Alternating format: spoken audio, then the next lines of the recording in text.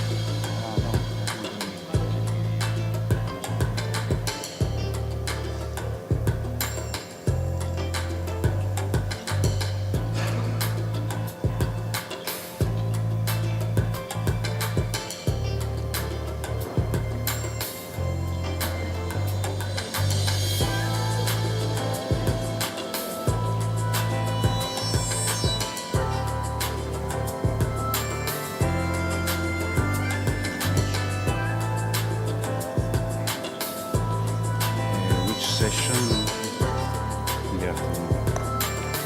Italiana?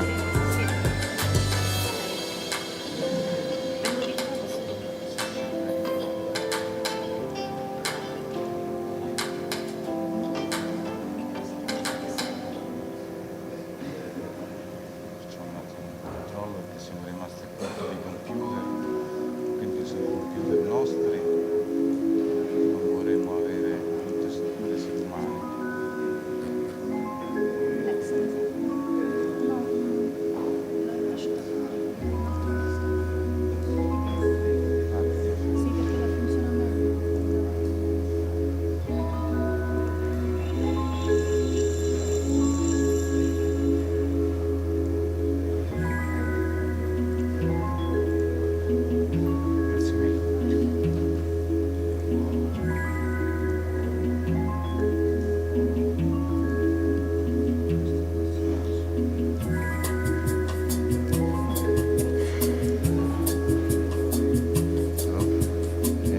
Session or afternoon session?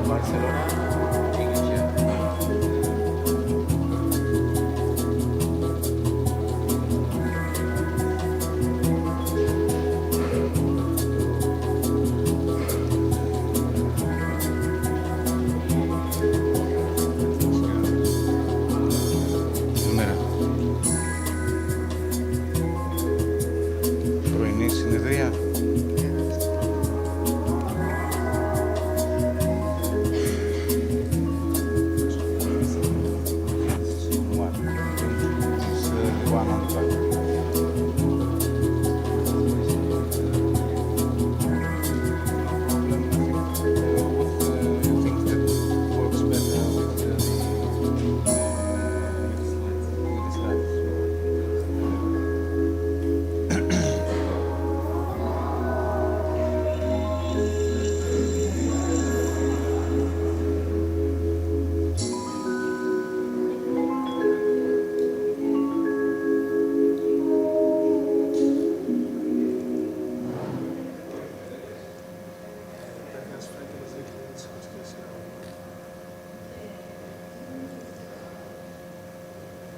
Τελικά αρχαίο. Το PDF που λέει Umar το τρίτο.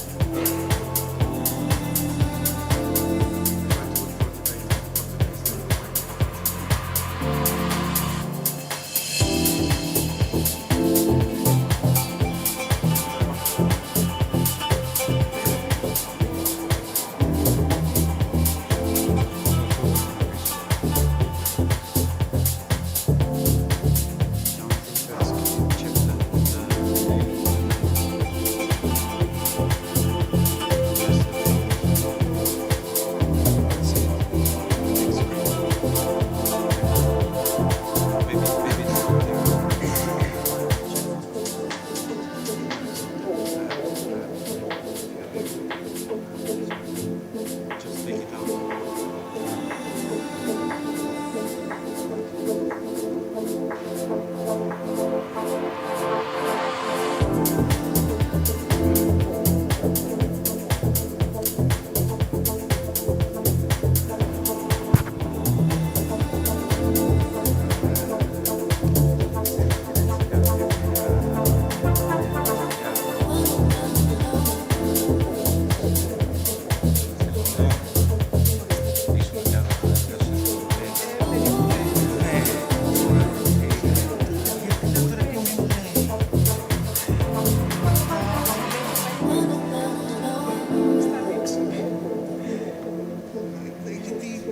Ήταν γνωστό πρόσωπο.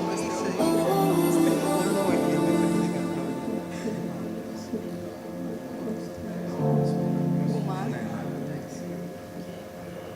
Αυτό.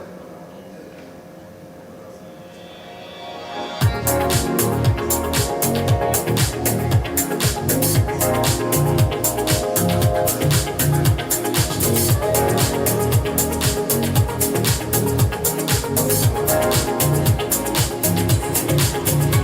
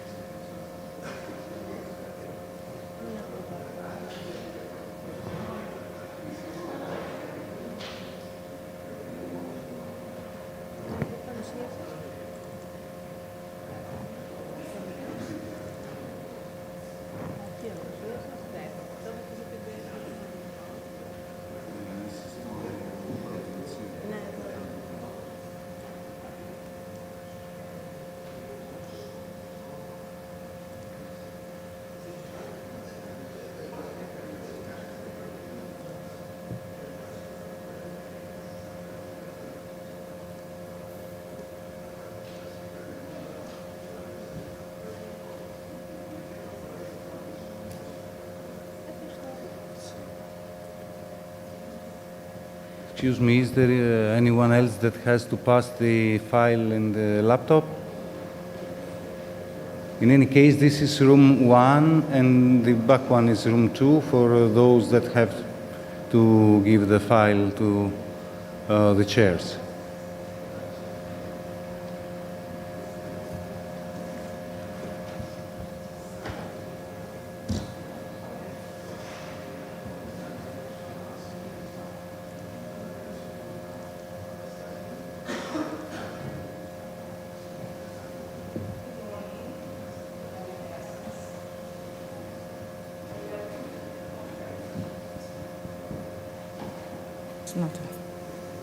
Okay.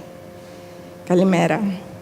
Good morning. I welcome you to the conference on behalf of the Modern Heritage Committee of the Union of Mediterranean Architects and of the Scientific and Organizing Committee. It's really nice to have you all here after the communication we had the last few months, and we look forward to hearing your many interesting presentations. I hope you had a chance to get some rest and a glimpse of this beautiful city that is hosting us. And we'll start right now with some welcoming speeches, and then we'll move immediately to the morning sessions of the conference. Yesterday, if you notice, this event is within the frame of the Umar 30th anniversary. And I'm apologizing on behalf of the president of the Umar and Sadas because I think they had too many drinks last night. And they are not here, so we are starting with the academic distinguished friends from the University of Crete. The Technical University of Crete, which is one of the partners of the conference. So I'd like to ask the president of the Chania has a local university. It's the Technical University of Crete, which this year is also celebrating its 40th anniversary. It's been great pleasure to be partners with the university in organizing this event, and I would like to invite the rector of the university, Mr. Michael Zervagis, to give us his welcoming talk. Thank you.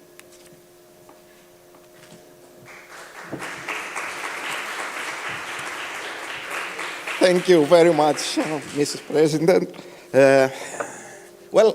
I would like to welcome you all here, all colleagues, ladies and gentlemen, in this beautiful city of Chania. On behalf of the Technical University of Crete, which has a lot of activities on the aspects of architecture in international level. I think the importance of the conference on terms of the architectural heritage is something that is a living lab here in the city of Chania. The monuments, the architectural trends, different eras, different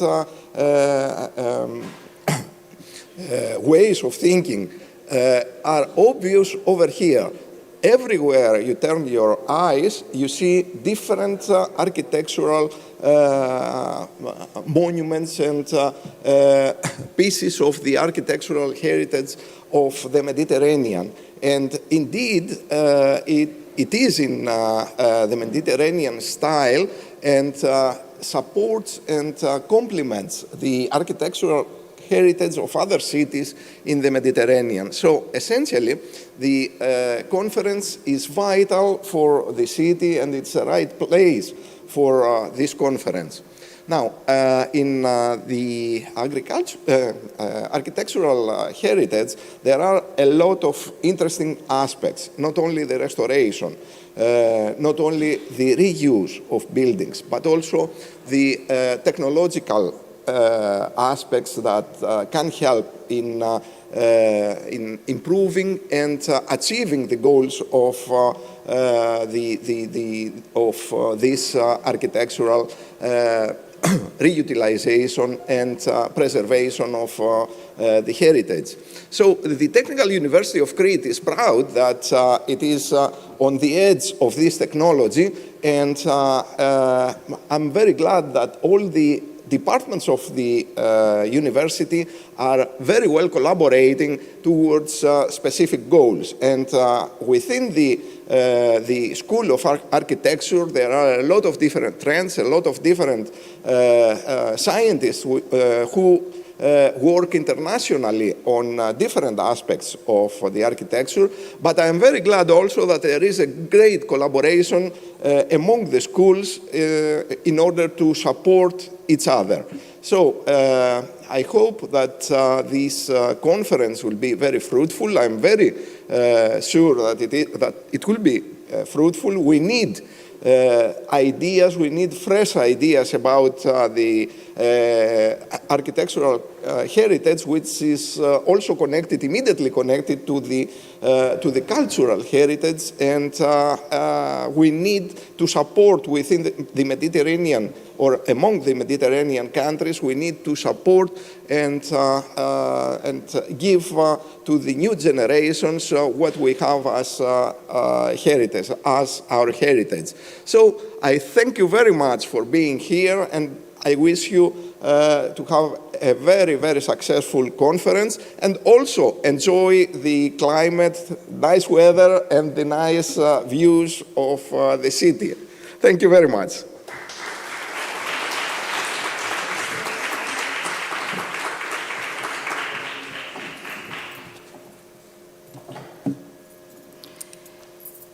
The School of Architecture of the university is also celebrating its 20th anniversary. And we're very grateful for all the work done by the department in organizing this event, and especially for our thanks to Professor Alexis Zobanakis and Professor Alexis Vazagas, the Dean of the department. Professor Vazaga, the floor is yours.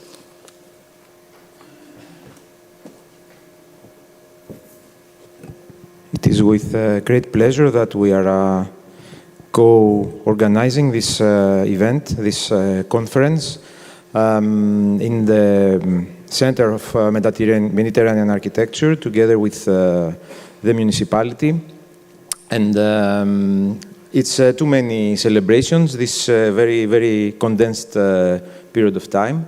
I really hope that I'm certain that it will be a very fruitful conference with a lot of interesting papers, and I really hope also that this becomes something of on a more regular basis. This collaboration with Umar, and I really hope to see you again, maybe in another conference. So enjoy the sessions, and thank you very much.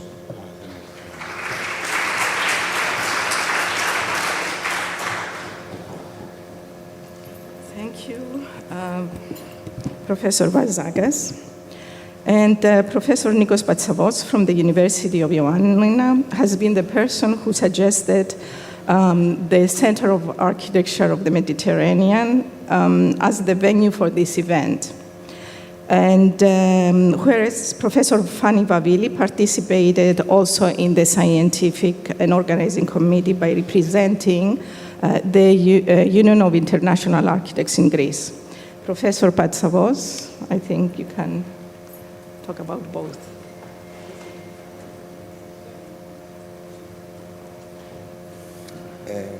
Hello. As a member also of the UIA Greek section, I transfer the salutes and the greetings for our President, Professor Fanny Vavili, who due to unforeseen health issues, she couldn't travel to Chania to join us. Now, I'm not going to tire anybody. I just want to thank again all the colleagues from Umar, from Sadas, from the Technical University of Crete, and from the municipality and the Center for Mediterranean Architecture for being only positive every moment throughout this year in all the challenges we had to address. And last but not least, I would like to thank all the colleagues from all over the Mediterranean and above who have joined us in this very difficult moment for the region, to remember and to discuss the things that may be unifying us and at the same time may be dividing us. Thank you very much. Thank you, Nicola. Καλημέρα. So, lastly, I would like to make an introduction to this conference before we start. The idea regarding this project has been introduced a few years ago, and it's been brewed within the Modern Heritage Committee of the Union of Mediterranean Architecture with colleagues Ricardo Camacho from Portugal and Juana Canet from Spain. As Greece offered to host it, we had more partners in this, the university, Sada Spea, the University of Ioannina, the Technical University of Crete, the Union of International Architects, and the Crisis Lab from the University of Ioannina. As you have seen in the open call, the scope of the project has been to readdress modern architecture within the context of the Mediterranean with a new perspective and by searching for its possible relationships in topics such as housing, urbanism, and tourism, the socio-political realm, but also in the life and work of the architects that created it. Ultimate ambition has also been to shed a new light on the historiography of the modern architecture of the Mediterranean through sharing our thoughts and research. And we believe that the Union of Mediterranean Architects, as an organization of Mediterranean architects, could provide an excellent platform for bringing people together and opening an event like this to the broader architectural society. We received 91 papers from 14 countries, and we had a jury from 9 countries who offered their expertise and helped us selecting the final 61 papers to be presented these 2 days. The richness and the variety of the material we got demanded to add some more thematic sessions, as you probably saw in the program. We hope that the conclusion from each session will contribute to the larger discussion, to the larger discourse of modernism. We are very honored to have with us 2 distinguished guests, Professor Jean-François Lejeune and Michelangelo Sabadino, to share their knowledge and thoughts with their keynote lectures tonight. Unfortunately, Professor Sabadino was not able to come to Crete due to unexpected obligations at his university. However, their experience with previous collaboration allows them to coordinate well, so we'll start with Professor Sabadino's lecture tonight through Zoom. And after that, with Professor Lejeune, who's here with us, and then we'll open a discussion with both. I would like to introduce you the host of the event in case you need any further information. Ricardo Camacho from Portugal and Umar Modern Heritage Committee, Alexis Jobanagis and Nicolas Patsavos from the Technical University of Crete and Ioannina. And myself, I'm sorry I didn't mention my name, I'm Stella Evangelidou. And you can also apply to the coordinators of your session for anything you might need. I know several people were having some requests through emails, and we tried to answer to everybody, but in case we didn't, please contact us during the breaks today and tomorrow.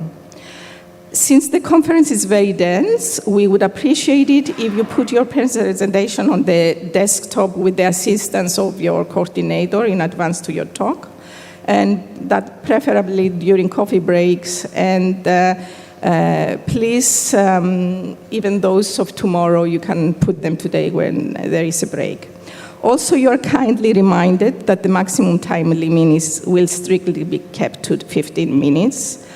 And you already informed that session 1 will take place in this room, and session 2 will be in the back. On behalf of all the partner organizations, the Scientific and Organizing Committee, I thank you all for your interest and trust, and I wish you enjoy the conference. Thank you.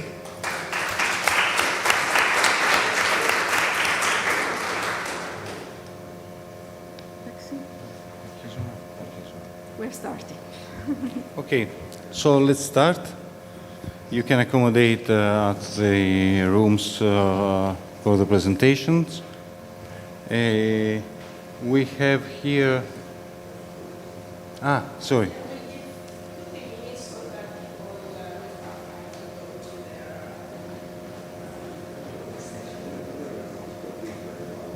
To Ipeprin. This is room 1, and the one in front of the Venetian Bifora is the room 2, the small one.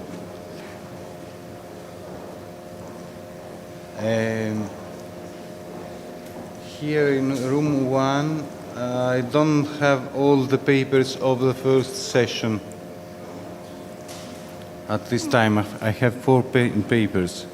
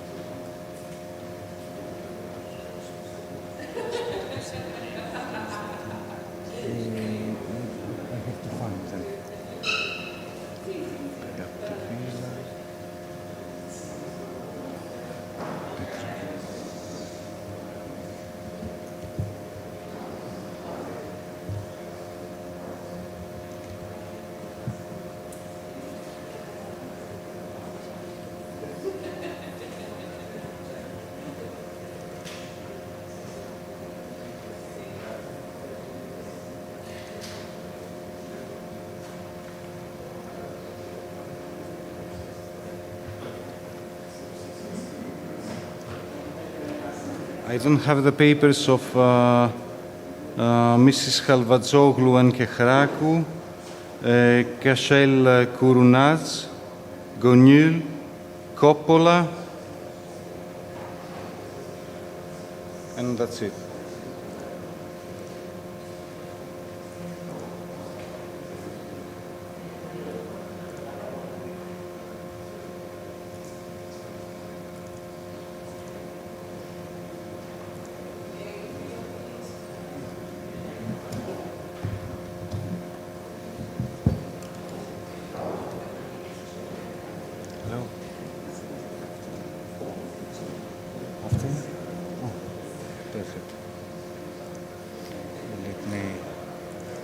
This one in.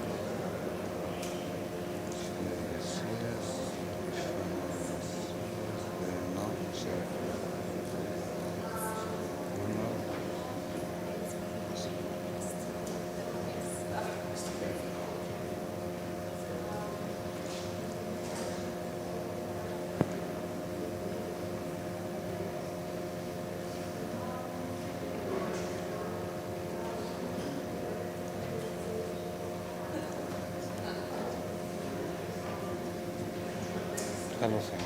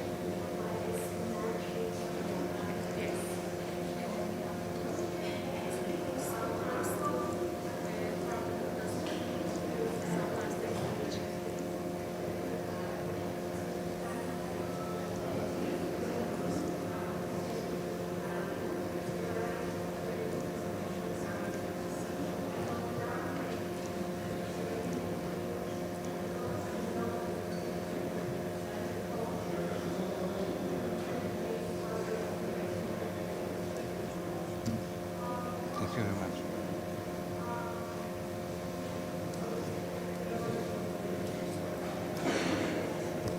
Είστε.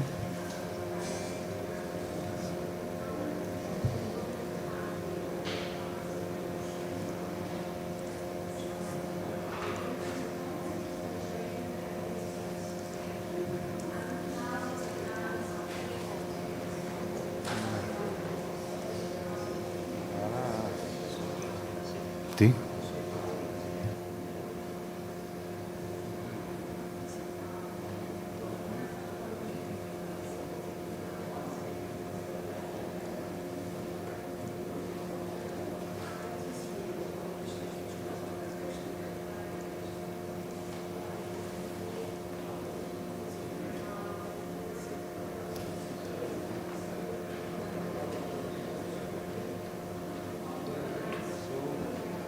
Good morning. We shall begin. The papers that are still, the files that are still missing are those from Halvadzoglu and Coppola. Okay. So in any case, we will start. The first paper is Analysis of a Mediterranean House, Spatial and Symbolic Reading of the Malaparte House, Capri, from Gaston Bachelard's Poetics of Space. Mr. Canalis can join us at the desk.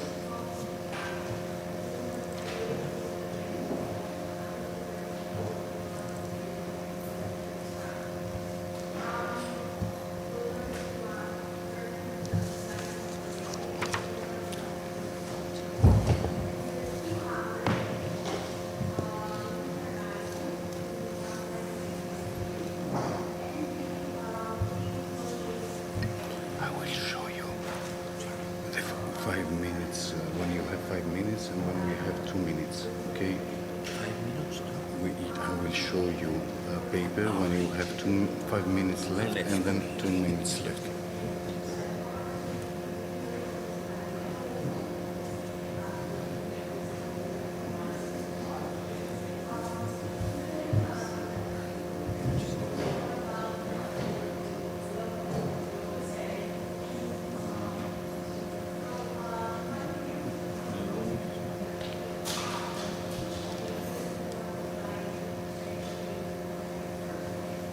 No.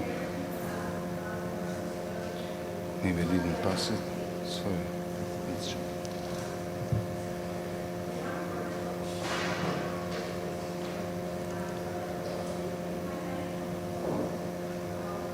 Yes. Thank you.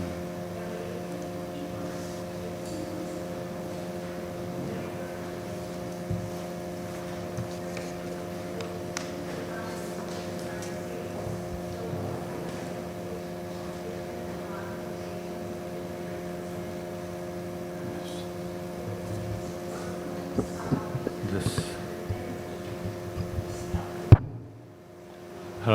Good morning.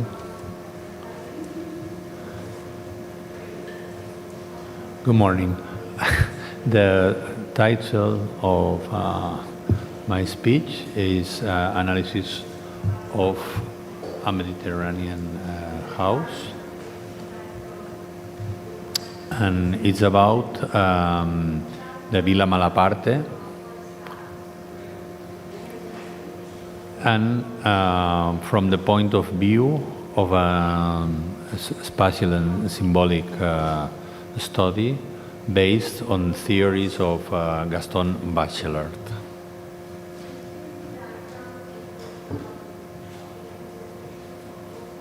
Excuse me, I don't know how to. Next.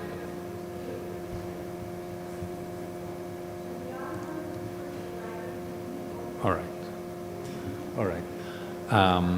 This is not a Mediterranean house. This is a Swiss house. It's the house of the psychiatrist and psychologist Carl Gustav Jung. This famous and contemporary psychologist of Sigmund Freud is well known because of his theories about analytical psychology, synchronicity, and archetypes. He studied different archetypes, and one of these was the house and its soul, meaning that he said that a house is a material object, but can also have a soul. And what does it mean? That there are different experience, situations, reminds, metaphors, and events related to a house, and the origin of the house, and the story of the history of the house, and everything around the house and their inhabitants that can make a content of the house that is not material, but is part of its soul. It's spiritual, and it's about thinking and about the mind and about the dreams. This is the house he built in 1917, inspired in some way in his own ideas of how would be the ideal house. For him, the ideal house would be built over a cave. The basement will be some kind of ruins, for example, Roman ruins. Then the ground floor would be from the Middle Age, for example.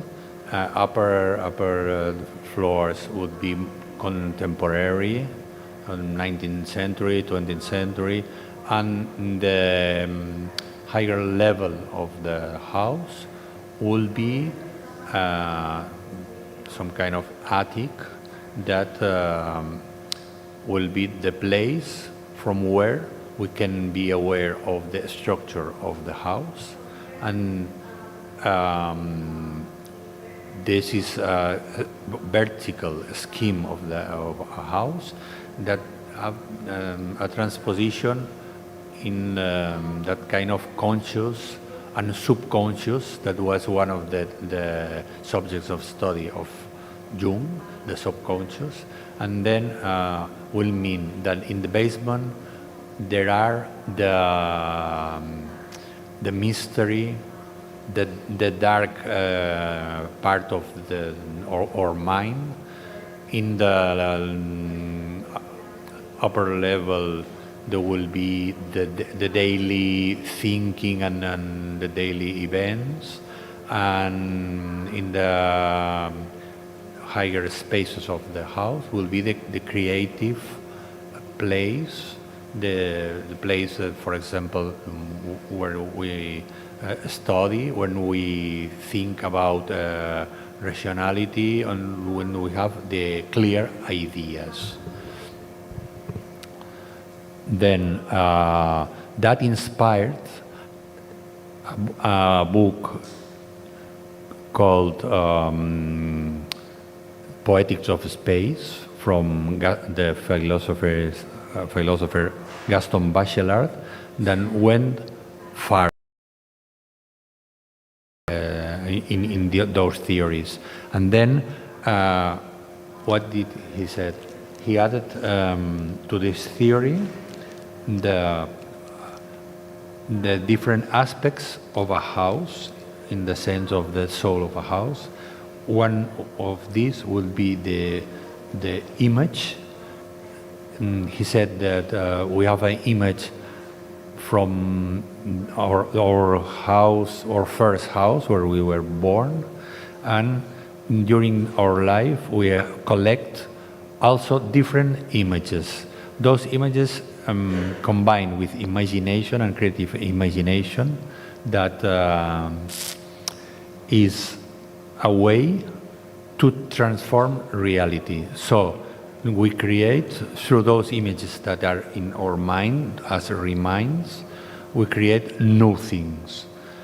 And this is a part of the house, this image of the childhood, and different houses when we can probably live along our life. There are also another aspect, as metaphoric and symbolic. This is the eyes of the house. What does it mean? There are the windows of the house that are like eyes. This is what made possible the relation between interior and exterior, and sometimes that we can be protected inside the house, but when we want, we can look at the exterior and participate about the surroundings of the house. Another aspect will be this aspect of refuge, where we can think, when we create, and when we are safe, and when we can order our ideas. Even if we like to travel and to live in different places, we always want to come back home. And there is another aspect. This is the aspect of the resistance of the house. The house could be threatened by different attacks of the exterior, even the weather, a storm, and the house will resist this, and the symbol will be a pacifist person will do the same, to resist the attack, but without attacking himself. The house will have this character also. And then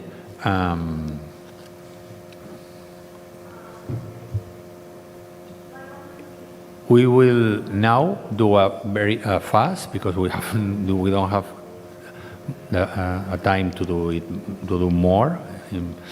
Is to apply those theories to a specific case, that is the house of Malaparte, that was a writer and journalist in Italian, that in the 30s wanted to build a house in Capri, in Capomasulo, which is, we can see in the picture, and then committed an architect that was Adalberto Libera, rationalist architect, a project for the house. This is the project.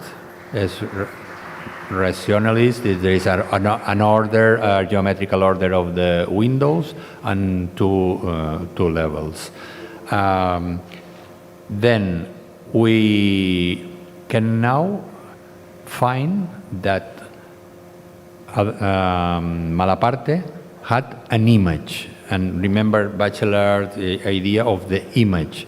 He had a very strong image of these stairs of the Chiesa l'Annunziata in the island of Lipari, where he was condemned to be for a long time because he criticized Mussolini's regime and had to stay there. He saw every day this stair, and then he thought about create something with this image. He wanted to change the project, to transform the project, and he wanted to add to the house this stair. We can see there a scheme of this transformation, and we can compare here the two situations, the first project and the project with the stair that will become a facade, and the terrace will become the roof of the house where we can arrive through those stairs, to this stair. This is the scheme of the house. There are different areas. The higher area is the place where there is a big place to receive the guests and the main rooms of the owner. And below this, there are the other guest rooms. We can see here the Capo Masullo at the beginning and during the construction at the 30s. And this is the final result of this. The house is already built, and then we can see how important is this stair, this big stair exterior. The relation with the landscape, which is here very important, and the protagonism of this stair. Another aspect and a symbolic shape of this wall that reminds us a sail of a boat. It's the only construction over this big roof. And then we can see the interior with the picture of the 30s. Inside this big area, there's some kind of interior-exterior to receive the friends here and for social life. Then we can see here the idea of the eye. Remember Bachelor? The eye is this way to see the exterior, and we can see also the entrance to the private place with the rooms, a main guest room that was called the La Favorita for him, and his private room. Then from this private room, Malaparte could reach to the office and the place where the hidden place he wanted to write. And we can see the bow window here, that it's like the window of the cabin of the captain of a boat. And remember the sail that we have there in the roof. We can see here the writer, is Malaparte. And then Malaparte wanted to be alone to create, but sometimes wanted to meet friends and have a social life. And then what it seems that here is the writer is waiting for their friends. We can see their friends here, just arrived to the house. And finally, and we have no more time, just to finish with this image that is this storm that is attacking the house. Here we can see the Malaparte house. It's defending or resisting the attack of the exterior, and that will be the end of the story for today. Thank you very much.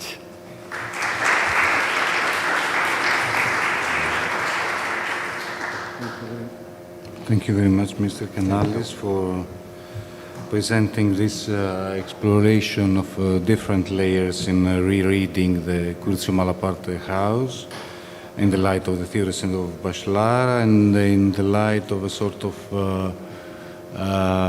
pointing out a phenomenological device through the house and in relation with the interiors and the exterior. And now, Mrs. Agni Kouvela.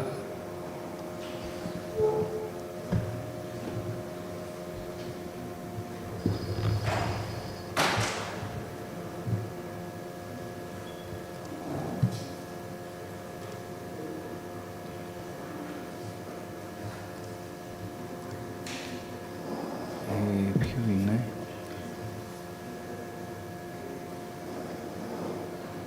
Αυτό μπορεί να είναι. Ναι, αυτό είναι. Να παρακαλέσω κάτι. Μην μου δώσετε κάτι στα 10 λεπτά, γιατί αποσπάται η προσοχή μου. Εντάξει. Θα κάνω 40. Εντάξει. 15, το έχουμε μετρήσει 15 ωραία. διάρκεια.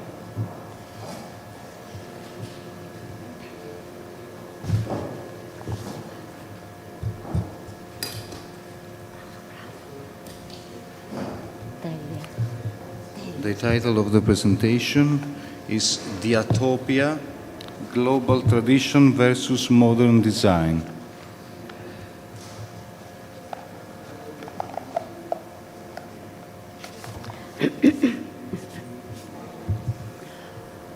Good morning.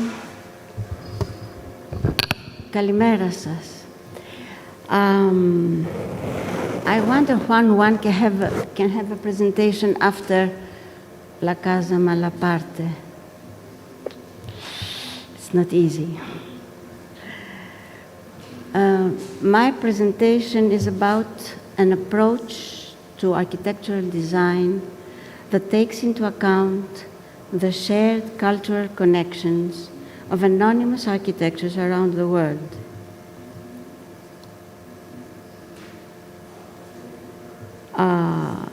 The way they integrate into the natural locus and their strong bioclimatic qualities.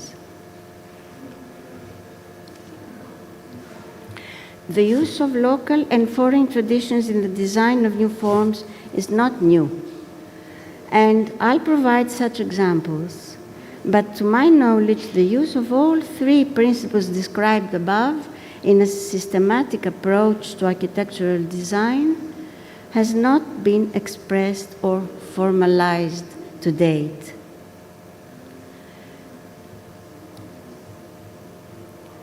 I name this approach interlocality or diatopia as it is a concept of synthetic qualities and consists of a global view of how traditional heritage is linked to ecology and modern lifestyles. The diatopic method seeks to harmonize construction with place through design principles with recognized benefits that restrict arbitrariness. This a priori ecological approach, when adopted, imposes limits to environmental damage, not only by giving organic solutions, but also by enhancing local characteristics of the environment being reformed. While considering the strong morphological connections among traditional architecture around the world, it does not reject localities, but incorporates them at a higher level through creative reinterpretation of both well-known and ignore localities. This is from India, the famous Jalis.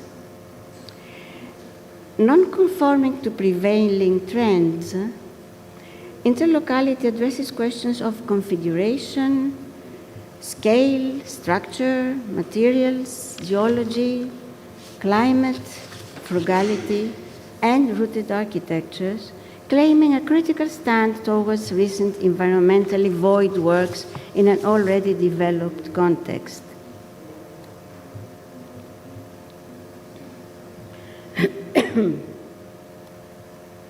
Looking anachronistically for diatopia, I recognize it in the example of Alvar Aalto, who attempted to provide an architecture tied to the natural and cultural environment. The reflection of Japanese traditional architecture in his thinking was one of the main contributors to his stylistic transition, the so-called soft modernism.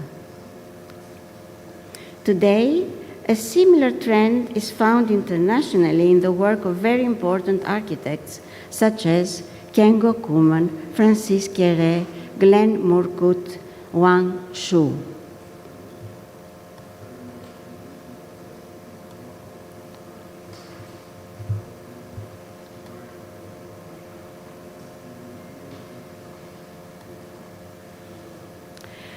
Back in 1990, I had applied a bioclimatic solution to the Bibliotheca Alexandrina International Competition.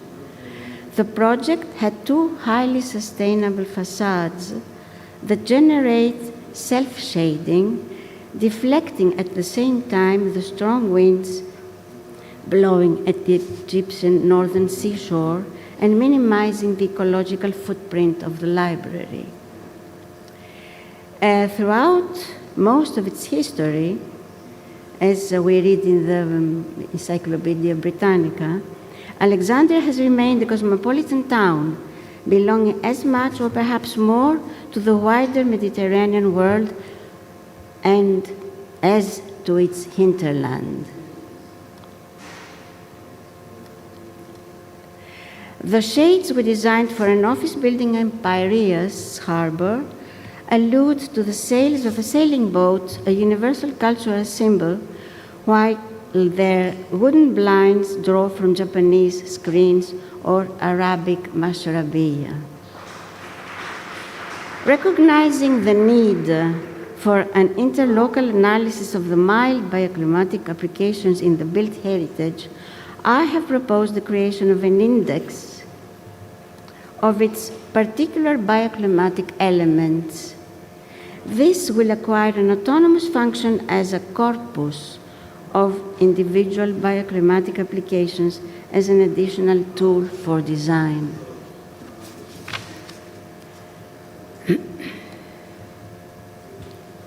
Over the past 35 years, interlocality is exemplified in my work in numerous applications in Greece.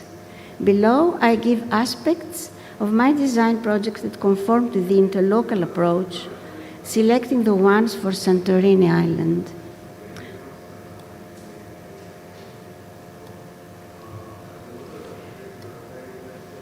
The identity of the Santorini Island complex is characterized by the aesthetics of compact, of dense, as a natural constant. The opacity of the deep purple sea with the black islands and the dark geological layers of the walls on the coast define the dense void of the caldera. The traditional settlements, small and densely built, also form a cohesive, compact mass, their narrow streets and tiny yards not allowing the structure to loosen. In the past, traditional structures built by the inhabitants themselves with local materials formed an extension to the natural surroundings. The aesthetics of memory delivered by previous generations dictated a spontaneous and organic transition to new forms in a slow assimilation process. By contrast, the aesthetics of oblivion and betrayed tradition in Santorini today result to ceaseless, irreversible damage to the ecosystem by uncontrolled construction and tourism.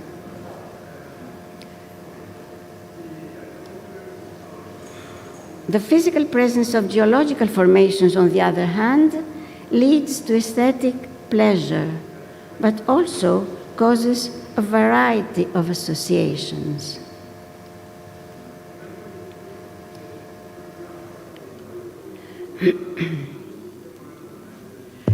The House of Winds at Akrotiri claims local character, satisfying, however, interlocal values, such as ecological requirements of integration. As it denies any ostentatious originality, it is difficult to recognize its whatever value if disconnected from its place, which also provides the reading code of the work. The open space between the wings of the building makes the conceptual building cube incomplete, since a significant part of its body is missing, as if removed. The perimeter building blocks partially restore the form, like the surrounding islands complete the form of the caldera.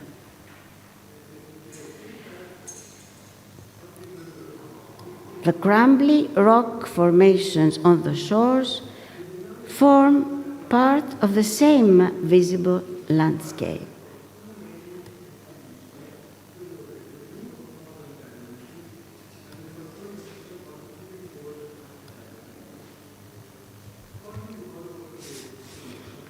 Recognizing nature as dominant, the house attempts to interpret the place through sustainability, turning the natural power of the wind into an ally. Exposure to strong northerly winds necessitated moderation, achieved by passive conversion of the wind into a means of protection against its own force. Thus, the shell of the building became eroded, perforated to trap air and light, but continue to protect against these elements. Funnels that end in narrow slit-like exits were dug into its mass. The air, as it enters the funnels, accelerates and acts as a protective curtain, diverting the impending wind. The individual volumes have been modeled as if dug out of the soft material, a reference to the local technique of dugout subterranean structure, hyposkafe as we call them.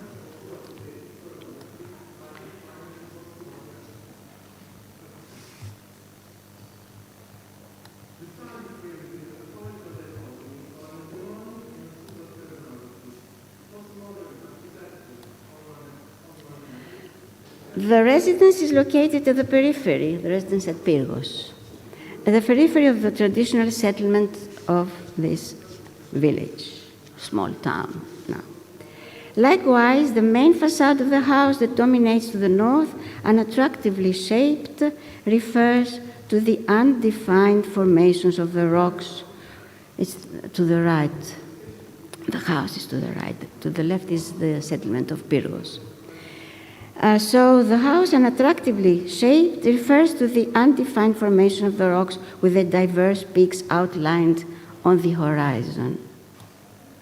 It stands like them, repelling, like a bogeyman, to exorcise and banish the evil, to keep the stranger at a distance and leave the house alone.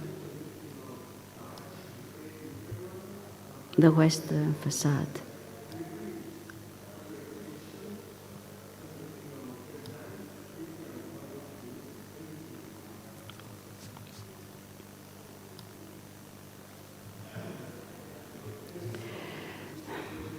At Akrotiri now.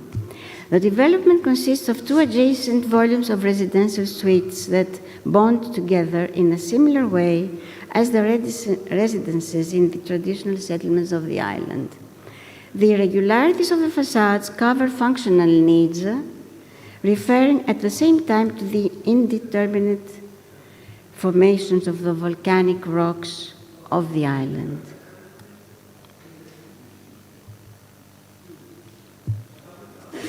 The diatopia interlocality approach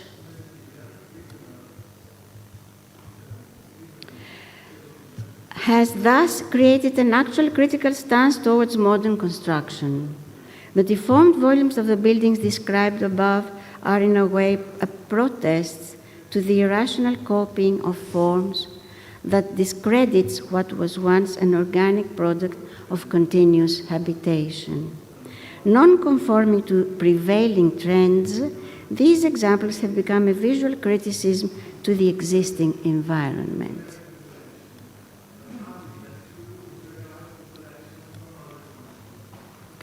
I view diatopia as resistance to the worldwide imposition of energy-consuming forms, which leads to an atopic architecture without alternative manifestations.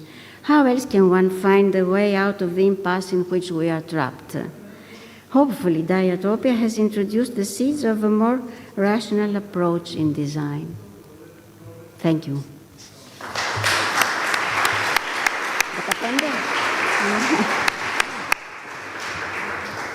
Thank you, Agni Kovala, for analyzing this approach based on diatopia, of this idea of incorporating locality and coexisting with the elements of nature seen as allies of our design. And now, Mrs. Severly Franzi, A True Architecture, Influence of Anonymous Architecture in 20th Century Greece.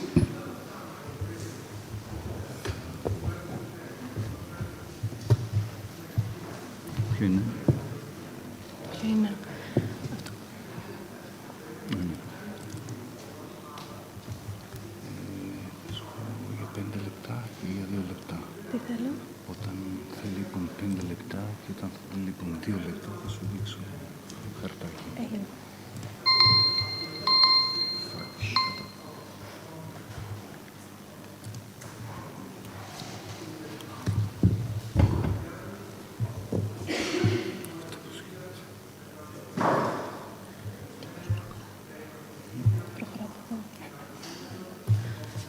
Good morning.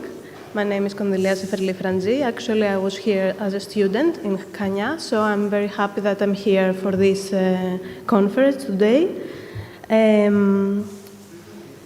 As we said, the title is A True Architecture, the Influence of Anonymous Architecture in 20th Century in Greece.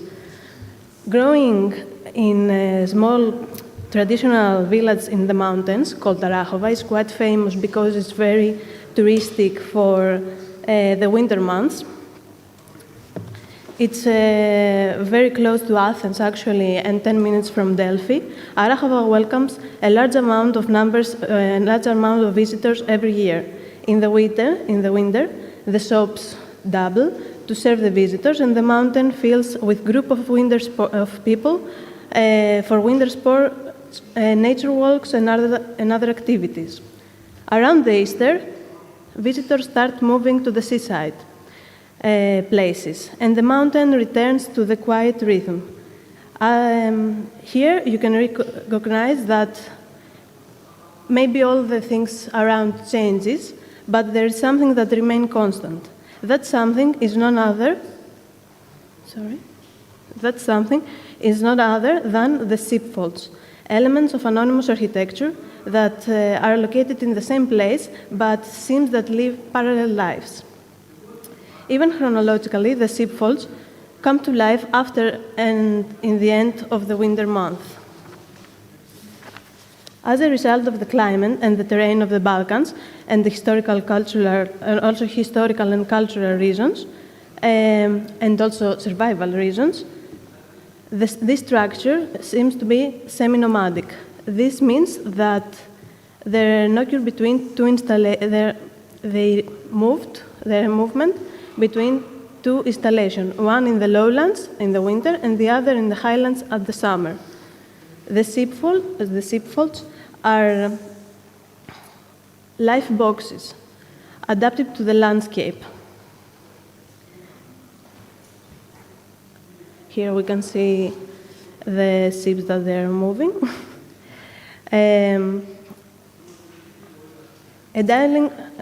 This was the theme that I had in my diploma thesis to the Technical University of Crete, supervised by Panita Karamanea. And I will represent you a small part of elements that I have analyzed through my walks around the mountains. And we can also see the influence to the architects of the 20th century from anonymous architecture.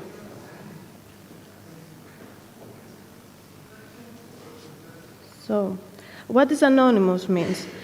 Lao Tse had said that anonymous, it is anonymous, and from it all things emerge.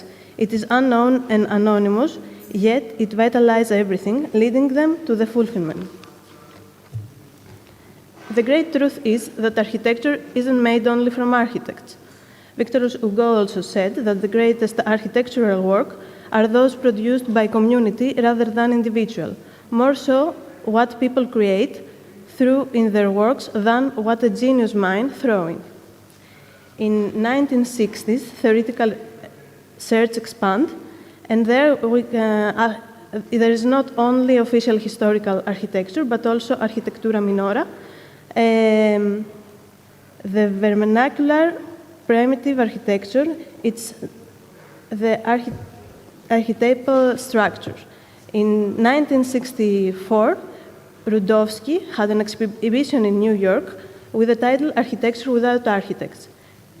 Here we can understand that the discussion of anonymous architecture isn't about a trend in a specific geographical area, but it's also a need of research that it's international. As this anonymous architectural work gives through internal force most vibrant form to the most significant aspect of life. The hands, the sheepfolds, are constructed and altered over time, and constant archetypal values, constructed by simple people, answer to their needs. We can recognize a dialogue between human and nature. Nothing destroyed, nothing is wasted. After all, there is no more social architecture than this habitation installation that develop under temporary conditions and don't represent anything.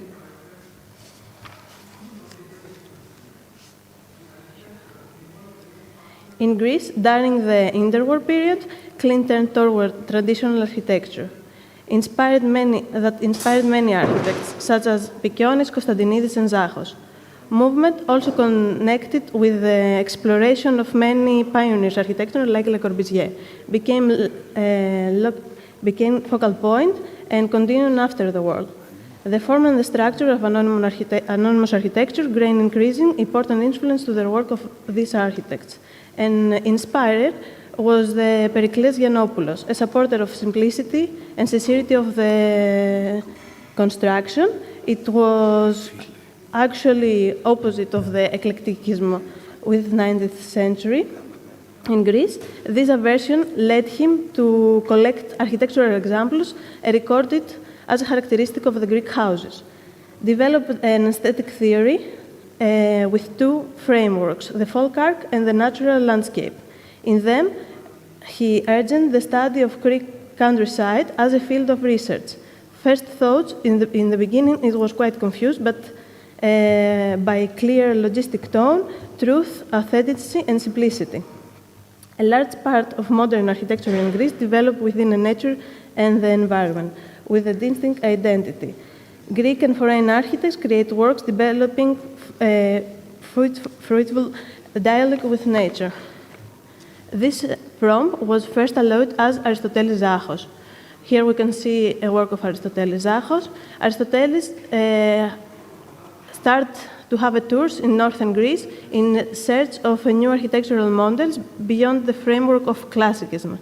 He was seeking, as himself said, that he was searching for his Greek self. Here's another work of Zachos. 16 years younger than Zachos, Dimitris Pikionis.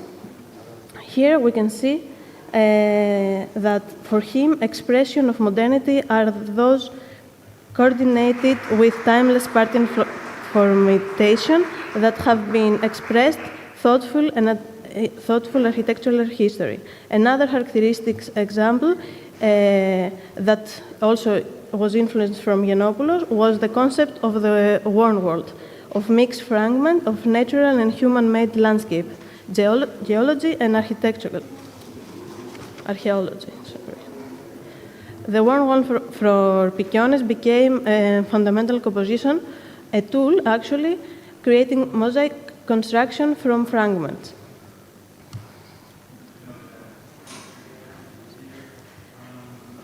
One of the most significant architects in modern architecture was Aris Konstantinidis.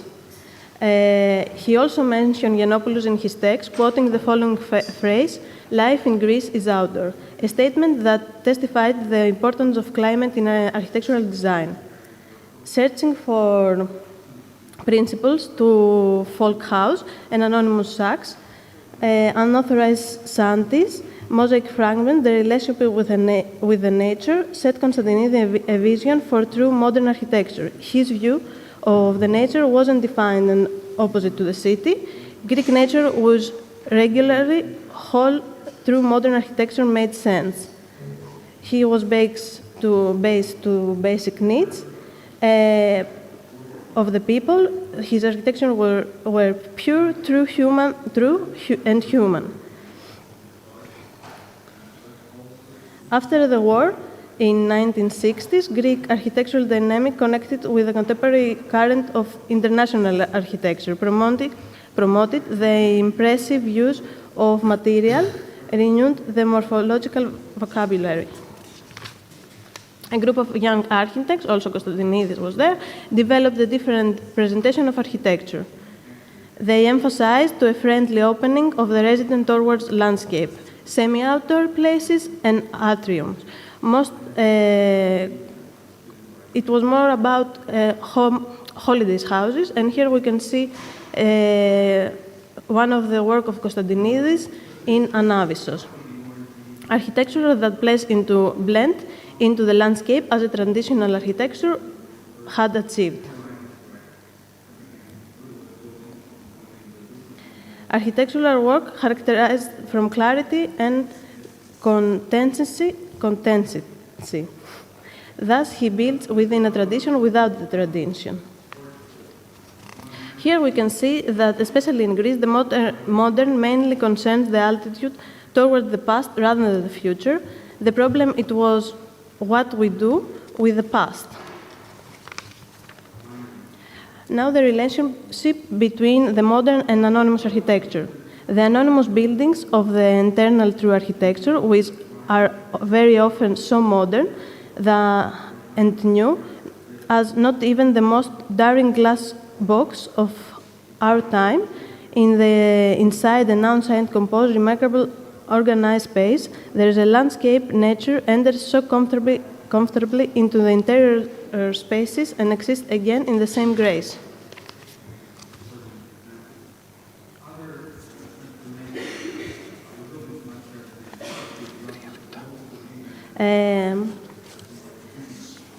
Here we have a strong relation with the environment, as we can see to this project of Konstantinidis, that more focused to the relationship with the ground. Also, here Konstantinidis has an example of a sheepfold and create the motel in Kalabaka through the Xenia's project. And here we can see the interior of anonymous architecture that answered to the needs of the people. Konstantinidis also said that the most beautiful thing is also the beauty created by the need. So here we can see some examples that gives about the how is the plastic of the facades in anonymous architecture.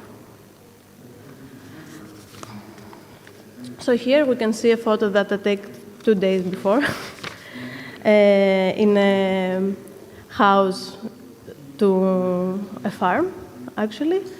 That for me, you can see this, that also Konstantinidis said, that it's as if I believe that nothing is lost when it's true from the birth. And also words from Kazantzakis, and Greek light gives every built surface such a radical appearance. This Greek light, the transparent light, all spirit light, which dresses and undresses everything. Thank you.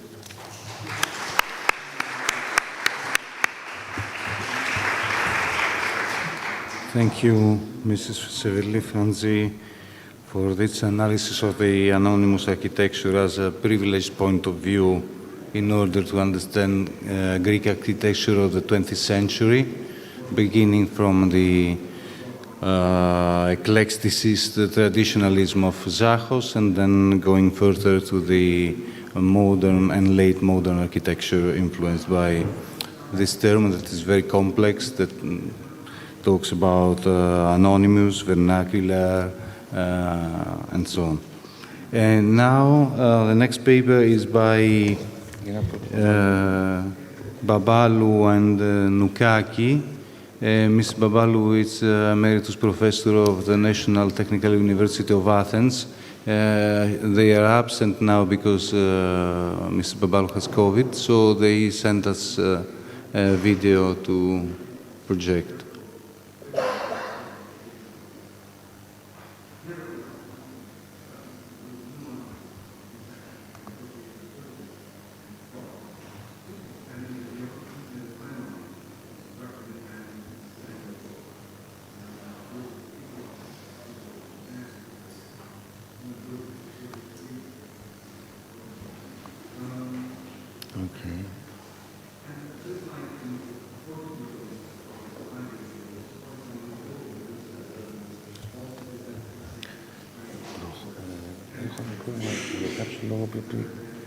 Δεν μπήκε εδώ, πρέπει να ξαναπάμε να το αντιγράψω. Έχεις άλλον ομιλητή να το αλλάξουμε σειρά? Όχι, έχουμε το διάλειμμα. coffee break. Πες σου 1 λεπτό break. Ναι.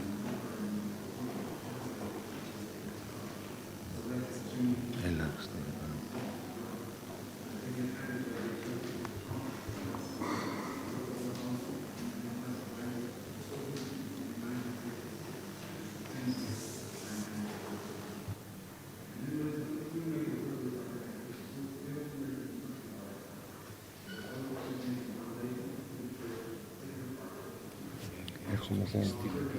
ναι, έχει εδώ email.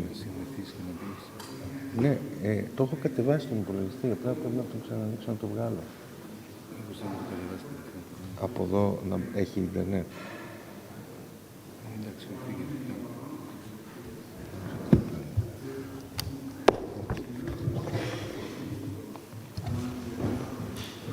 Have some technical problems, as always happens. We need to be patient, but I think that so far it has gone well with the time, so.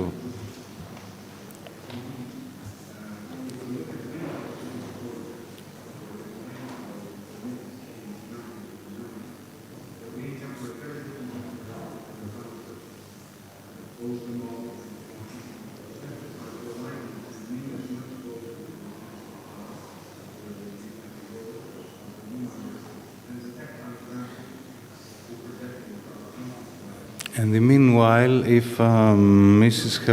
Halvatzoglou and Kehrakou are present, you can bring the file for the continuation of the session after the coffee break, and then also Mrs. Coppola.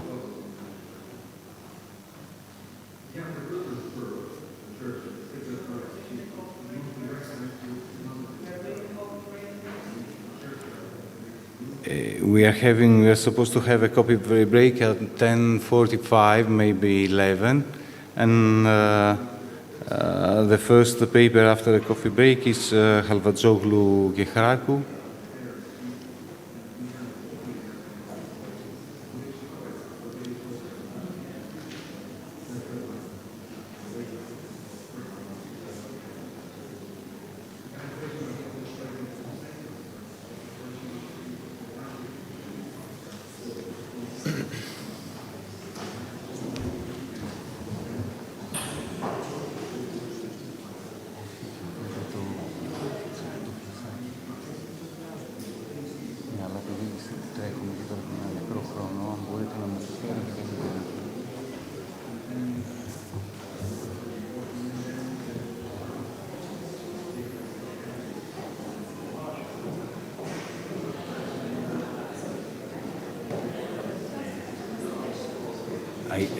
lei me l'ha dato?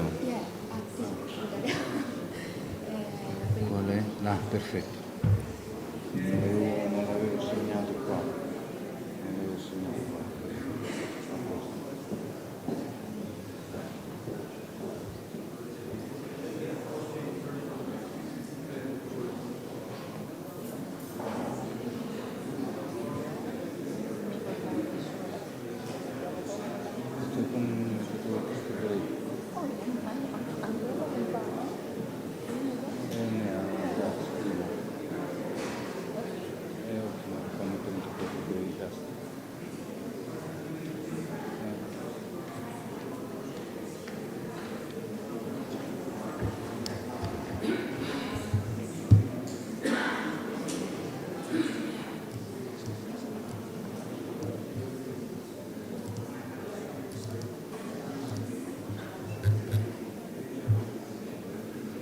Ποιο είναι?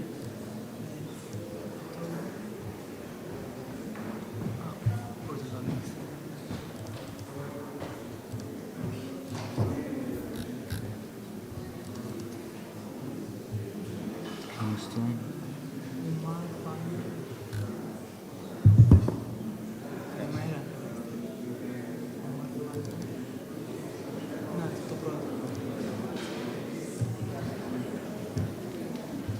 Το έφερα.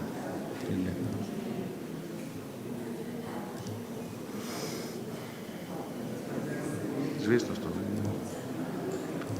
Μάταιο.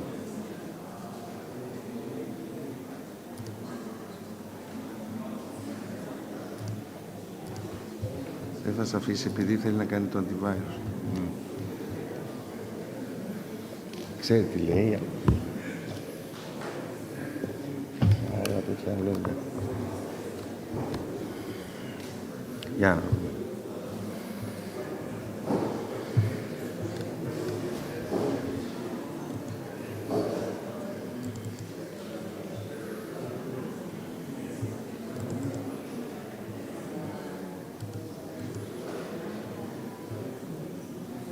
Αντίγραφη.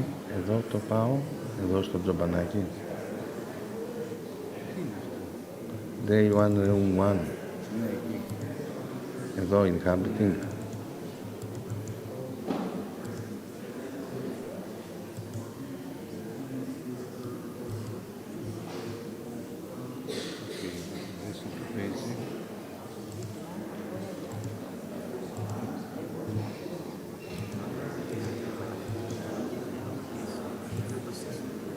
Εντάξει. Εντάξει. Okay.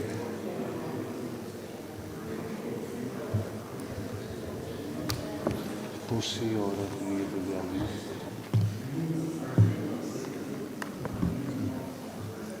Τώρα αυτό, τον ήχο τον έχει συνδεδεμένο ή να το βάλω στο...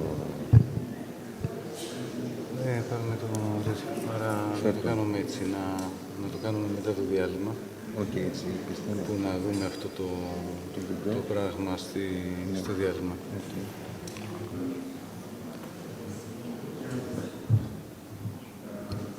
Okay, since in room 2 the presentation is ending, we are planning to interrupt here also in this room in order to have the coffee break, and then we will come for the presentation of Babalu Nukakis, because we have also issues with sound and the rest of the session. Thank you very much.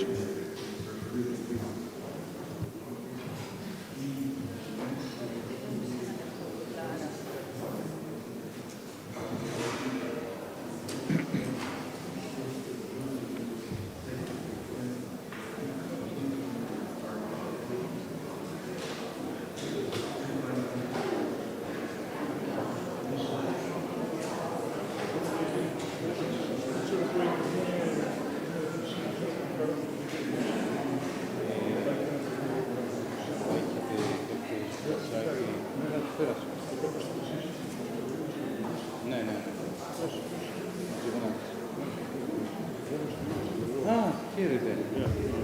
Τι κάνετε? Ναι, το είδα. Έχουμε και μια κοινή γνωστή που μου το είχε πει πριν χρόνια ότι σας ήξερε. Είναι εδώ, φωτογράφο από το Ηράκλειο, που τώρα δεν θυμάμαι το όνομα. Που μου είχε πει. Όχι, είναι αγαπητή συνάδελφος μου στη σταθερή συνεργάτη 20 χρόνια. Όχι, μια φωτογράφος που είχε κάνει κάτι εργαστήρα με εσάς, θυμάμαι. Μου είχε πει. Α, για αυτά θα μιλήσει. Μιλήστε. Ωραία. Ακόμα τώρα πρέπει να παίξει αυτό το βίντεο και πώς θα το κάνω έτσι που έχει ήχο. Εντάξει, κάνει μια δοκιμή. Ανοιχτό είναι. Α, ναι.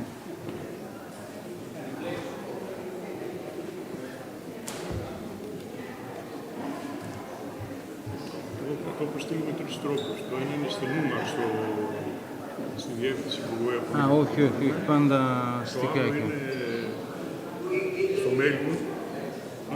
Ξεκινάτε. Φεύγω. Όχι, όχι, ελάτε. Όχι, αυτό μετά το καφέ. Ήθελα να βεβαιωθώ ότι... Και το άλλο είναι σε αυτό που θεωρώ ότι και τα PC είναι καλό, γιατί έχω προβλήματα με το τρομάρισμα. Έχει λίγο μουσική, αλλά έχει ένα play Umar μέσα ένα φάκελο.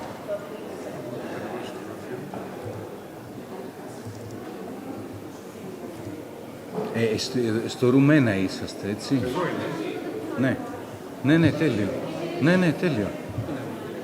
Α, δεν τον έβαλα πουθενά, έπαιξε όμως. Ναι, έπαιξε εκεί, το μικρόφωνο. Α, έπαιξε από το μικρόφωνο. Α. Εντάξει, μπορεί να πάρει και το μικρόφωνο, αλλά δεν είναι. Νομίζω ότι το έπαιρνε από το UB, πώς το λένε. Εξωτερικά ηχεία να υποθέσω. Αυτή είναι μια...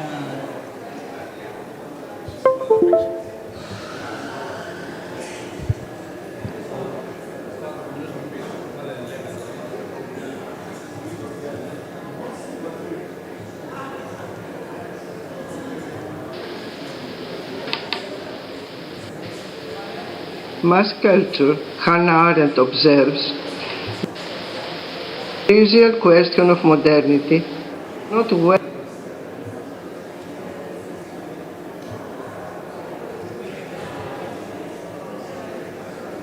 Καλά δεν είναι. Από εκεί ακούγεται καλά. Ωραία. Ναι. Η ECI είναι πάνω να το βάζει πρώτο μεγάλο, να γίνει πιο πολύ κάπου εδώ πέρα.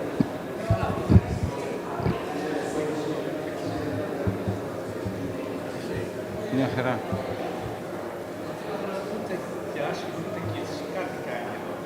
Ας το σβήσουμε και όποιος το θέλει. Είναι λίγο έντονο.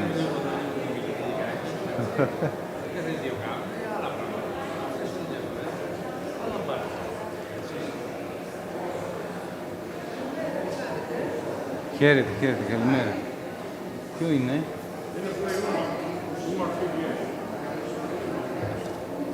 Α, PDF είναι. Γιατί δεν φαίνεται στην οθόνη? Δεν έκαναμε κάτι. Α, να, εντάξει. Ωραία. Α, το έβαλα... Κακώς, το έβαλα στο... Είναι το απόγευμα, είπατε,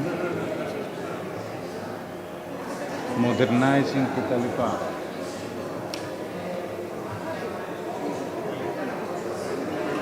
Α, απόγευμα. 4 και 4. Ναι. Α, ναι, αυτό, ναι, Urbanism and Infrastructure. Ναι.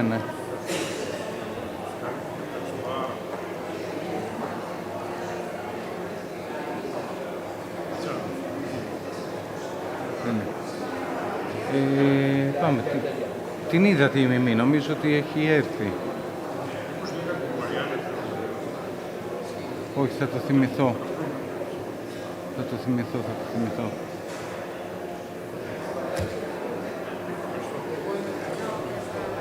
Vai, the corsa, Madonna che... palle. Mi viene pure a rompere le scatole. Poi mi viene pure a rompere le scatole, poi metti il file. Che vuoi il file? No, sto rosicando perché mi hanno obbligato.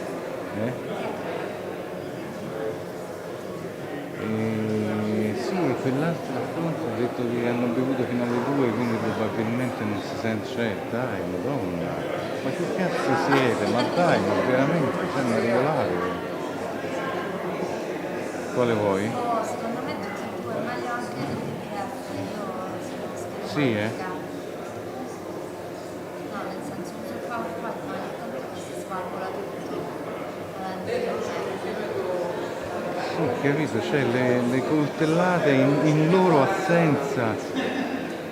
Ma come... Non lo so. Poi mi hanno chiamato, non c'è il computer. Dico, raga, che a me che mi frega, portate un... non c'è il computer. Portate il mio computer con 60 file che c'ho dentro tutta la vita. Però...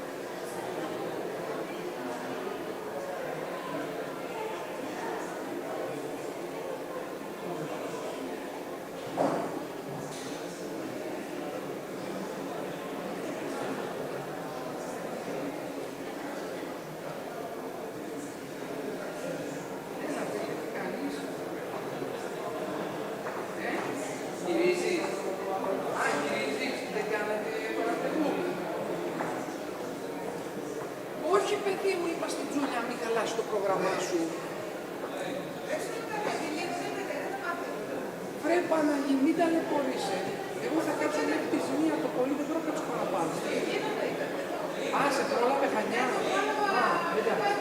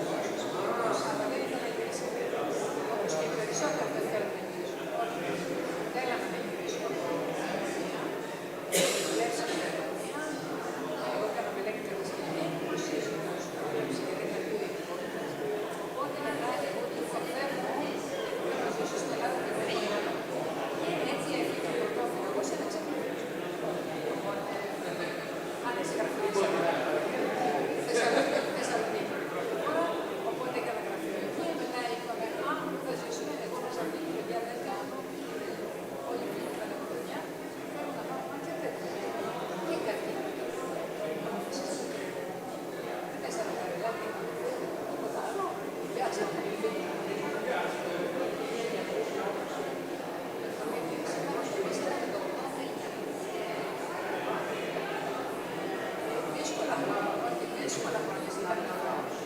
Δύσκολο. Για μένα που δεν ήταν κανένα εδώ, παιδός πλήθος,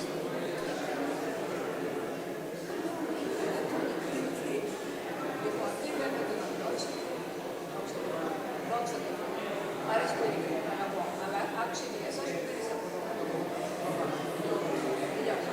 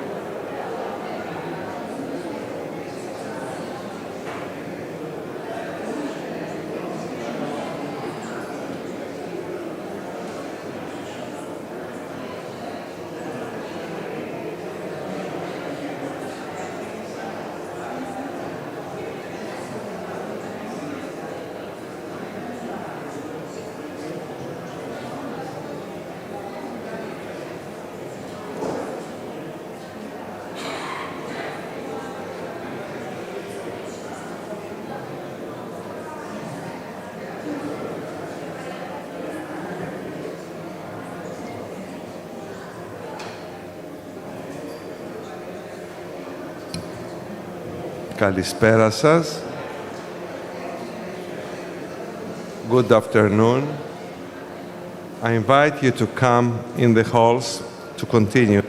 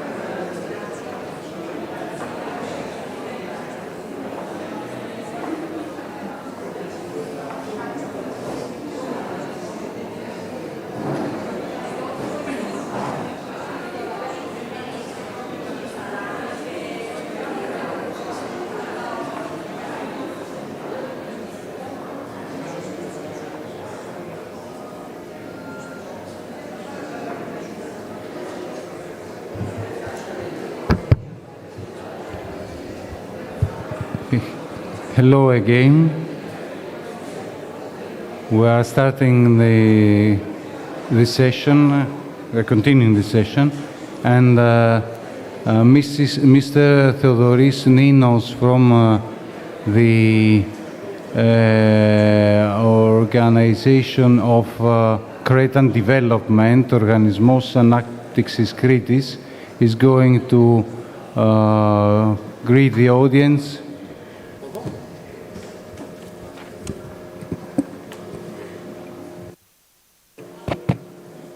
Καλημέρα σε όλους, αγαπητές κυρίες και κύριοι,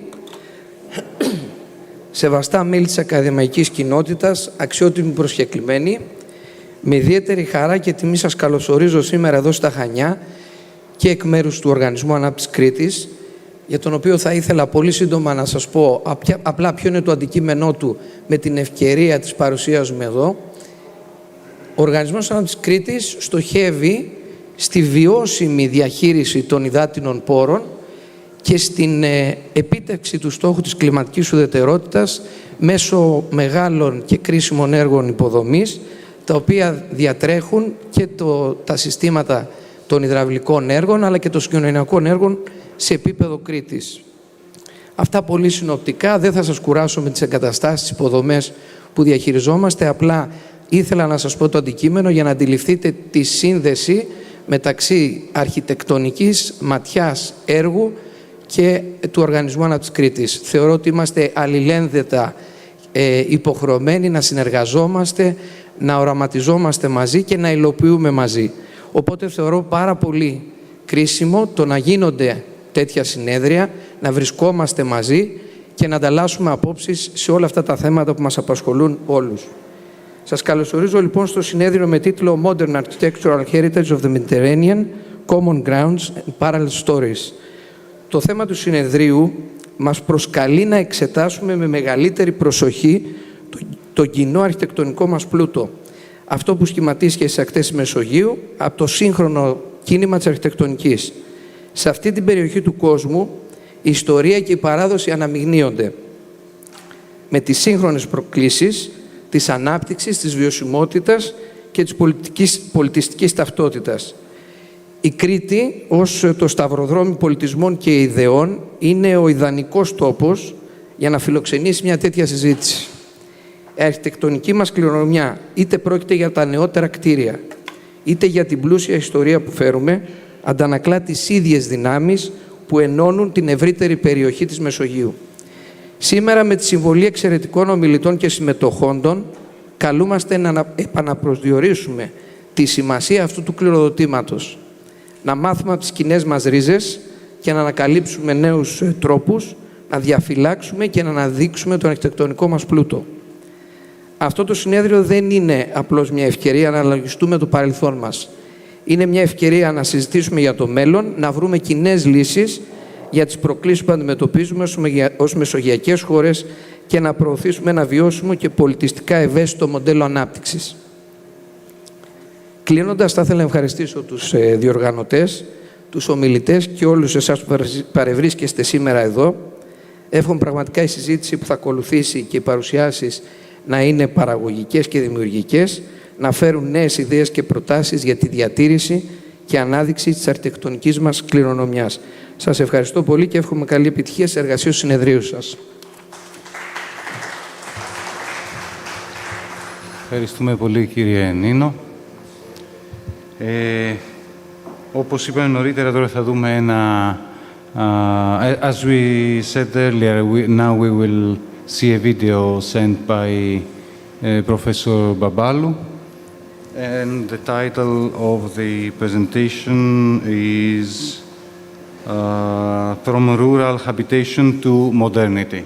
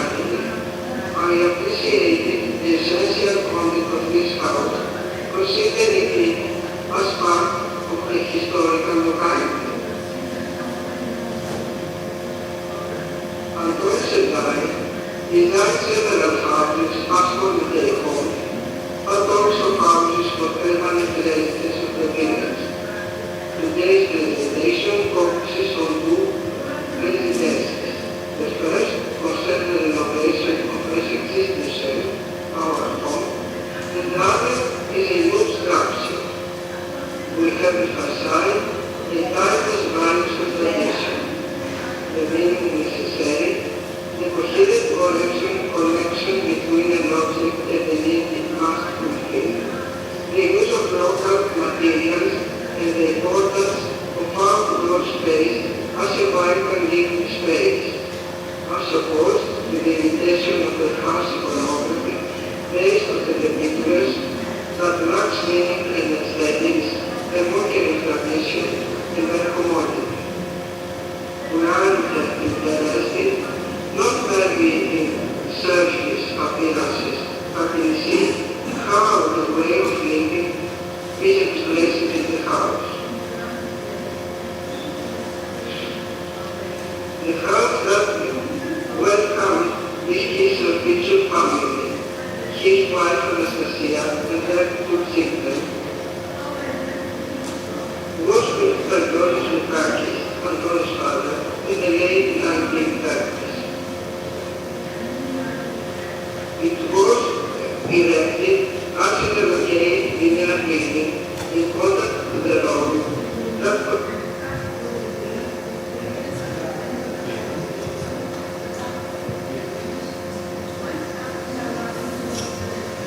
Chania observes.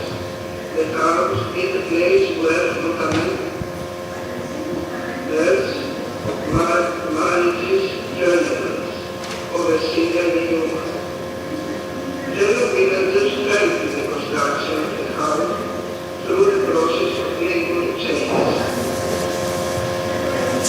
Built from stone, plaster, and covered partly with a flat roof.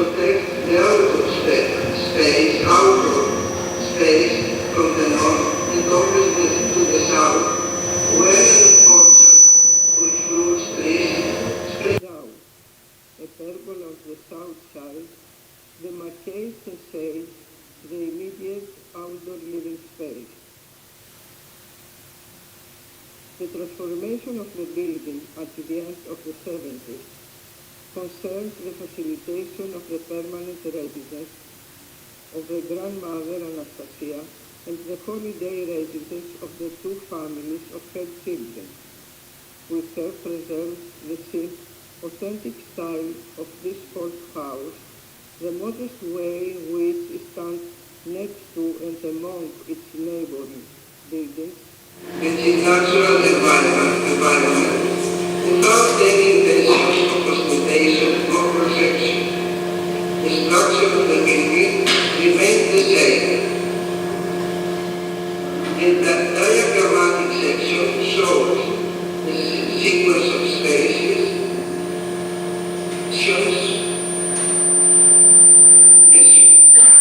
vertical extension refer to private areas. The integration of spaces, the inclusion of modern living function, kitchen, bathroom, is related to the conversion of the existing building. The consolidation concerns everyday and workshop area. The partition because of light construction. The unified space includes a living room and a dining room with an open kitchen. We kept as many elements as we could preserve, such as the old room with wooden bricks and thatched roof. The fireplace kitchen and the solid wooden window and door frames are witnesses of bygone era. The fact that we remain carefully prepare it is part of a conservation ritual. The vertical extension is done in two locations, the east and west ends of the building, with independent access to the floor of the elongated building. They open onto outdoor spaces with a view and are organized as sleeping and working rooms. While the north front appears closed and strict, the south, on the contrary, is porous and talks to the outdoor spaces created on the two levels, either as courtyards or as terraces. Pergolas protect the spaces, the open green rooms. The courtyard,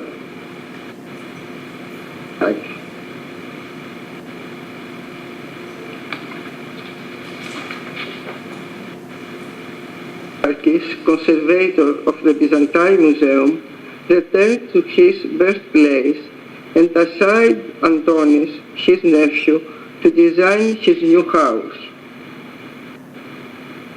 On slightly sloping plot in contact with the main road, Antonis designed and built a holiday home, a building of on-site stone. Stefanis, a craftsman from the village, undertook the building, which in addition to the residence also included a small artist's workshop. Supervision was also done by May. Stefanis, the self-taught craftsman, had difficulty understanding the plans and would correspond with Antonis in Athens. The limited plot of land imposed a vertical organization. Spaces are articulated around the movement, which forms the backbone of the building structure. The space, continuous and fluid, is organized on different levels with small high differences between them. From the low ceilinged space of the entrance, we are led to the center of the house through the double high space lit from above, where we find the dining table, a gathering, a feasting point. It is connecting with the open area for food preparation, with the living room with a fireplace, but also with the open loft, a sleeping and daycare area for a child. It refers to the elevated units of the Cretan house. Each space expands into its own outdoor space as a courtyard or veranda, an open room. The roof terraces with pergolas continue the ancient Mediterranean tradition, as represented in the clay model of the Archaeological Museum of Heraklion. You could say that this house, with its emphasis on the process of movement, refers to the Corbusier architectural work, the unfolding of movement as exemplified by the Miller House in Prague by Adolf Loos. Manolis has enriched his house with his sculpture and mosaics that he incorporates into the building. Nowadays, as a social space in which meanings are produced, the village is defined by the city. The tank of semiotic system has been produced through the superposition of the old and the new, the foreign and the native, during the rapid transition to modernity. The allure of this modernity affects the patterns of habitation that follow usually a version of the urban Greek block of flats with elongated balconies. But that has radically changed is the way of living as we transfer our city habits to our vacation. We strive for the illusion of difference and bring with us the same real world you are trying to escape from. But farmers and shepherds are also charmed by this allure. since the mass media is strongly controlled by the dominant culture of modernity. Thus, they are the unique element that for centuries has been a vital living space in the mild Mediterranean climate, is degraded by transformation into a narrow balcony, a parody of outdoor space. Aldo Rossi writes about the importance of the courtyard. In Seville, in the old days, whoever wanted to build a house gave the architect, or simply the builder, the dimensions the courtyard should have, and asked him then to place around it as many rooms as he could take out.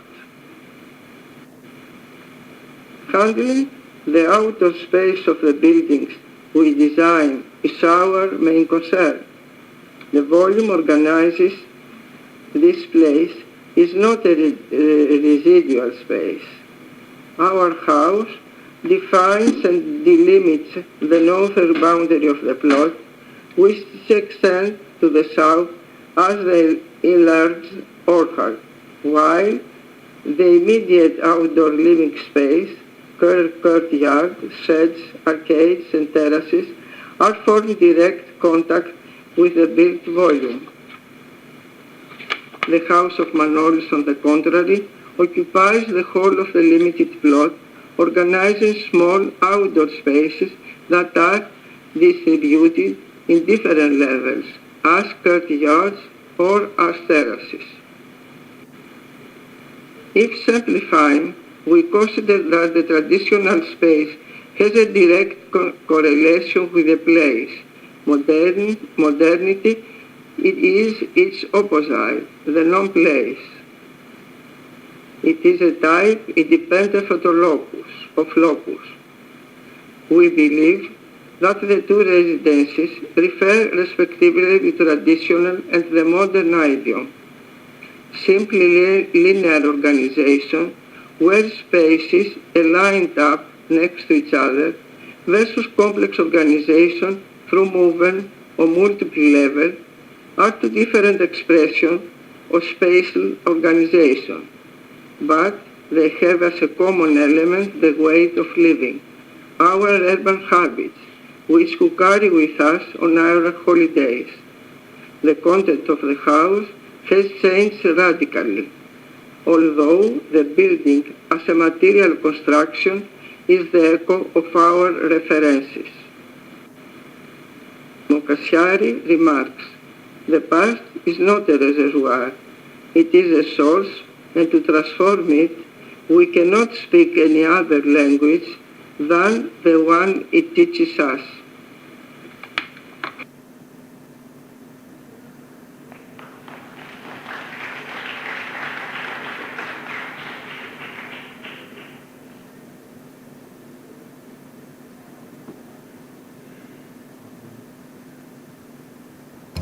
So, interesting approach about the bargains of tradition in trying to belong to the modern world.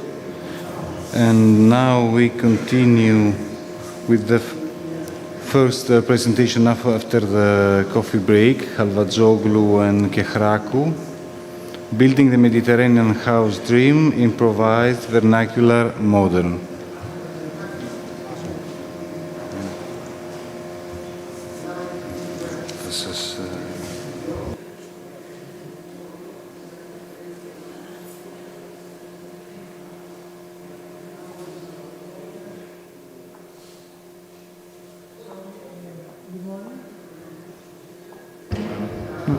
Good morning. I'm really happy to be here in CAM. It's my first time.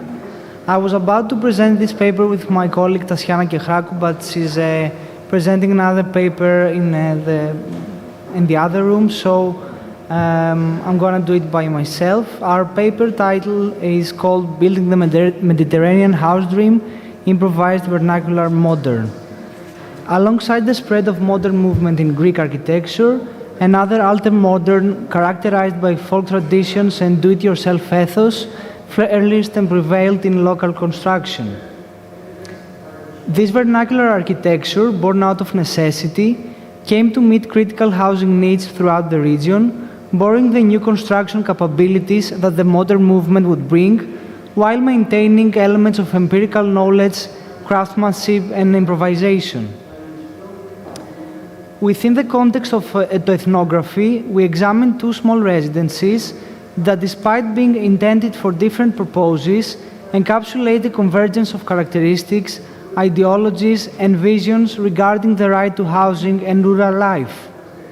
These case studies serve as experiential records reflecting the author's personal experiences, narrated in a diary-like format. The first residence is located here in Chania in Souda, the contemporary commercial and passenger port of Chania. This is the point that my colleague Tatiana would present, as this house is her personal contribution to this empirical study. It is a house that belongs to her family. Crete became a part of Greece in 1913, following the Greco-Turkish War of 1922 and the Treaty of Lausanne in 1923. A population exchange between Muslims and Christians led thousands of refugees to Crete. In order to assist these refugees, the Greek state provided land plots at a very low cost through the Refugee Settlement Commission's Agricultural Resettlement Program. The urban planning regulations were basic, and the settlements were divided into rectangular plots following a preliminary layout. Souda, located 7 kilometers from Chania, is one such area.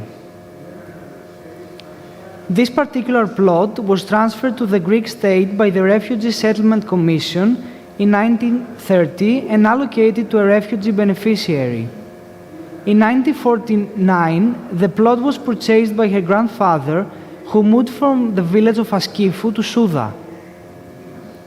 Between 1951 and 1953, he personally oversaw the construction of the house, which would accommodate his 5-member family. Here follows a plan of the existing condition, as well as the house's original form at the end of 1950s. The first structure, built on the northern side of the plot, along Souda Avenue, measured 8 by 11 meters. It included 2 bedrooms, a living room, a kitchen, a workshop, and a cafe. Water was supplied from a well on the southern side of the plot. Tatiana's grandfather built it using his own resources, with neighbors helping, as was the custom when someone in the community was building a house. Stone was the primary building material, with the foundation laid on large stones known as katunades. These stones came from the World War II ruins, mostly Venetian buildings that have been destroyed in central Chania. Rubble was brought to Souda to fill in the marshes that were common in the area. As a builder, her grandfather knew how to form concrete molds, resulting in a mixed material structure. The facade features his workshop and the cafe. A path to the right passed 2 adjacent properties to the central courtyard of the complex. The current view of the cafe shows the concrete slab and beam with its kitchen to the right. These were improvised constructions that also incorporated modern materials, such as the terrazzo cafe kitchen counter.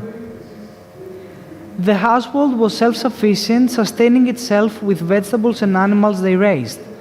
For several years, the only income came from operating the cafe, a place of daily interaction and social reproduction.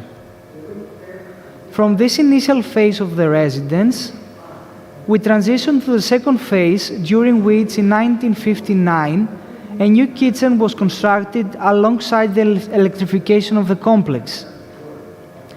Kitchen countertop made of terrazzo flooring, and oil-based colors.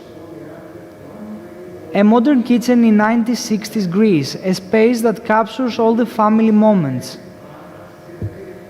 Additional improvised structures were built for supporting activities such as a laundry area for washing dishes and clothes, as well as a storage room. It's important to note that the connection with the outdoor space was significant, with most cooking activities taking place outside in an improvised structure known as parasya. The central courtyard is undoubtedly the most significant part of the house, connecting and distributing movement within while serving as the main living room. The vine trellis, supported by thin columns and beams made of reinforced concrete, provided shade and allowed for outdoor living for most of the year. This courtyard is basically an open room. By this time, the family had grown and 3 children had moved away.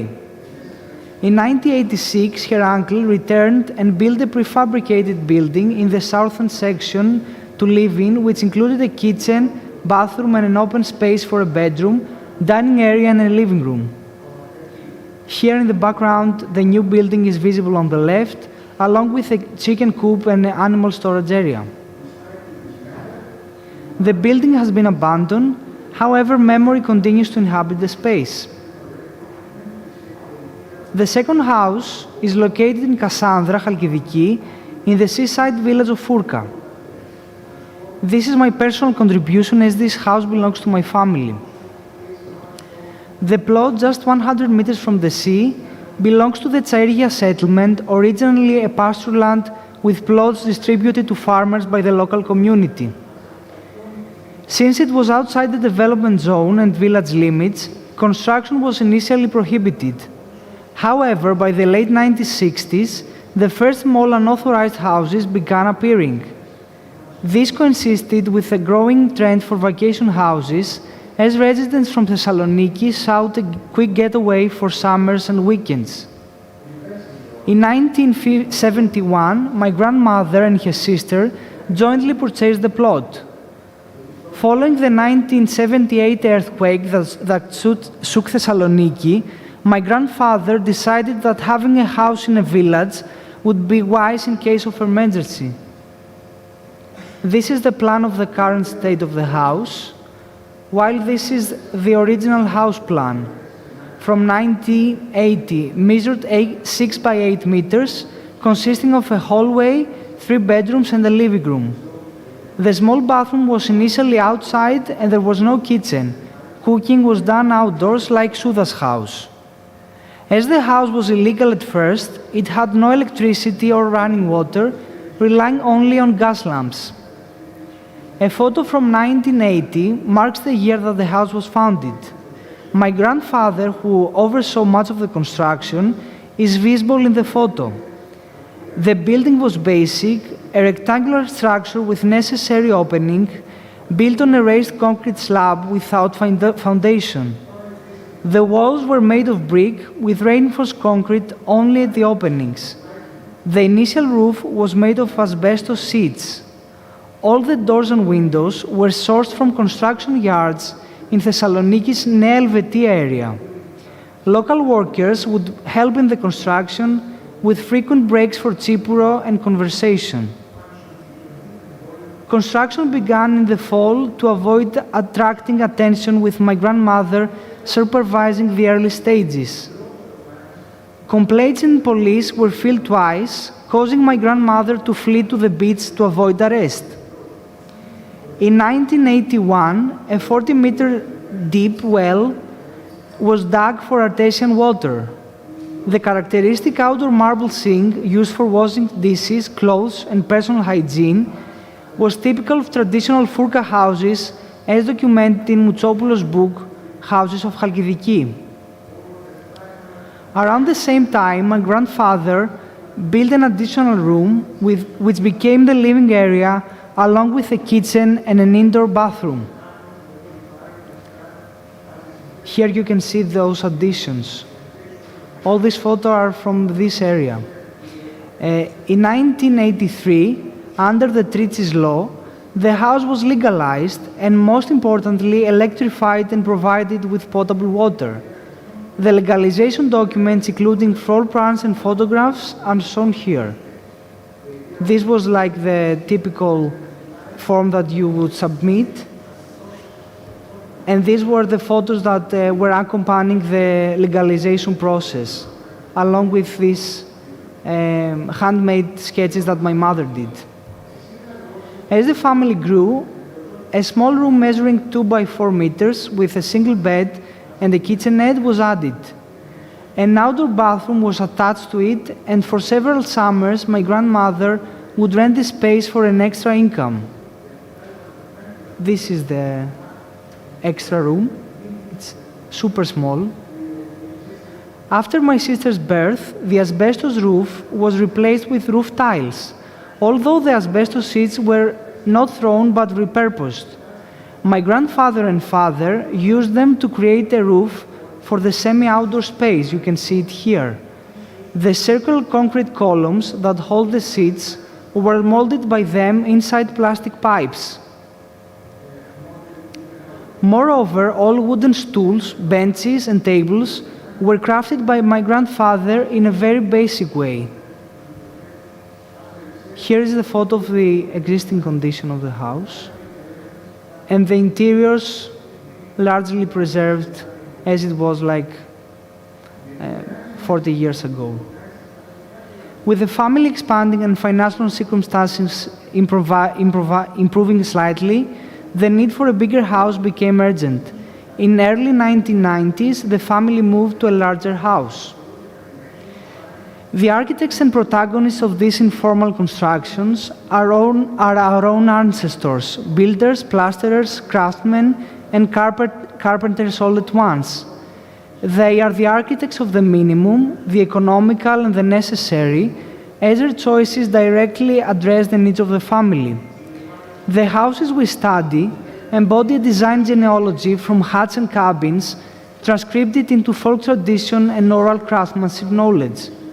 Minimum dimensions, functional spaces, honesty of the materials, the interplay between outdoor and semi-outdoor areas, and the economy of means are the characteristics of an Eastern Mediterranean vernacular modernism that emerged in the 20th century.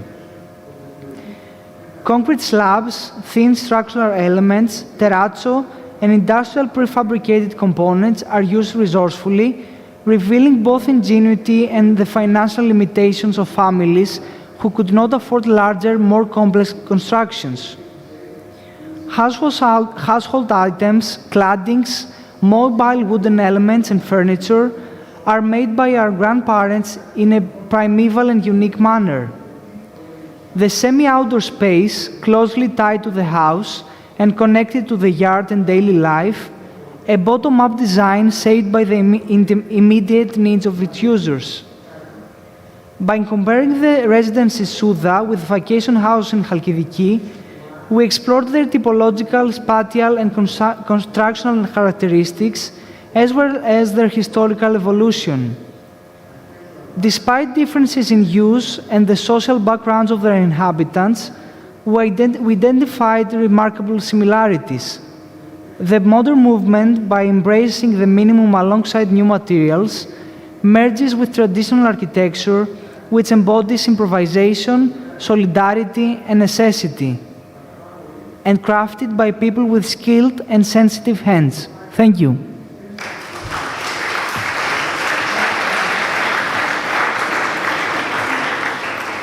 Thank you very much, Mr. Havel Bazoglu. This idea of a sort of modern vernacular, in a way,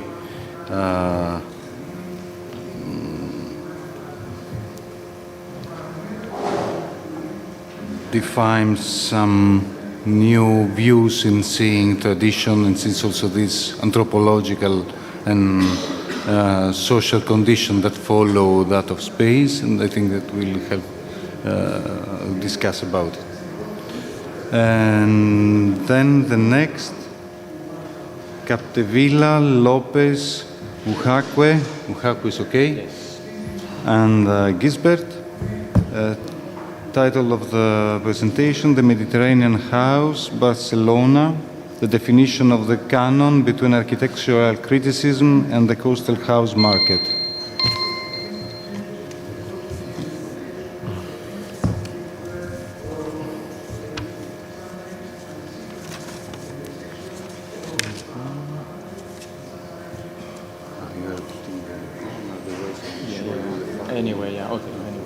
5 and 2.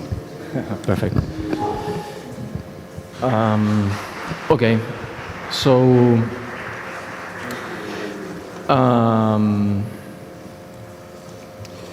today I would like to tell you like little story about the place where my university is, which is the University of Alicante.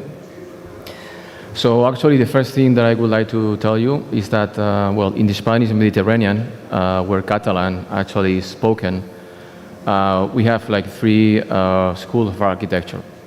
We have Barcelona, which was, well, up in the north, which was founded in 1875. We also have Valencia, which started in 1973.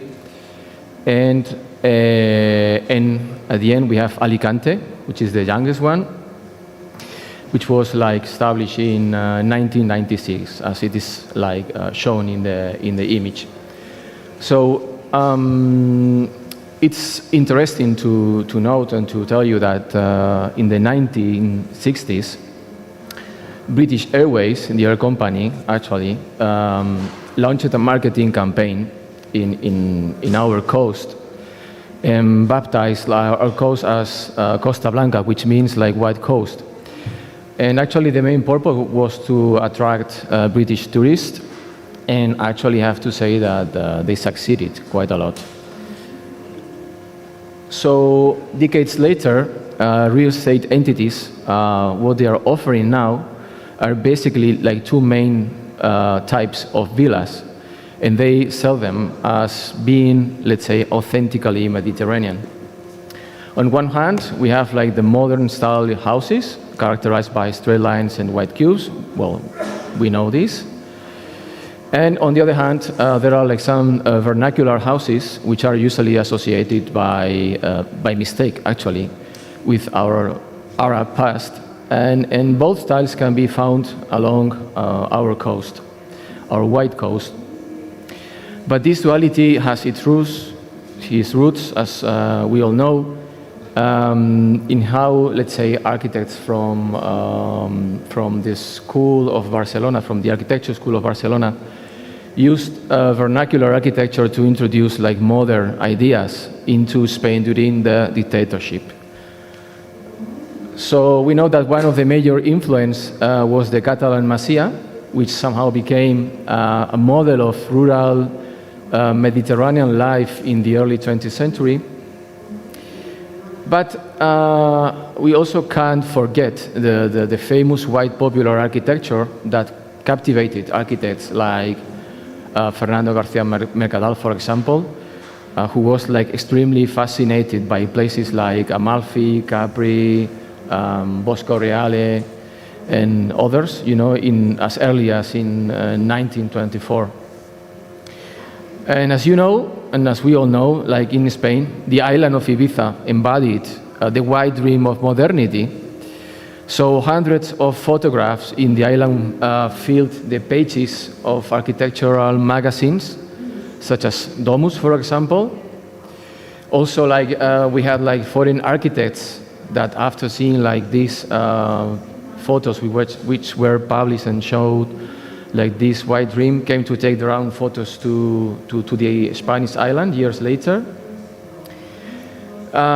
So even these images of white popular architecture were used by Coderch or Valls to illustrate modernity in the Spanish pavilion at the Milano Triennial in 1951. However, it's crucial to remember that this specific view of the Mediterranean house is heavily influenced by foreign architects, particularly from France, from Italy, Germany. Actually, these architects, all of them were men, were shaping the modern movement in the 20th century. But as I'm repeating, you know, we all know this. So figures such as Le Corbusier, Gio Ponti, or Bernard Dudowski, found in the School of Architecture of Barcelona, and in some of its most popular inhabitants, like José Luis Sert, Juan Antonio Coderch, or Antoni Bonet. So they found in them like a great opportunity, let's say, to impose like a singular narrative on modernity and the Mediterranean house. We already know this. Actually, again, as many authors have written about it.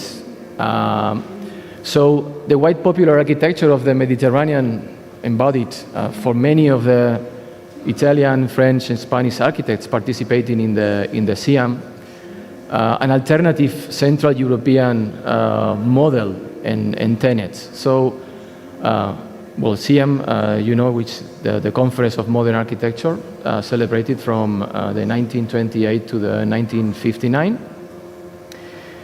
So, several architects who passed through the Architecture School of Barcelona, all of them in love with modernity and in love with figures like Le Corbusier, Gio Ponti, and others. So they were responsible for exporting these models throughout the Spanish Mediterranean. So among the most notable cases, I'm sure that some of these will be shown in this conference, actually, but amongst the most notable, of course, we have José Luis Sert, in collaboration, in this case, with Torres Clavé. And a bit later, Juan Antonio Coderch, that is going to also be shown in this conference. And another example, for example, is the house designed by Bernard Dudowski, the Austrian architect, that in collaboration with Coderch created his own house, as an example, actually, of a hybrid situation between the two models that I've shown before.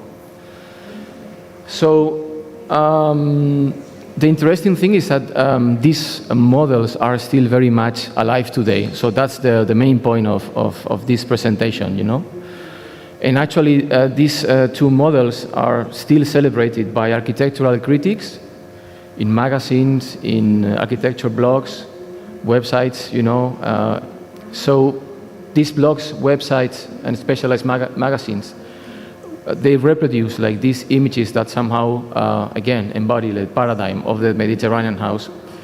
So now, I would say it's worth mentioning, maybe as a kind of anecdote, the case of one of the most famous municipalities in the Costa Blanca, in the White Coast, which is Altea, which was populated by dozens of Central European artists after the World War II.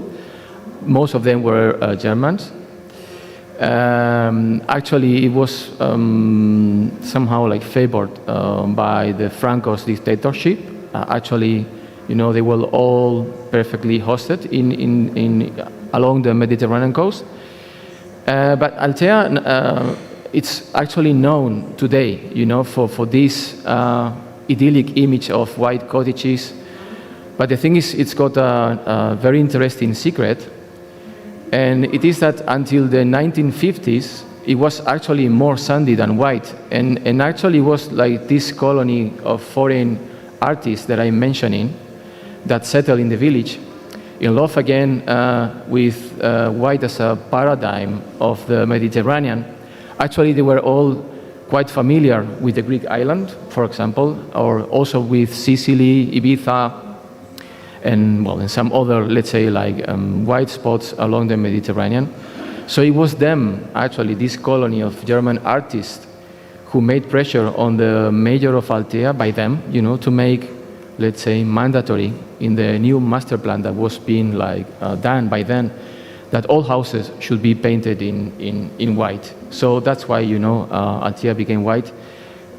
So what we are beginning somehow to uncover with this research is that the canon defined by the two archetypes that I have presented earlier, far from being a thing of the past, is being perpetuated with a kind of certain nostalgia and mysticism by awards or exhibitions of contemporary architecture held by architectural boards, architectural associations around Catalonia, the Balearic Island, or even in my community, which is the Valencian community.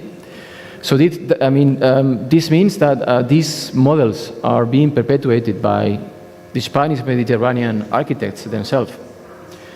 So the Catalan vision from Barcelona of the Mediterranean house, which is in turn predetermined by an external view of modernity, as I have mentioned, has colonized the entire Spanish eastern coastal region and the Balearic Islands, overlooking the diversity, complexity, and contradictions which are inherent to a culture like the Mediterranean, as we know. So at the end, there is just this story, one story, one narrative. So what we are starting to suspect is that the Mediterranean condition is being reduced to a series of formal cliches, and this is important.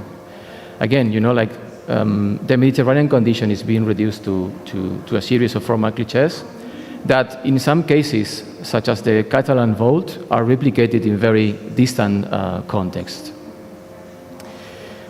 So Mallorca recently and meanwhile is beginning somehow to develop its own model.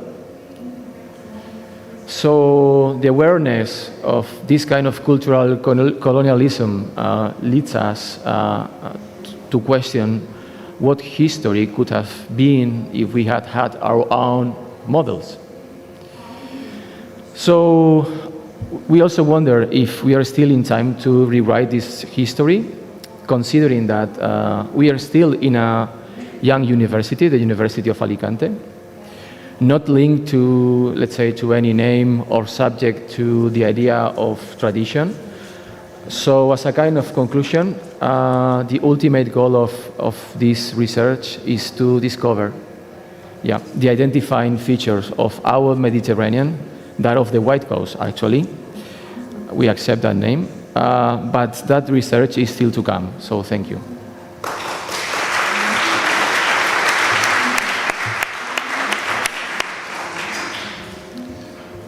Thank you very much for your presentation. I think that this idea of decolonizing the compositional structure is very interesting. I thought that you would show us examples that would need more decolonialization, very more market-driven. In any case, we will discuss it. Okay, thank you very much. And now, Mr. Kachel and Kourounas.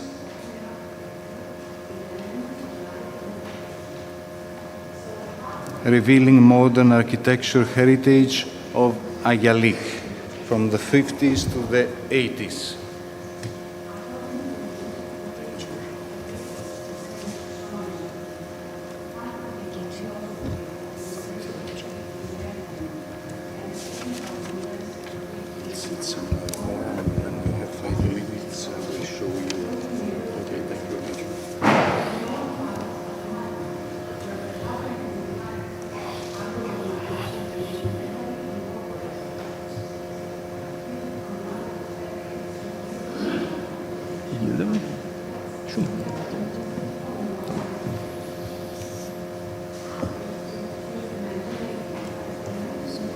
Nereden yapacağız?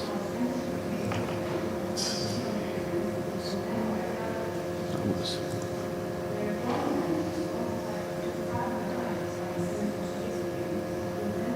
Şu an kapalı gözüküyor.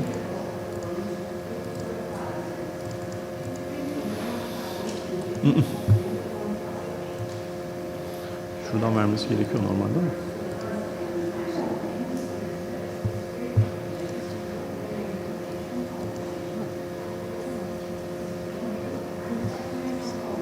Şunu mu?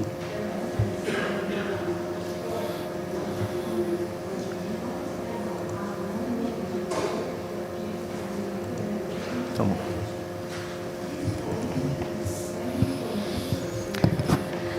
Hello.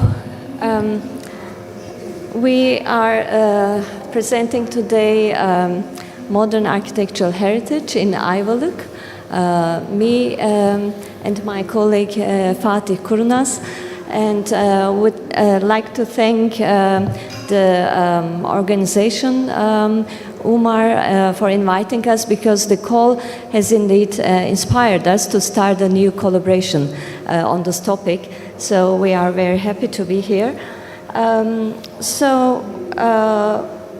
Located on the northeast coast of the Aegean, the town of Ayvalık provides a unique built environment that is shaped by the natural landscape of olive groves, the history of industrialization of olive oil and related products such as soap, and the resulting cosmopolitanism by the end of the 19th century. Ayvalık is today a candidate for the UNESCO World Heritage List for its historical and cultural heritage values. It has a unique residential fabric characterized by neoclassical public buildings, schools, churches, factories, soap houses, workshops, warehouses, and civic architecture. The cultural history of the town has in fact influenced the emergence of modern architecture in the 1950s, as we argue, following the 1923 Turkish-Greek population exchange. The new settlers from Crete, Lesbos, and Thessaloniki continued the industrial production based on olive. Süner, Sabuncugil, and Komili families had become then the leading local industrialists in Ayvalık. These industrialists favored modern architecture and financed the design and construction of public and private buildings. Having met with the architects in common social circles, they invited them to Ayvalık to realize some projects. Bilge Kray and Esat Suer, whose buildings we will discuss today, designed progressive and modernist buildings in the local scale of the town. Those newly designed industrial buildings, can we go back? Yes. For olive oil production along the extended motorway in the 1970s, as we see on the screen, transferred the local knowledge of the small-scale production in the traditional halls of oil and soap production to the mechanized modern techniques of chemistry and food engineering.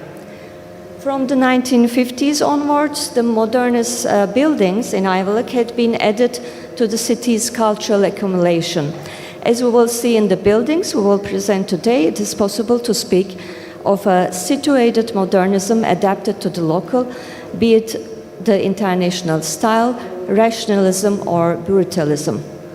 In this context, two architects, Esat Suer and Bilge Kray, made significant contributions to the town with their buildings as they searched to establish a new hybrid between the modern and the local against the ordinary. Although many post-war modern buildings are regularly used by the locals and tourists, such as shopping passages, schools, hotels, and holiday apartments, their architects remain unknown.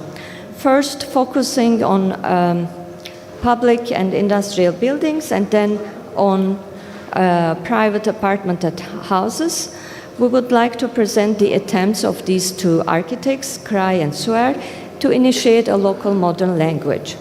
Hence, we aim to generate a common ground of the socio-economic and architectural history and emphasize the inevitable link between the industrial heritage and modern architectural heritage. Now I'll give the word to Fatih.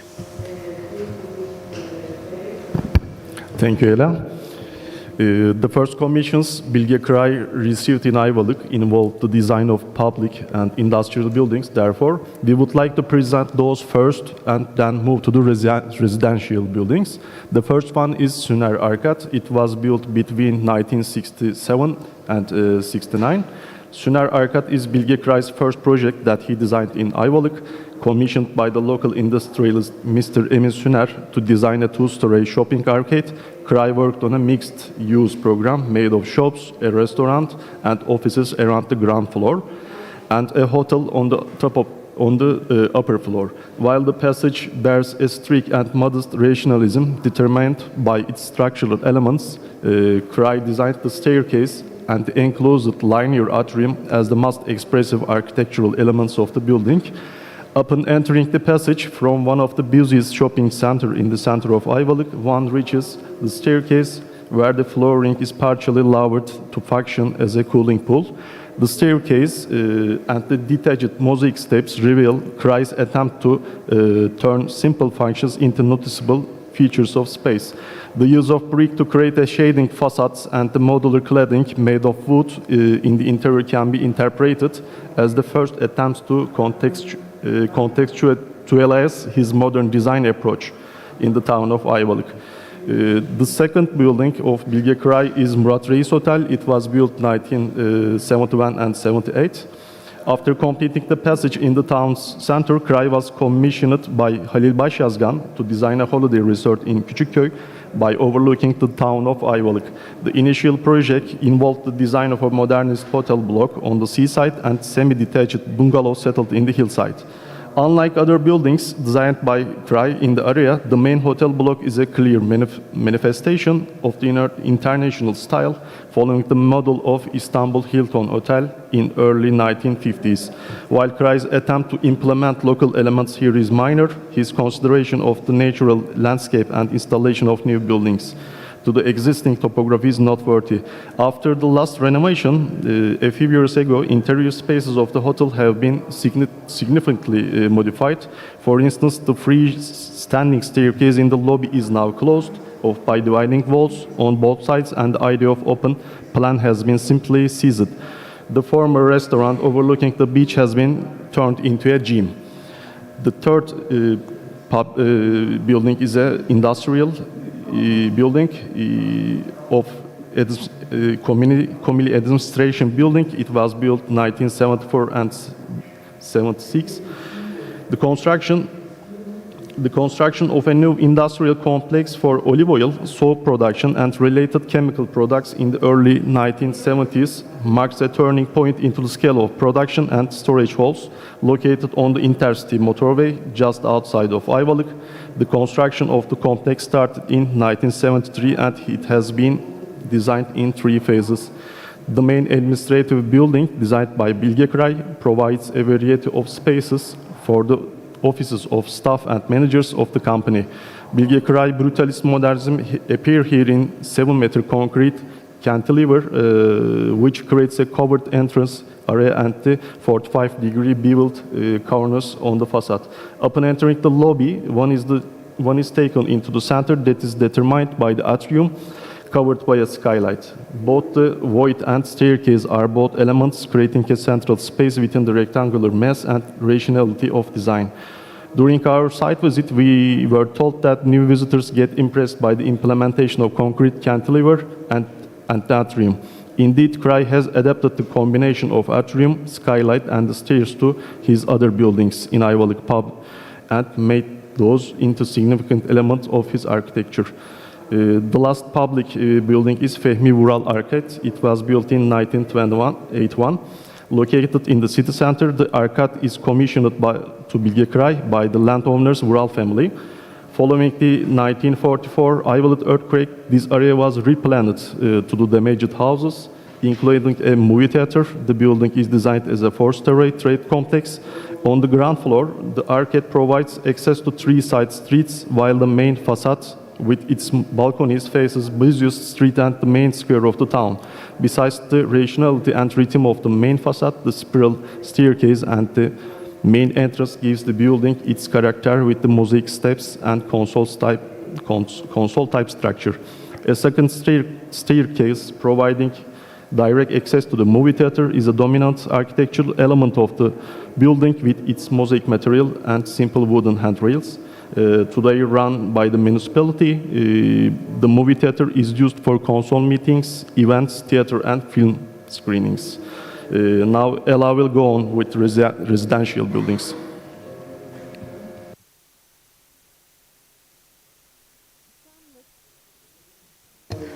Çamlık is preferred as a residential suburb by the upper class townspeople and industrialists. In the 1950s, there had been some infrastructural improvement with the construction of a new road on the seaside. Some of the old houses were unfortunately destroyed, yet some, like the historic house owned by the Sabuncugil family, was saved. In the early 1970s, the family commissioned Esat Suer, architect and professor of the Fine Arts Academy in Istanbul, to design a single house in Çamlık area. The Sabuncugil house is characterized by the topography of the site, the 2.5 meter difference between front and rear facades, and mostly by its unplastered exposed concrete facade. The brutalist design approach is continued in architectural elements, such as balcony railings, like we have seen previously. Yes, balcony railings, eaves, gutters, and walls surfaces. To balance the coldness of concrete with a natural texture and color, Suer designed wooden joinery elements and movable panels, such as the one in the covered area reserved for cars. White color is preferred on the plastered walls, and in the interior, minimalist approach to space is continued. 4 rooms, a shared bathroom, and a dressing room are located on the ground floor, while the daytime spaces such as living room, dining room are placed on the first floor. And east facade consists of service units such as kitchen, maid's room, and storage room, and from this level one can have access to the back garden. The next building is an apartment building designed by Bilge Kray for Emin Suner, a Cretan immigrant and olive oil producer, and is located adjacent to the main road of Sefa Çamlık neighborhood. Built on a site with a sea view and a large garden, the entrance of the building is on the south facade. On the ground floor, there are 2 apartment units with direct access to the garden. On the first and second floors, 2 symmetrical apartments are planned on the east-west axis, on each floor with 3 bedrooms and a large living room. There are balconies on the west and east facades covered with walls and upper coverings, maybe in the images, right? Taking into account the north wind and privacy. White, as we can see in the images again, 45-degree bevels were created at the corners of the building, which is repeated actually by Kray in other buildings.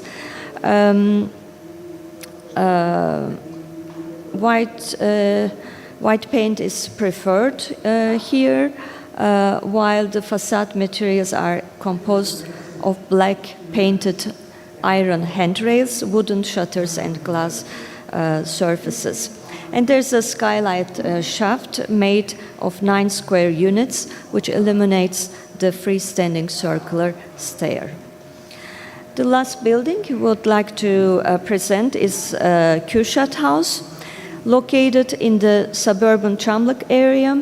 The site of this house is on the main road overlooking the bay and the sea.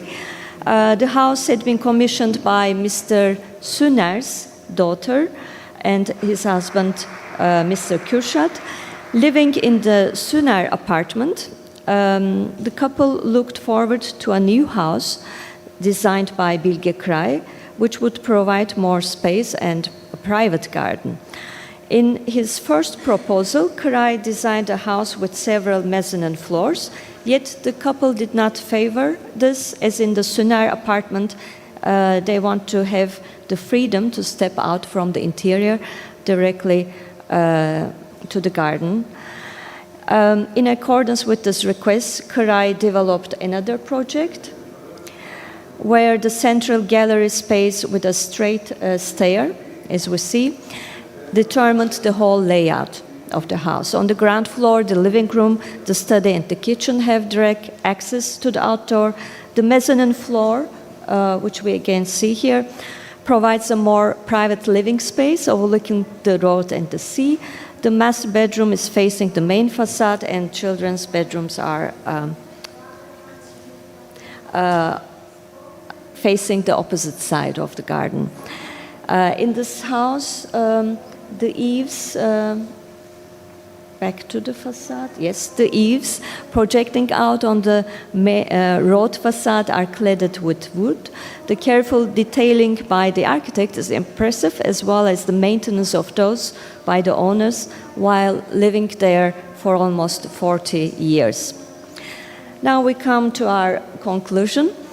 In our study of modern architecture created by Soer and Kray in Ayvalık, we have noticed an interplay between the public and private buildings, which reflect the support of industrialist families of modern architecture and their interest in initiating a local modernism by hiring architects practicing in Istanbul.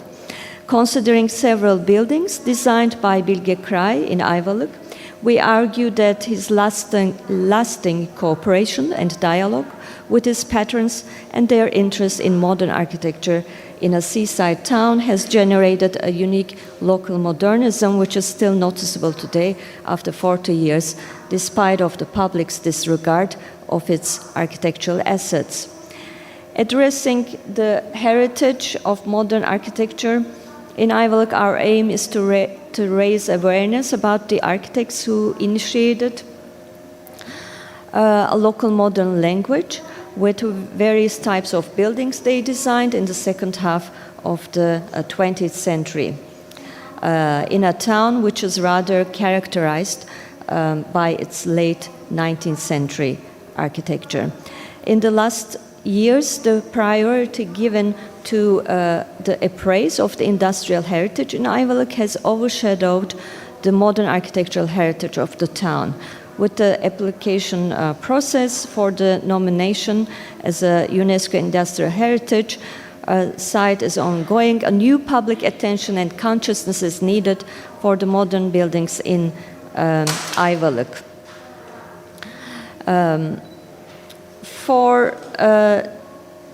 For this purpose, some practical strategies can be developed. For example, a route of Ayvalık modern heritage can be added to the ongoing project of cultural roots of Ayvalık. And thematic walks featuring visits to modern buildings, as we see here, can be planned. In addition, information plates about the buildings and architects can be placed on each building. And another strategy should be then to register public buildings such as arcades and schools, which are significant in urban memory. We believe that if these and similar strategies are carried out in cooperation with the local administration, academia, and the industrialist families who own most of the modernist buildings, positive results will soon generate, securing the heritage of modern architecture to be passed to next generations. Many local architects and families supported our study in the field and provided us with valuable archival material. We would like to thank them all and also thank you for listening.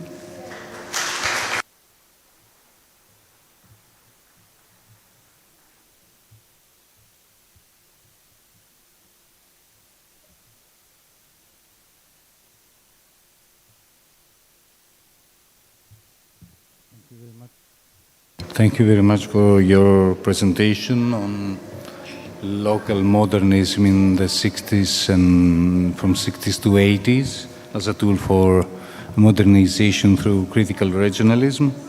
And now we go to Gönül. Integrated modernism and locality, post-war residential architecture in Turkey within the framework of Mediterranean modernism.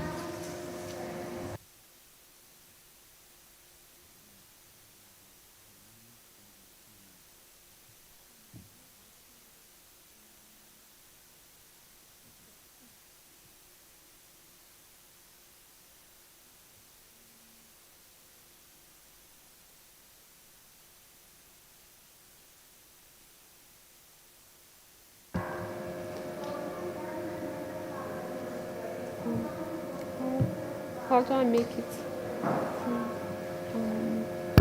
No, how do I make it for screen? Do you...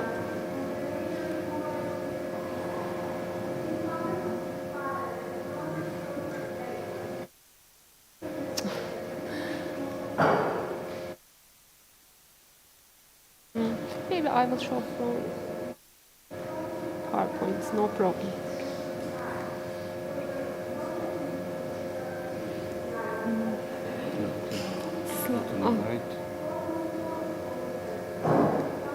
Okay, thank you.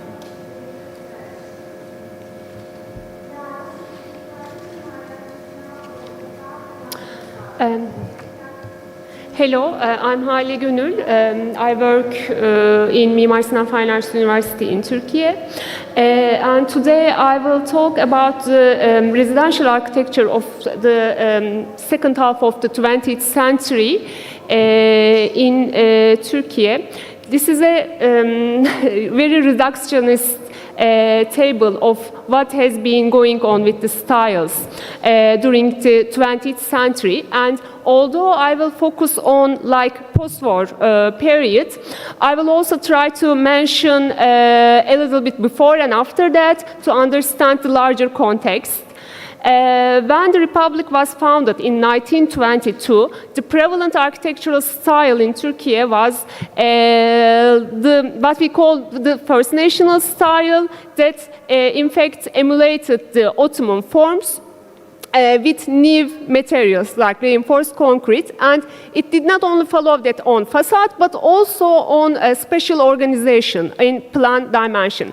Just immediately after that, we have a functionalist and rational period, what we call in fact cubic style, because that it's a name that people give to that style because it resembles cubes because of the rational forms and the 90-degree forms. And again, just immediately maybe after that, like in the 1940s, we have a second national style that tries to go back to Ottoman forms, and especially emulating the Turkish house, the image of the Turkish house, and also again, both in plan dimension, which I will not go in detail, and also in like the facades.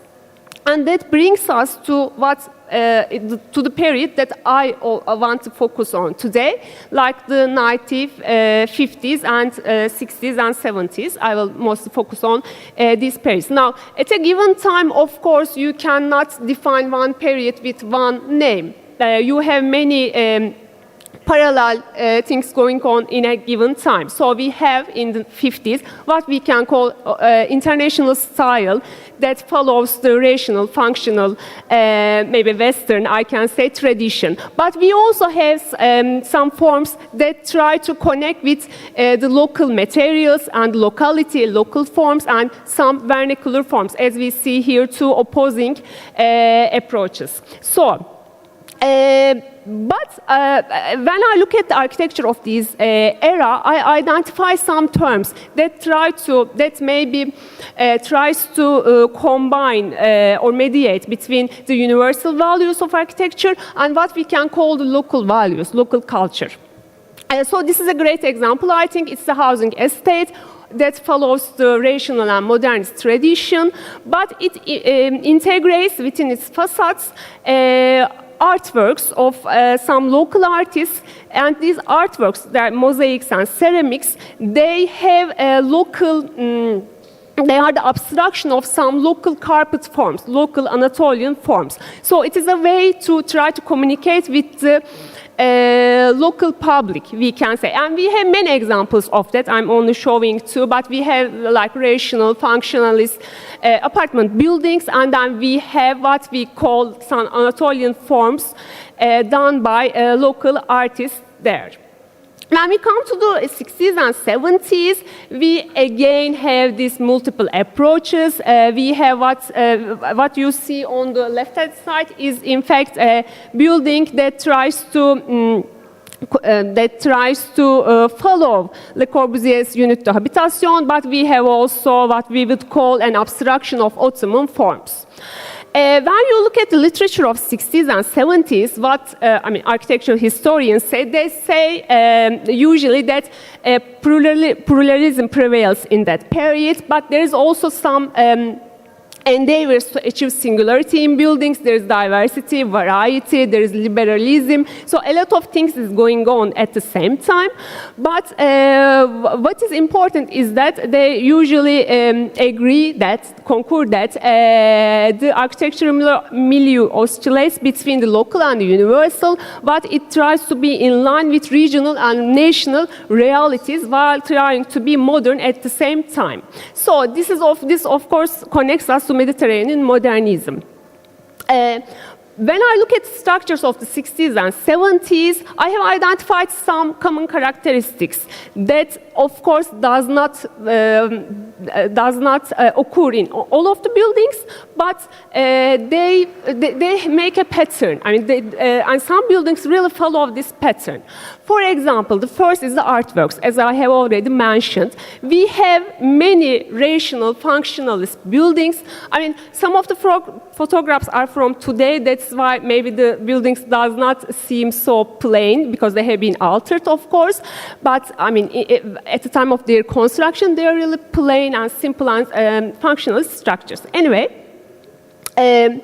so they try to localize them with artworks, ceramics, and most of these artworks, as I have already mentioned, follow the national forms, we can say, national images.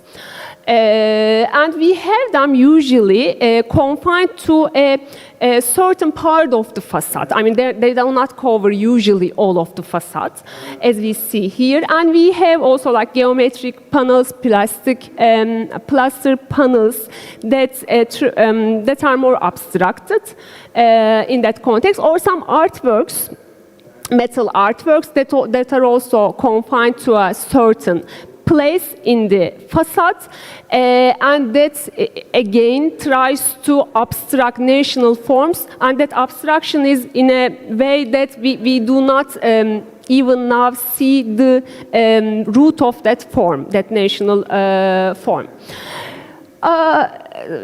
Another geometric mosaic relief that is confined only to a certain place. And another interesting thing is that we have local materials, again, confined to a single place in an otherwise very plain building. Here we see, it's from Izmir, and we see a kind of mosaic used there. And we have a lot of similar structures there. And we also have stones. Sometimes these stones are like clad to the chimneys, for example, as you see here, or clad to a certain facade. Other local materials, these are very high quality, in fact, examples. Only in these buildings, you see, only the front facade is clad with marbles and travertines of that area, and they are usually employed in a geometric fashion. And again, stone, maybe we can just skip that. And we have bressolets, which of course again adheres to the Mediterranean modernism concept. Again, they can be in multiple forms. But what is interesting is they are sometimes an abstraction of what we call mashrabiye. It is an Islamic lattice work, traditional lattice work that is used for protection, some protection, and also privacy. And we see an abstraction, gradal system of that in many structures.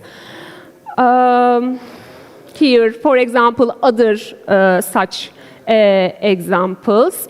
But bressolets are not confined to that. Again, we have like metal works for that. And some of these metal works can be simple or very ornamental, as we see in these two separate structures. Another thing is the built-in planters. We see a lot. And of course, built-in planters are a part of, in fact, we can say residential brutalist architecture. If you think of, for example, the Barbican or the Alexander Roth estate, you have that in them too. And we again see them in brutalist structures or some other like singular like ones. villas or like high complexes, as we see here. Other examples of building planters with local materials here, for example, or with like metal frameworks. And the last thing I want to mention is the blast rates, because blast rates are usually a way to achieve singularity in a building or achieve a characteristic in a building otherwise plain or functional or very rational. And we have also the griddle system here, the lattice work, or the, again, some metal works. Now, if I want to summarize all of this in a single structure, of course, as I said, not all of them exist in all of the buildings. But for example, if you just take a random structure from the 1960s, you have, for this example, you have all of them excluding the Bressolais and the artworks, but we have a rational plan that adheres to the like functionalist principles, a rational mass, but we have a dynamic facade composition here.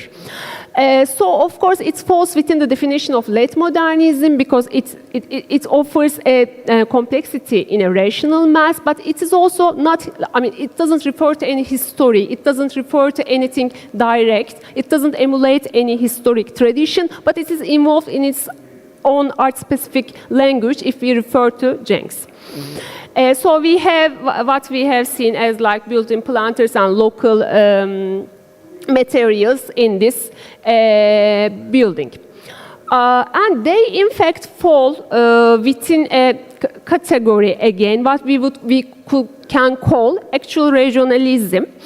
Actual regionalism is mentioned by Bozdoğan and Akçan, as we see here, the source that I have got this term, but of course they talk about this term in reference to based on the evaluation of the writings of the architectural theorians of that century, of that time. I mean the 1960s and 1970s, Doğan Kuban and Bülent Özer, and they usually say that there's an architecture. I mean this actual regionalism should follow, of course, the universal principles, but also should communicate with the local values, should be sensible to the local culture, to the climate, and to other local aspects.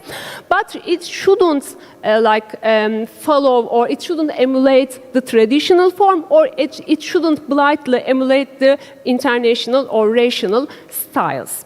So I think what I have shown up to now can be an example of what can fall within this category. And what happens after that, if we try to bind it to today? In the 80s and 90s, we, of course, again have a parallel of many things going on, but mostly we have postmodernist forms that also try to connect with Ottoman forms, we can say, but we also have like structures that try to follow the international style. But again, we have what we can call the critical regionalist architecture, as we see in the right-hand side, or again, what we can say falls within the category of this actual regionalism, the structure on the left, which employs reinforced concrete and employs otherwise very, let's say, functionalist architecture with, again, eaves, built-in planters, but it is a singular structure in that aspect. And today, again, if we have to bind it to today, we have what we would call a parallelism of many things again going on, but mostly we have what we would call, we also have structures that can exist in another part of the world, or that try to emulate again Ottoman forms, maybe blindly, but we again today have forms that try to derive from the local sources, but try to be modern at the same time. For example, this house that you are seeing on the left-hand side is one that has got the Ahan Prize. And it is a perfect example of having the universal values together with the local tradition, local materials, and that communicates with this surrounding. So I'm, in fact, earlier before. Okay, so these are my references because some of these pictures were like from my archive, but some of them has, of course, been from other sources. And thank you for listening.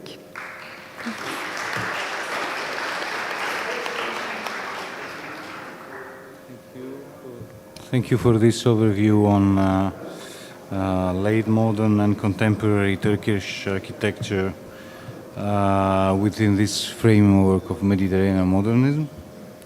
And then next, Coppola, Villa La Sassosa on the island of Ischia. Sergio Musmeci and Zenaldi Zanini, 1961-1967. Forms of unexplored modernity among the traditional Mediterranean.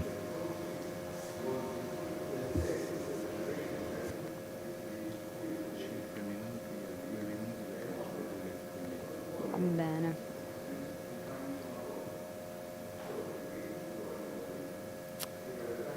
Okay, so hi, I will take you on the island of Ischia. You will see in this picture that I took this September. It was not a lucky sunny day. And Ischia is the biggest of the three islands on the Gulf of Naples, with Procida and Capri, which has already been presented. And the volcanic aspect of the island of Ischia was underlined already in the first image that we have of the island from Pietro Fabris in 1776. And the geomorphological aspect of the island, plus together with the mild climate Mediterranean of the island, took Ischia to have the denomination of the Green Island. And the territory, as we see in the first image of the island in 1667, was of a territory very fertile and completely terraced with orchard or winery, and also with woodlands. And what it looks like, green completed island has just small villages and little inhabited areas. The first, since ever, the economy of the island was based on the primary sector, with the exploitation of land and pasturage, and this led to the island to have landscape based on a typical rural image. And this didn't change also in the 18th, 19th century, when during the Great Tour, the island of Ischia became one of the main destinations of this intellectual going there and appreciating the value of the landscape of the island, which was already known by the Romans. The image of the island changed completely after the Second World War, when the tourism became not more from individuals loving of the nature, intellectual, I was saying, but a mass phenomenon. And this was because of the research of that Roman Dolce Vita lifestyle. And what happened is that there was a compromise of the regional landscape, value, and cultural architectural of the island in favor of the more entrepreneurial process of territorial overbuilding. The year framing this in tourism industry process was 1950, when the first tourism convention on the island of Ischia was held there. And the tourism was called the vital first economical resource of the island. And what happened is that when generally tourism takes part in Mediterranean areas, it takes gradually. But in the island of Ischia, this happened very harshly. As you can see from the numbers, in 20 years, from 1950 to 1972, the numbers of hotel and thermal establishments increased from 28 to 2017. The two main fields where the tourism was to take the increase of numbers was the thermalism and the cinema. The thermalism was already known by the Roman times. They well known the virtue of the water of local island, but it was only in the 60s that the thermalism, as we know in modern times, in modern terms, was taken in account. Generally, until the first half of the 18th century and also the 19th century, thermalism was just used for a medical purpose. But it was only after that, in more modern times, that Giardini Poseidon Terme or others thermalism structure were born, and the thermalism was not only used for medical purpose but also for just the wellness as we generally know it. And about the cinema, you might know the film Cleopatra, the first one. It was shot in Ischia in 1963 with Elizabeth Taylor and Richard Burton. And the island didn't have typical elements to recognize it among all the other islands in the Gulf of Naples and in the Mediterranean. So it was perfect to shoot every type of film they needed to have a more Mediterranean panorama. And here you can see some of the film that was shot in the island during the 60s and the 80s. So what happened is that, of course, the balance between nature and artifice gradually began to be compromised.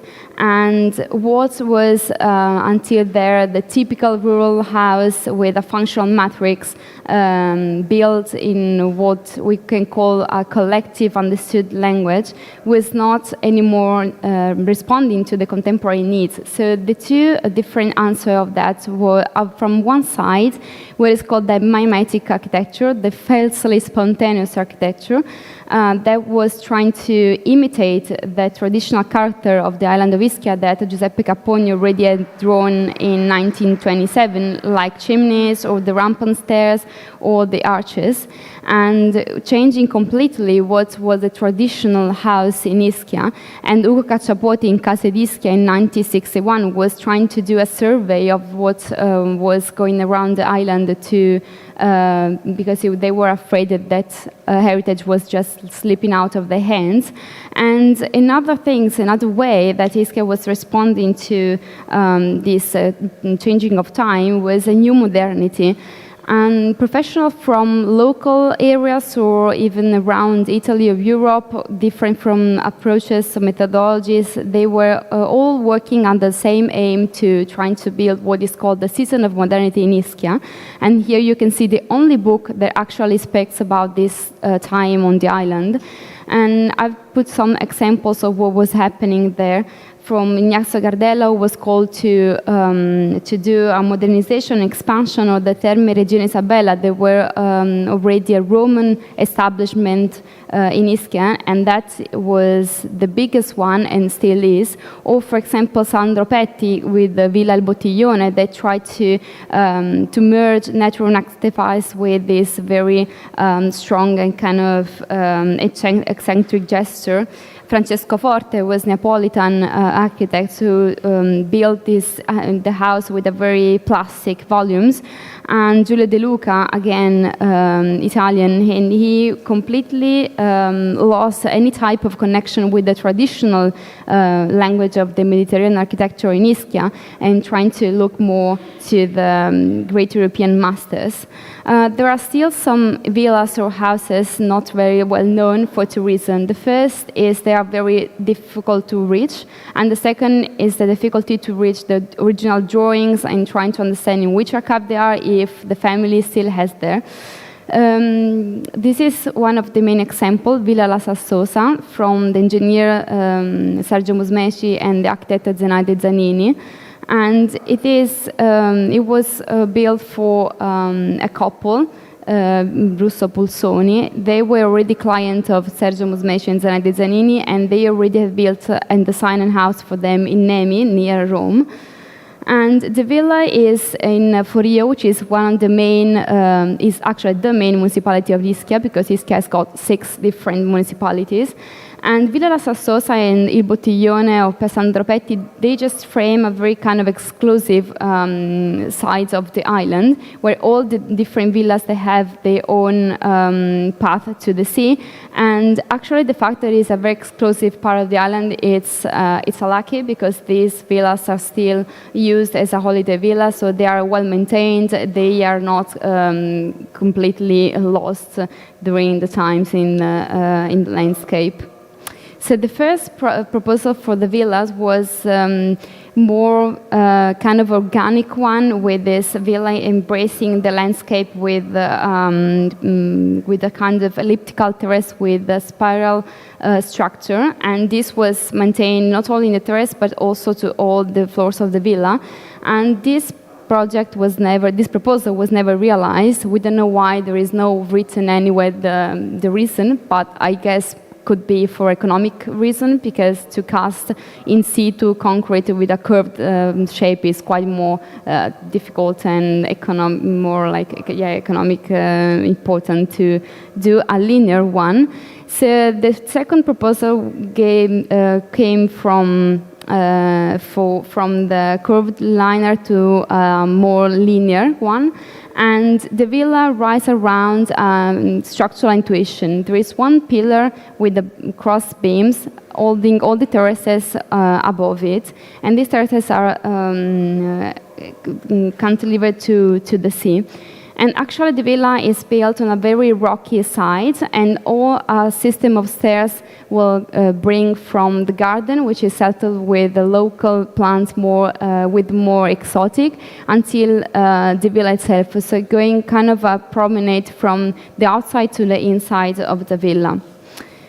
The criticism also always tried to bring together La Sassosa with Falling Water, and just a reminder that the first exhibition of Frank Lloyd Wright's works took place in Florence, Palazzo Strozzi, in 1951. So of course we were aware of what was going on the other side of the world, but if there is a recalling from La Sassosa to the Falling Water, it's just about the image, just about the iconography, because they too, Zanai Zanini and Sergio Musmeci, clearly declared that the main reference for the villa is the landscape of the island, with all these terraces, with vineyard and orchard.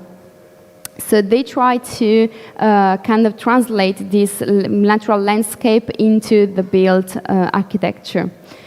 So the villa's got 3 floors and 2 houses. The 3 floors are all reachable differently, and the entrances to the main floor, to each floor, is the only moment where the villa touches the rock side where it is landing.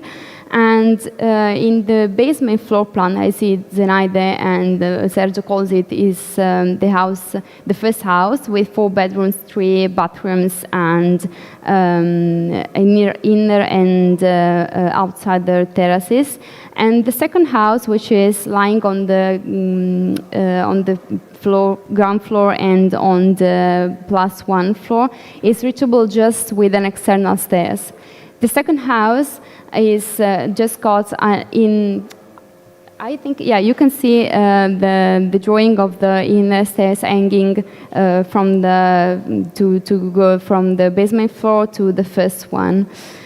During the execution of the villa, the executive phase of the villa, the problem was found out with the rocky sides, because the rocks were not even welded between them, and they were completely disconnected and fragile. So there was a problem with the structure itself, and the solution was going in 2 directions. The first one is to deepen the foundation laying plan to try to connect all the pillars together. They didn't change their position. They just were well together to create a self-supporting box.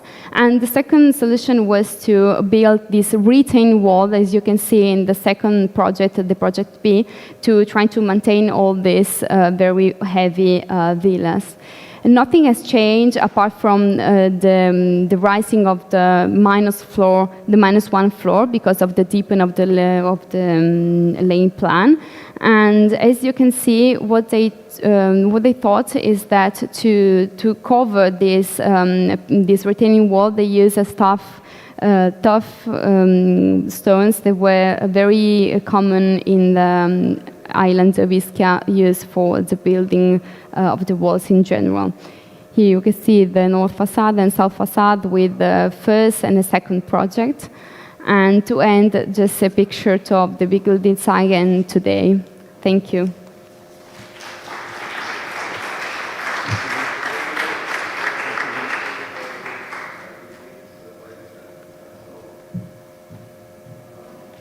Thank you very much for this presentation that brings together landscape and structural engineering in the Mediterranean area.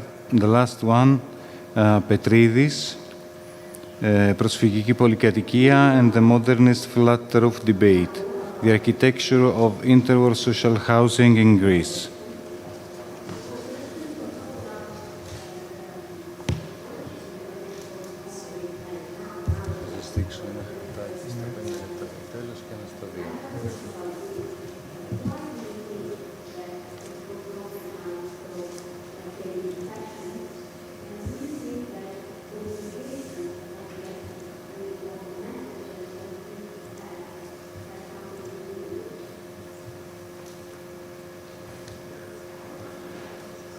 The archival documentation which supports this presentation about the architecture of interwar social housing of Greece is part of my PhD research completed in 1923 in the Athens School of Fine Arts under the supervision of Professor Andreas Giacoumakatos. The archival material belongs to the collection of the General State Archives of Greece, Central Service Archive of Ministry of Health. In July of 1936, Technica Chronica, the scientific review of the Technical Chamber of Greece, publishes an image that would become emblematic of the modern movement architecture in Greece for the future generation architects. It's the newly built multi-story apartment buildings of Leoforos Alexandras refugee housing settlements in Athens. The publication is about the work of the technical services of the Greek Ministry of Health for the year 1935-1936. Agency's main achievement was the introduction of a new multi-story building type in public housing known as προσφυγική πολυκατοικία. Until then, most of the numerous state housing settlements constructed in several locations around the country for the refugees who arrived in Greece from Asia Minor after 1922 were realized employing more traditional building types, such as single houses and row houses of maximum 2-story height. In the same publication, some other state housing estates are presented. All of them were developed by the same state agency in several districts of Athens and Piraeus, and besides the same building type, they share a common formal approach as for architectural design, adopting the visual language of modern architecture.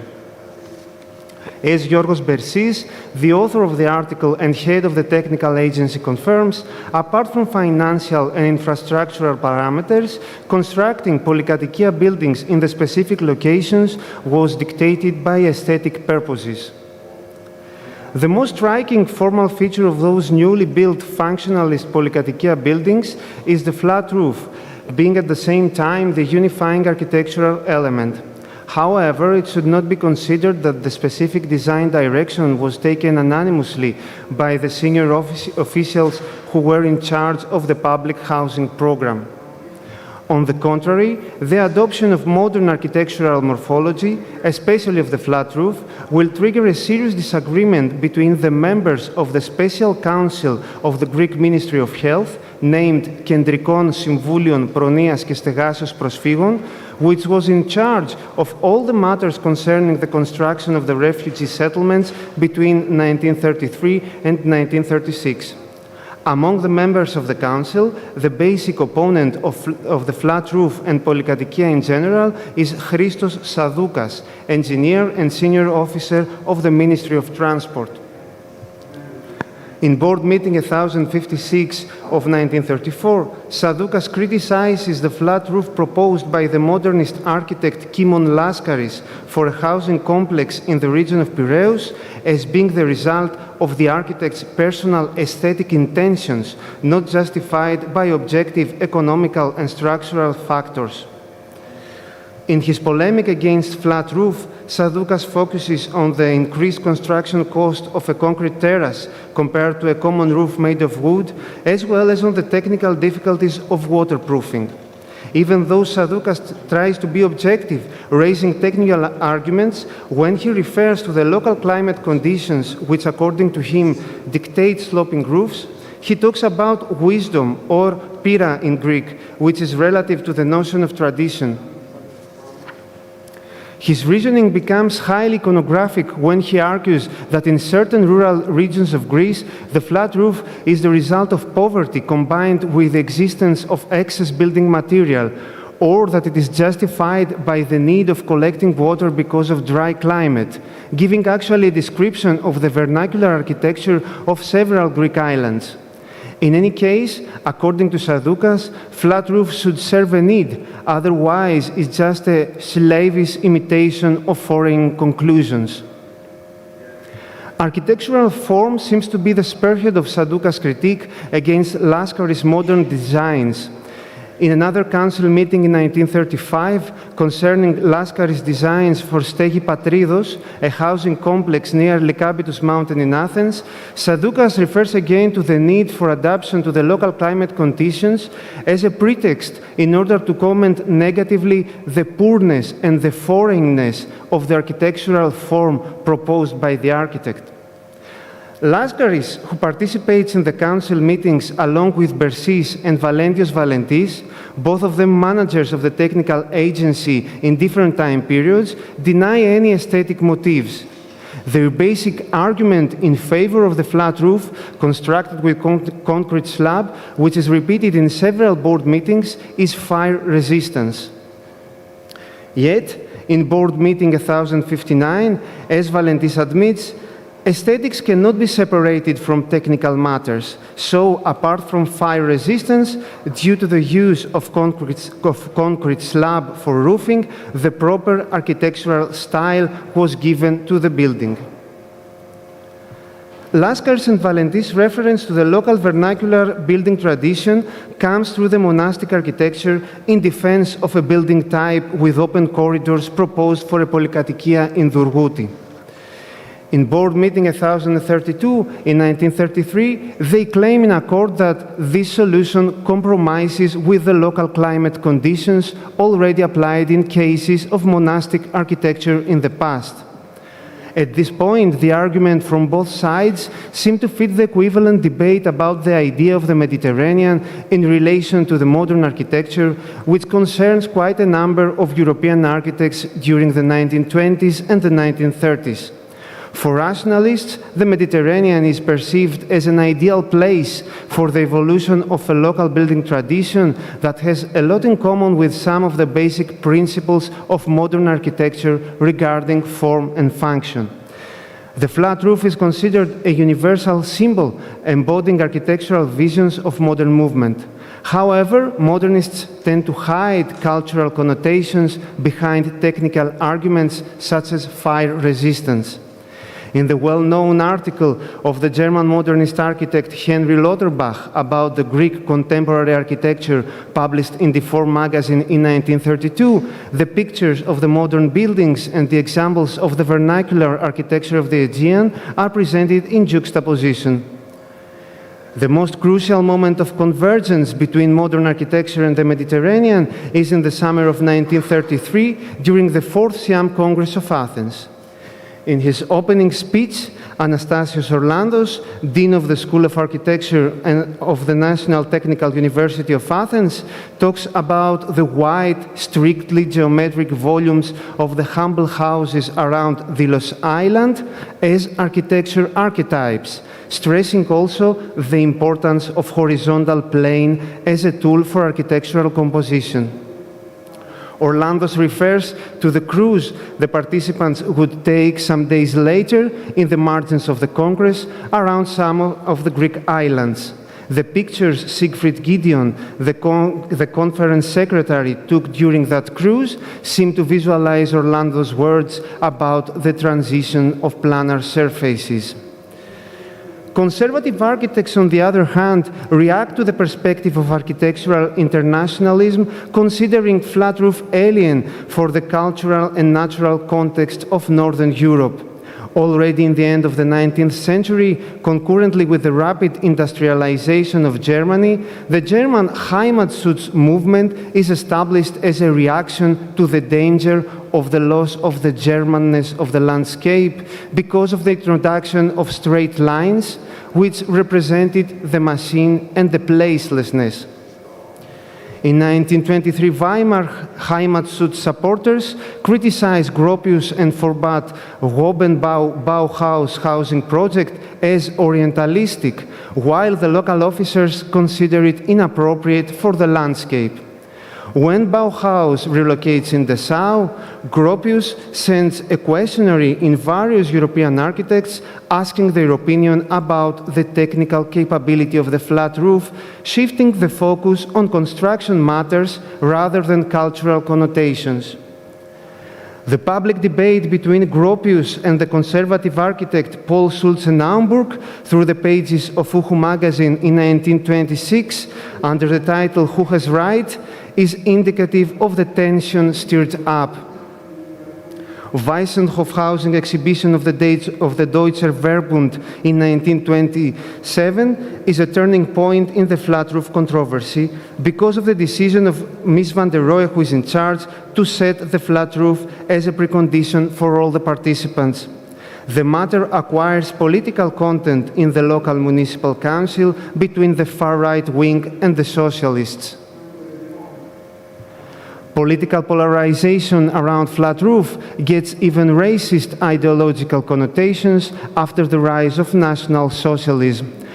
Weissenhof housing estate was called despairingly Jerusalem suburb by some part of the press, while Schulze-Naumburg in 1929 published a picture of Weissenhof in juxtaposition with a photograph of a village of the Orient. The above can be interpreted as an attempt to establish a connotative association between Jews and Oriental architecture, indicating flat roof as non-German. Schulze-Naumburg's Oriental village is none other than Mykonos Islands that CAM 4 participants possibly visited some years later during their cruise. In the same spirit, in 1934, Heimatschutz supporters published a Weissenhof photomontage as an Arabic village. Through this parallel narration between Greece and Germany in the context of the interwar period in Europe, we can assume that the architectural flat roof debate in relation to the idea of the Mediterranean is not restricted to technical matters as both sides tend to project. It contains a cultural conflict as well between local and foreign, which in some occasions is charged with political tension. In the case of Greece, the flat roof of Προσφυγική Πολυκατοικία state housing projects could be considered as a conscious statement by the modernist architects and engineers involved in coordination with the relative discourse that takes place in Northern Europe. Despite the fact that Greek flat roof discourse does not carry the same ideological and political content like in Germany, conservatives seem to attempt to deconstruct modernists' arguments, deploying the reference to the vernacular architecture of the Mediterranean inversely. Greek modernists, on the other hand, emphasize the technical benefits of fire resistance, following their German colleagues' tactic of objectivity, without denying the aesthetic importance of the flat roof as a modern design direction. Furthermore, one could interpret Greek modernists' reference to the monastic architecture as an alternative attempt of establishing correlation between modern architecture and the Mediterranean building tradition. In any case, what can be surely inferred is that the linkage between modern architecture and the architecture of the Mediterranean, as developed over time, is bilateral. Thank you.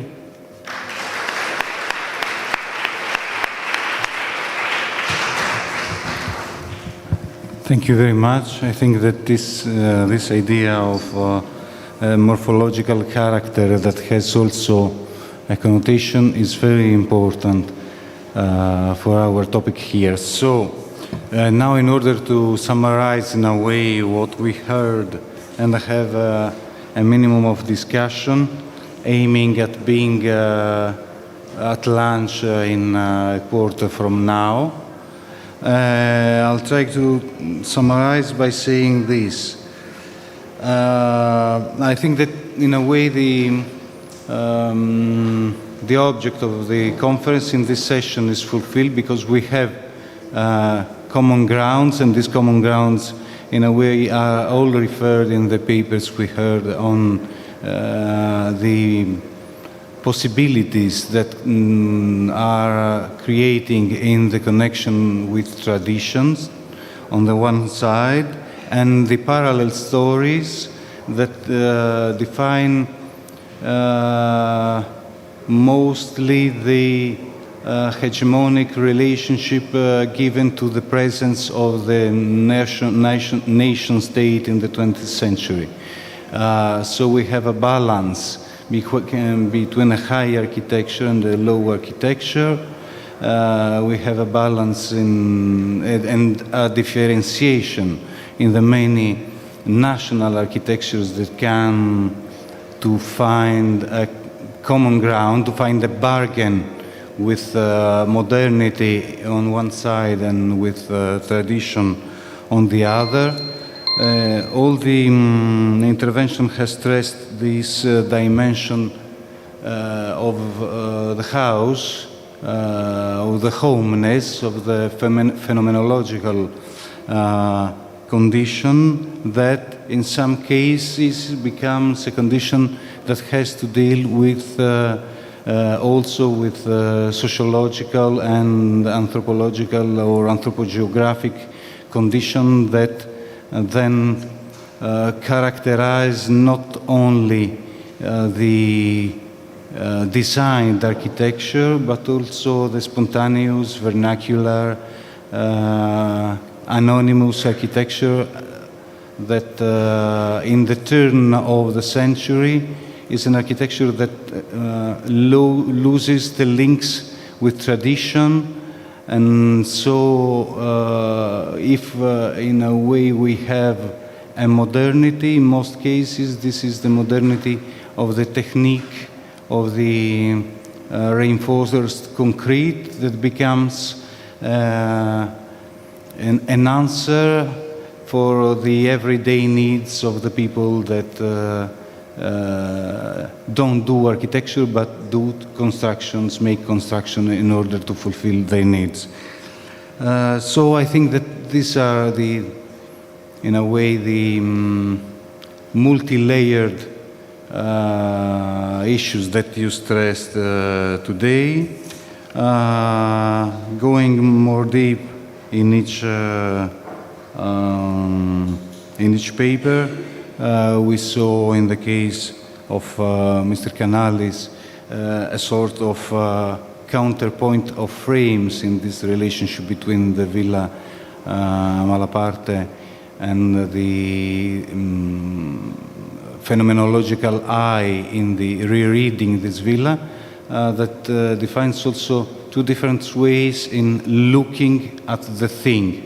First of all, we have a rereading, and then secondly, we have two different ways, because from the one side we analyze the villa from the outside, from the landscape to the villa, and then from the villa to the landscape. So this counterplay of gazes that I think that characterize the fundamental characteristics of Mediterranean architecture.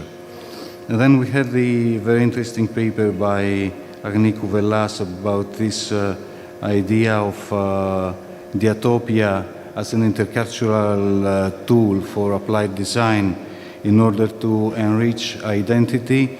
Maybe some 40 years have passed since when Frampton talked about critical regionalism as an architecture of resistance.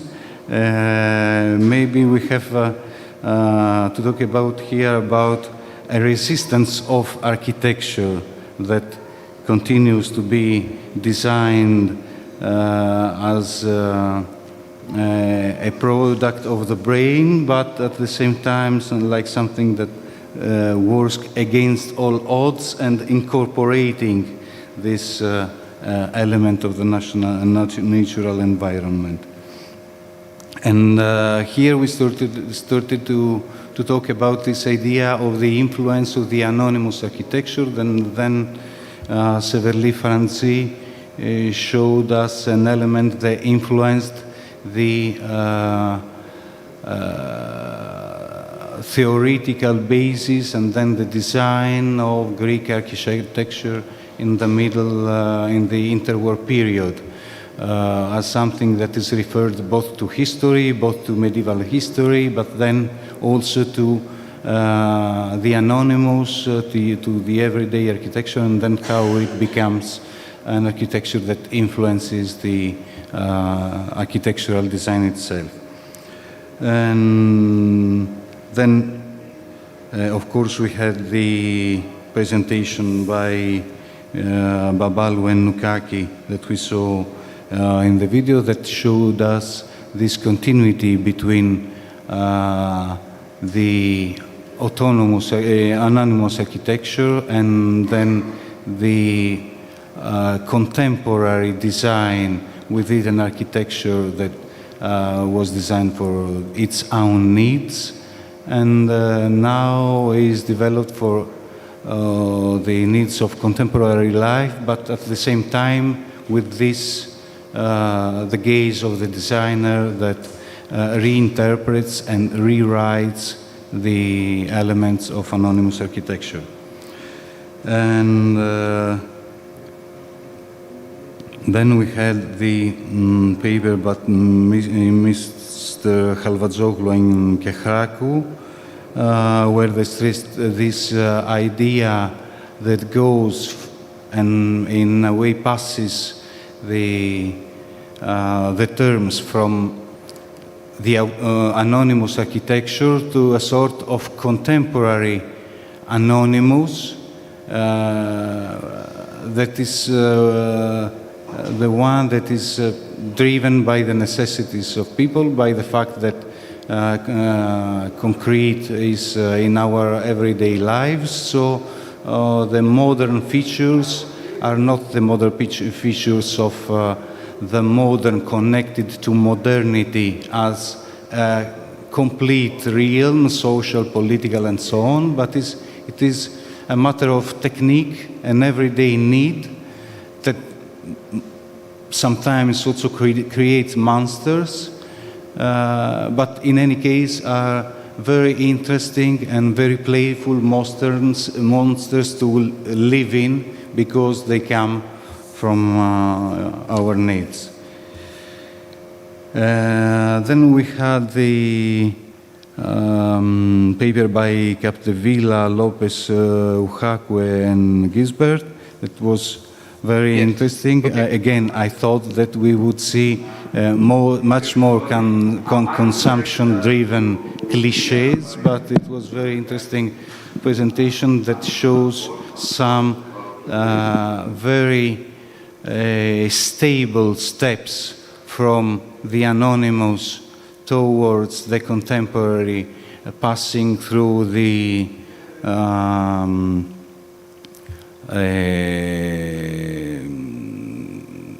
phase of the critical regionalism and how the areas of the periphery of Europe start again to think themselves, basing on their roots, but creating an drawn architecture.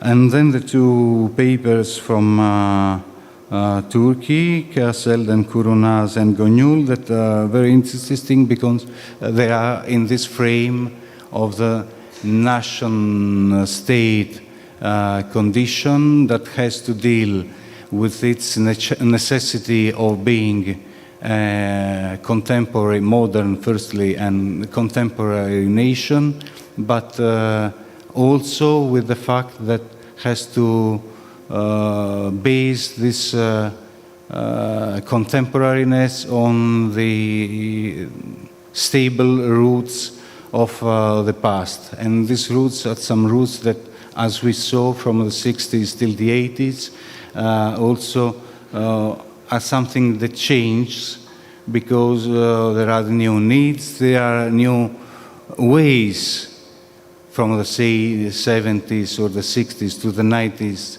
to see our past. So if we can see some morphological features that are stable and characterize the 60s, in the 80s and the 90s they become some other, maybe with much more direct morphological influences on the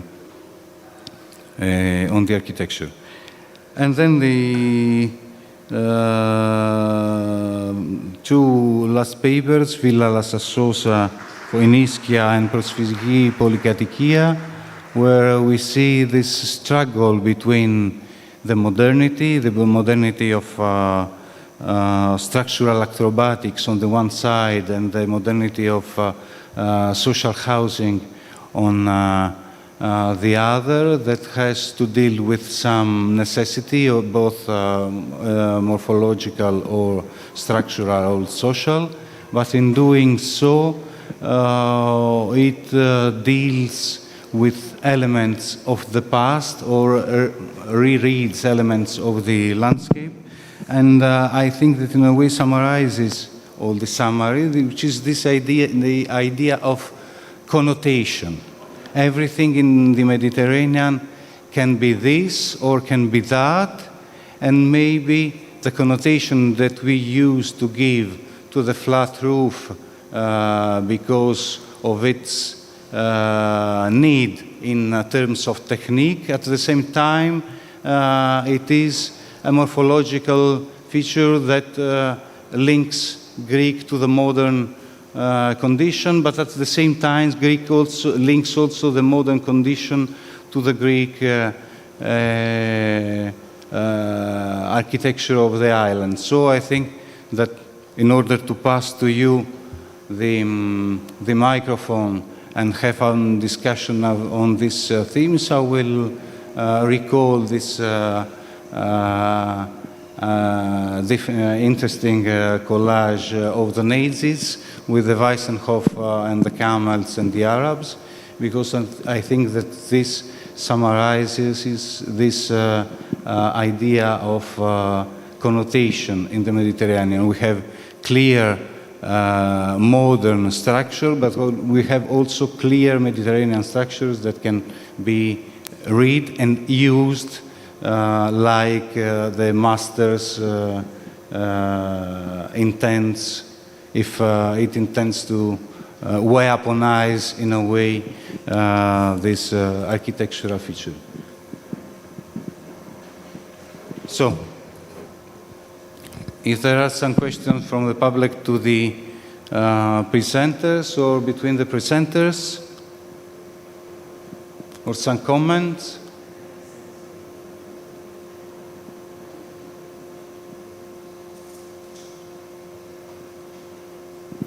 Time for lunch. Have lunch, okay. No, Mrs. Agnikouvelia. Miss Agnikouvelia. Thank you. I find this slide on the Weissenhof Siedlung very, very important and up to date, because it gives us another way to approach modernism. It has been approached by Arabs in this case. So accordingly, I have to propose to approach traditional architecture in a different way from other aspects and other ways of view. This is why I use the term diatopia to say that there are aspects of the tradition that we have to go back and study again according to the contemporary way that we think and the contemporary projects, the challenges that we have to deal with, and in this case, the problem of climate change. So tradition has to teach us many, many things on this matter. And this is why I think that this new way of approach is far beyond and much higher than critical regionalism, because it does not have to do with forms as forms, but it has to do with the relation with nature, climate, and the solutions that are given that are timeless, I would say. Thank you.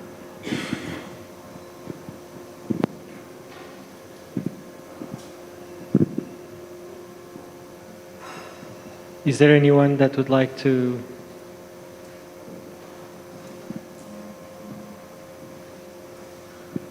No feelings to express. No.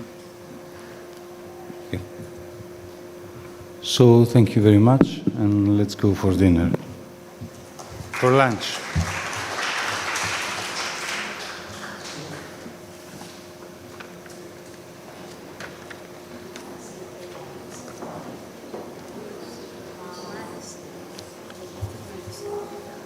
Ευχαριστώ.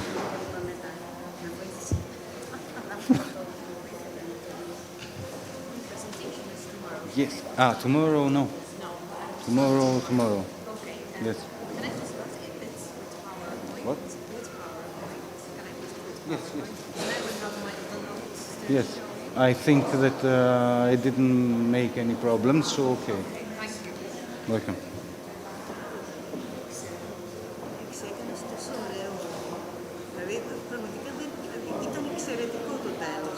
Πλάκα μου κάνεις τώρα.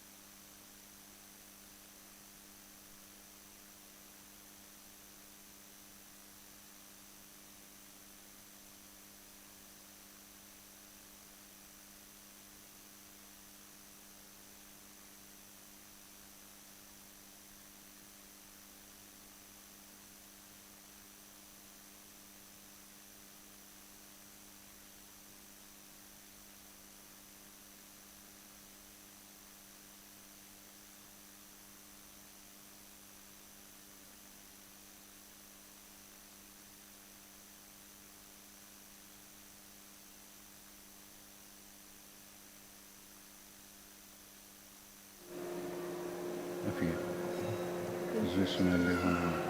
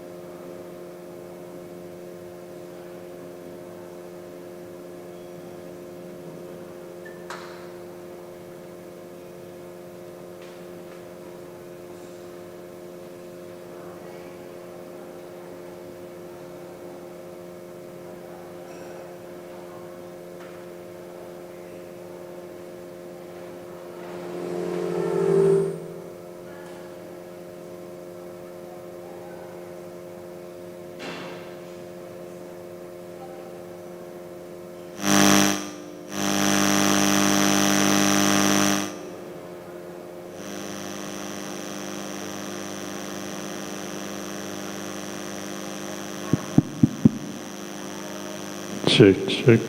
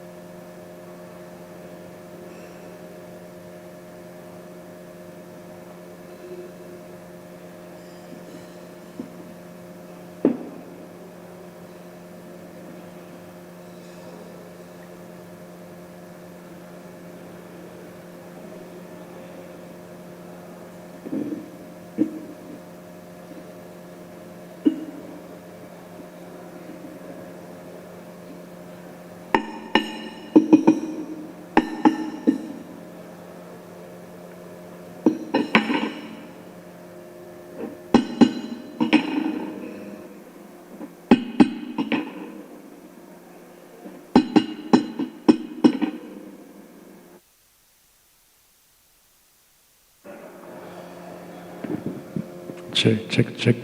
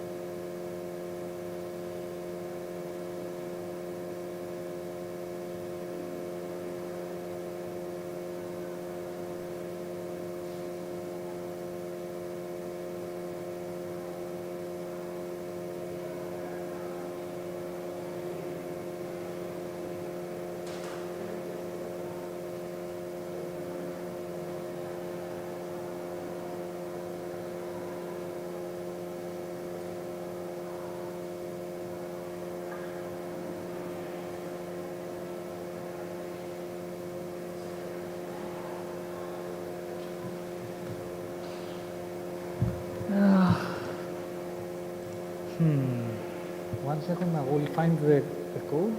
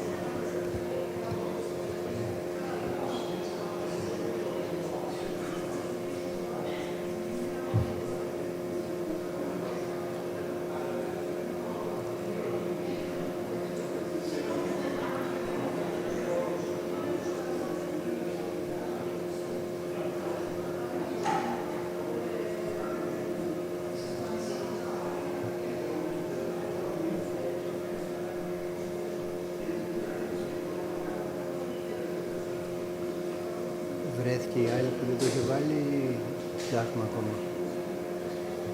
Καλύτερα να ξεκινήσουμε σιγά σιγά.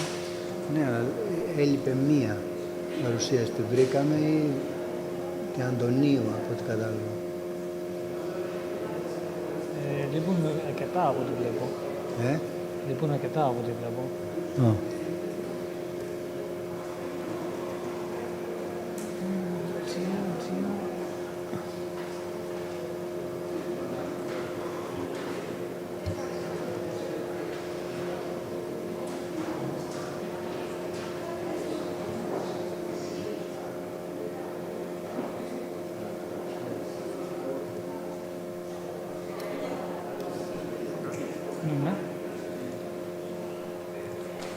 Παρακαλώ.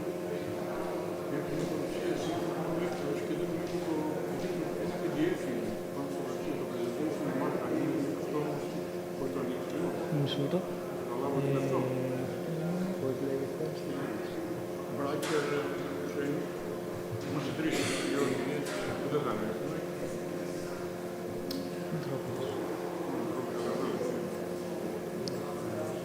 Αυτό. Οκ, άρα είναι εκείνη. Θα βάλω και τον αριθμό μπροστά. Ναι, για να... Είπαμε το τελευταίο είναι... Όχι, δεν είναι το τελευταίο, είναι 1, 2, 3, 4, 5, 6. Το έκτο.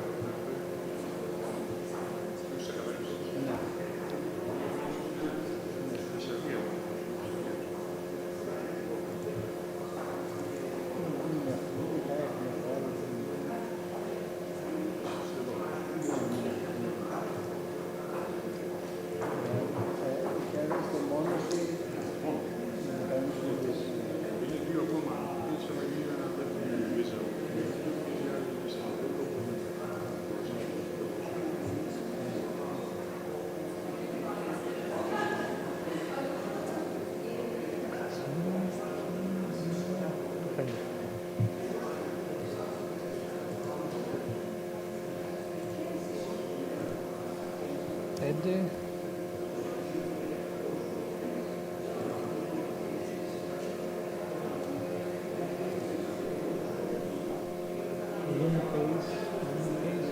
Είναι το 7.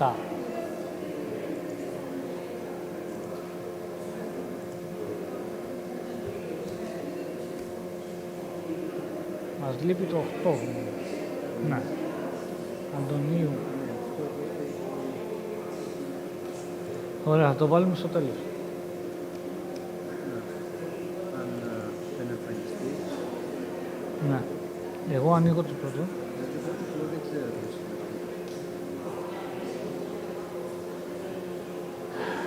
Κύριε Μιχελάκη τώρα είναι. Ναι. Και εδώ πάνω βλέπεις την ώρα. Εδώ βλέπεις πόσες διαφάνειες είναι. Εντάξει. Ξεκινάμε. Να ξεκινήσουμε. Ναι, ναι. Πήγαινε το πάνω.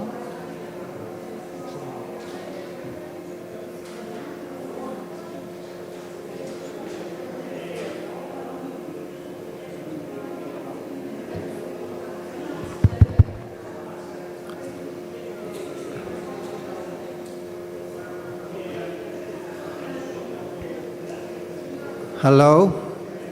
We are about to start the afternoon session. So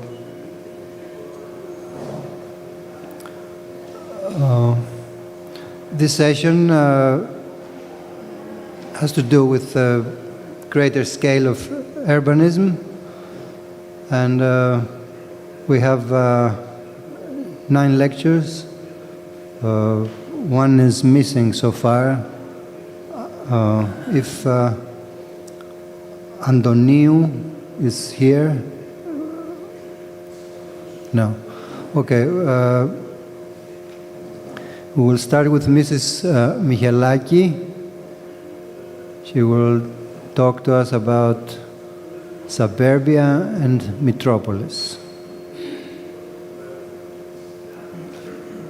Welcome. Hello. Good afternoon, everyone. I'm Maria Michelaki, and today I will discuss the theme of social mobility through urbanization by comparing 2 neorealism films made during the post-war era, Pier Paolo Pasolini's Mama Roma and Alekos Alexandrakis' A Neighborhood Named The Dream. This paper was written for the course of Beyond Urban Projects of the Master of Architecture program of the KU Leuven University in Brussels. We will see how these films showcase similarities of how urbanization unfolded in 2 Mediterranean capitals and identify common patterns in the transition of the characters from suburban areas to the city.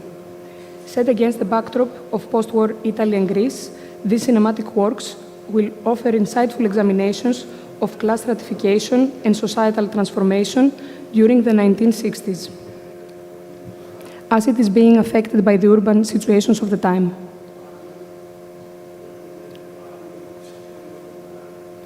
A small summary of the plot. Pasolini's film follows the story of an ex-prostitute, Mama Roma, who strives for a better life for herself and her teenage son, Ettore, by moving from Guidonia to Rome and starting fresh as a market vendor.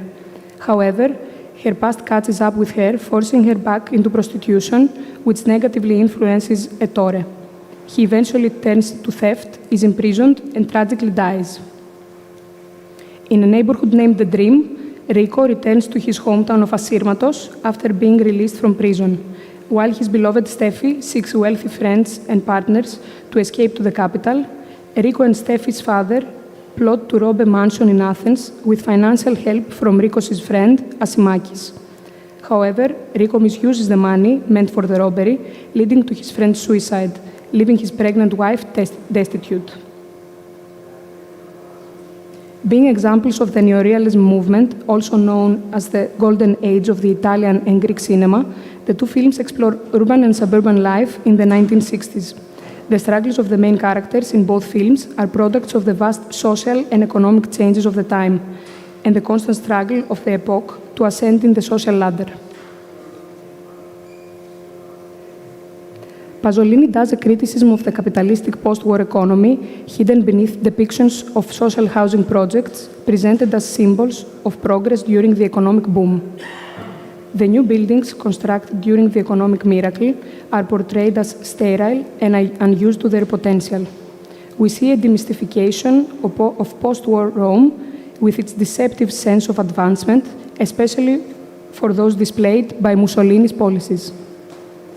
The social housing is used to frame the tragic moments in the film, in contrast to the ruins of Eastern Rome that hold a dreamy significance for the plot. We see the characters' relationship with the urban landscape, with emphasis on how the urban walls dominate their lives. The film poses a criticism of the borgate as they segregate the sub-proletariat and render them invisible. These areas were characterized by poor living conditions, inadequate infrastructure, and social isolation. The residents of the Borgate were often displaced from central Rome due to urban planning decisions made during the fascist regime of Benito Mussolini, which aimed to modernize the city and remove poorer communities from the city center. It is an unpoetical view of the new housing complexes, contrasting them with the balanced proportions of the older structures. In his directorial debut, Alexandrakis' film is a pillar of the Greek neorealism movement. The film sets move from the studios to the real urban sites in an attempt to show an idealized reality of Greece. It was heavily censored in 1961 for dismantling the prosperous image of Greece that the regime broadcasted. This move resonated with the audiences as it was in parallel with the people's struggles and their move towards the cities. This epoch of immense internal migration and the swelling of the population in the cities led to the massification of housing construction through the introduction of the modern apartment building. Now that we have set the scene, we will explore the common patterns and symbolisms utilized in the two films to portray the similarities of the situation in Italy and Greece, starting from the urban leakages. Traditionally, we think of the city as a compact cluster in contrast to the surrounding environment, a binary landscape. But the form of the city, after industrialization, started to have leakages in the urbanization.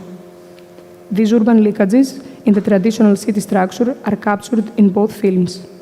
We see pictures of industrial buildings, often placed in the suburban and rural areas, in order to expand the urban process. These buildings unintentionally symbolize the city's frayed boundary. Simultaneously, the fact that they are abandoned suggests that this attempt to bring the city to the suburbs has failed, and all hope is now placed to the new beginning in the metropolis. The hybrid spaces, the spaces in between, are places where the urban form is absent, but the urban process prevails. They become appropriated by the users and cover needs not met by the urban design. They highlight the way the activities in space define its essence more than the intention of its design. In Mama Roma, the expansive fields of the ancient Roman ruins play the role of a social hub for the youth. There is no traditional structure, but space is provided for life to unfold organically. Similarly, in a neighborhood named The Dream, Steffi's family has a need for space. They appropriate a public corner of the street, extending their domestic life beyond the overcrowded house. In both cases, the human interactions defy formal urban planning and adapt their space to their needs, transforming them into living environments, blurring the line between private and public space. The scenery depicting the idealistic city was very carefully chosen by the two directors. In Mama Roma, the Ina Casa Tuscolano, one of the large-scale housing projects created by the Italian government to address the issue of lack of housing created by the internal migration, is shown in a monumental but plain and anonymous way. It exists to provide homes for the newcomers, but imposes a uniformity in their existence which parallels the uniform lives they lead as modern citizens. In a neighborhood named The Dream, the symbolism is way less subtle. Athens is blatantly seen from an angle showing the Parthenon framed by the luxury vehicles of the bourgeois friends of Steffi, an image that is, ironically, the exact idea of Greece that the dictatorship wanted pushed towards the outside world. Greece and Athens as a prosperous, rich touristic place.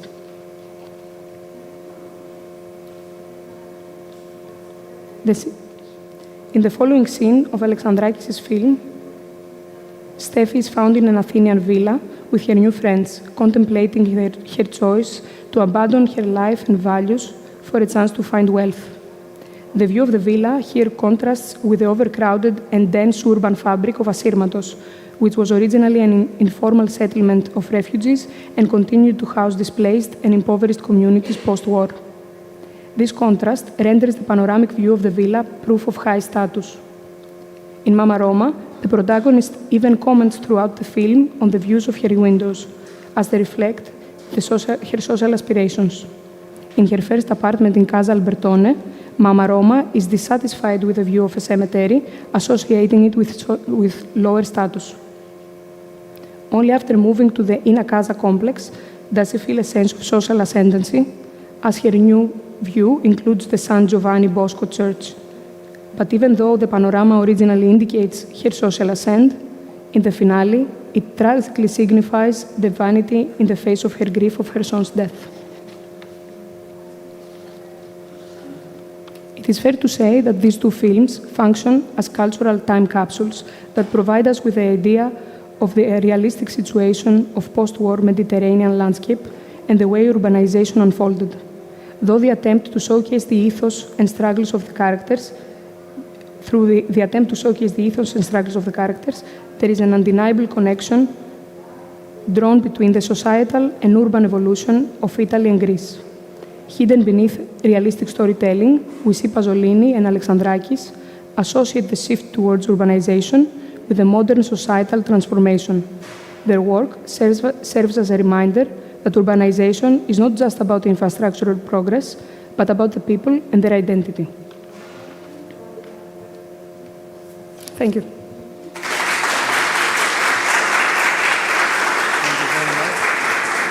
Thank you. So we'll proceed to the second lecture by Theodoropoulos, Balodimou, and Mikrou.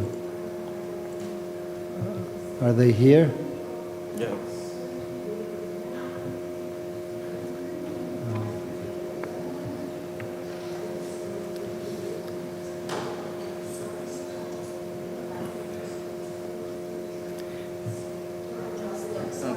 It's okay.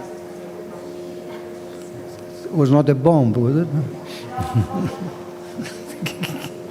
Hello, my name is Yannis Montagionakis and I will be presenting the paper titled Modern Archaeology, Sustainable Strategies for Social Housing Buildings in Athens, 1950 to 1970, co-authored by Chrysostomos Theodoropoulos, Maria Balodimou, Tina Mikrou, and myself. The paper presents the research, methodology, and design approach at the elective undergraduate course taught at the School of Architecture at National Technical University of Athens between the years 2022 to 2024. Starting from the broader context of social housing in Athens, public housing projects were initiated by the Greek Ministry of Social Care around the 1920s as a solution to house big waves of war refugees and clear the slums of the city center. The new two-story condominiums were erected within the limits of the city. In 1954, following the rapid expansion of the urban center and addressing the housing of internal immigrants, the Greek Ministry of Employment and Social Security established the Workers' Housing Organization, OEG. OEG during the 1950s and 1960s continued the same policy of the 1920s by constructing identical complexes, bigger in scale and with more floors in the newly formed urban areas in Greece. Pioneer Greek architects worked with OEG to implement the functionalist principles of modernist architecture in the layout of the buildings and the new settlements. They were heavily influenced by the principles of Garden City, the modern architecture, as these were introduced by CAM workshops and the Bauhaus style and the Vignes. Aris Konstantinidis, while working in OEG, set the ground for the aesthetic of the new settlement with the use of exposed reinforced concrete as a skeleton and the exterior plastered brick walls in recess. The layout was simple and functional, with every couple of units sharing a common stairwell.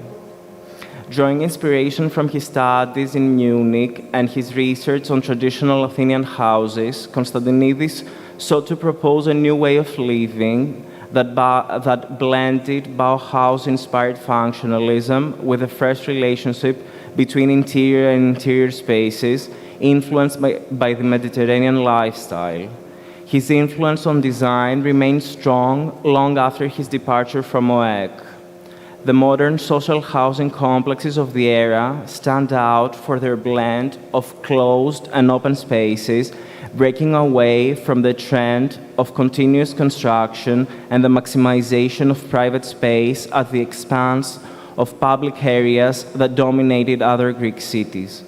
This approach aligns with the Mediterranean urbanism, which often emphasizes public squares and communal areas, a distinctive feature that remains noticeable in these complexes. So, starting with a case study of Fredis housing complex, the housing complex is located near the center of Athens, inside the broader area of Fredis, a heavily industrial area with sporadic housing blocks. Prior to its industrialization, the area was fertile farmland next to Kifissos River, with small private farms that provided the city markets with fresh products. Post-war development of the city altered the area, and industrial units along the new Petrourali Avenue were built. OEC developed 3 social housing complexes. The case study complex is the bigger of all, covering a plot of 36,000 square meters, surrounded by Petrourali Avenue on the north and Agia Sani Street on the east. The design was executed by a team of architects supervised by George Skavaresis. The construction was completed in 1959. The complex comprises of 29 four-story buildings totaling 378 apartments. The basic unit consists of semi-outdoor staircases at the center of the axis, on either side of which 3-room apartments are arranged per floor. These arrangements created courtyards that were envisioned as social condensers, designed to foster interaction among the complex's residents, a concept deeply rooted to the Mediterranean culture. Additionally, the facades are formed by the grid frame of concrete and infill walls of brick stone painted in light, earthly tones. Rooftops were originally designed with laundry rooms and open-air pergolas for cloth drying. Lastly, the architect made a deliberate effort to preserve the view from the top of the building towards the Acropolis. The public space. A defining feature of the social housing projects in Athens is the vast open space between the buildings.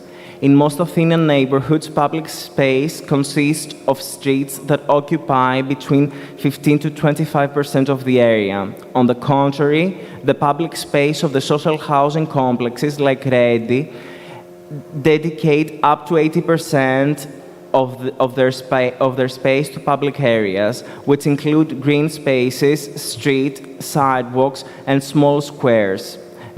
This approach aligns with the urban design principles of many Mediterranean cities, where larger open-air spaces are integrated not only due to the favorable climate, but also because of a lifestyle that emphasizes outdoor living. Additionally, in Redis complex, a number of communal spaces and shops are placed on the ground floors of the buildings, providing further opportunities for social interaction.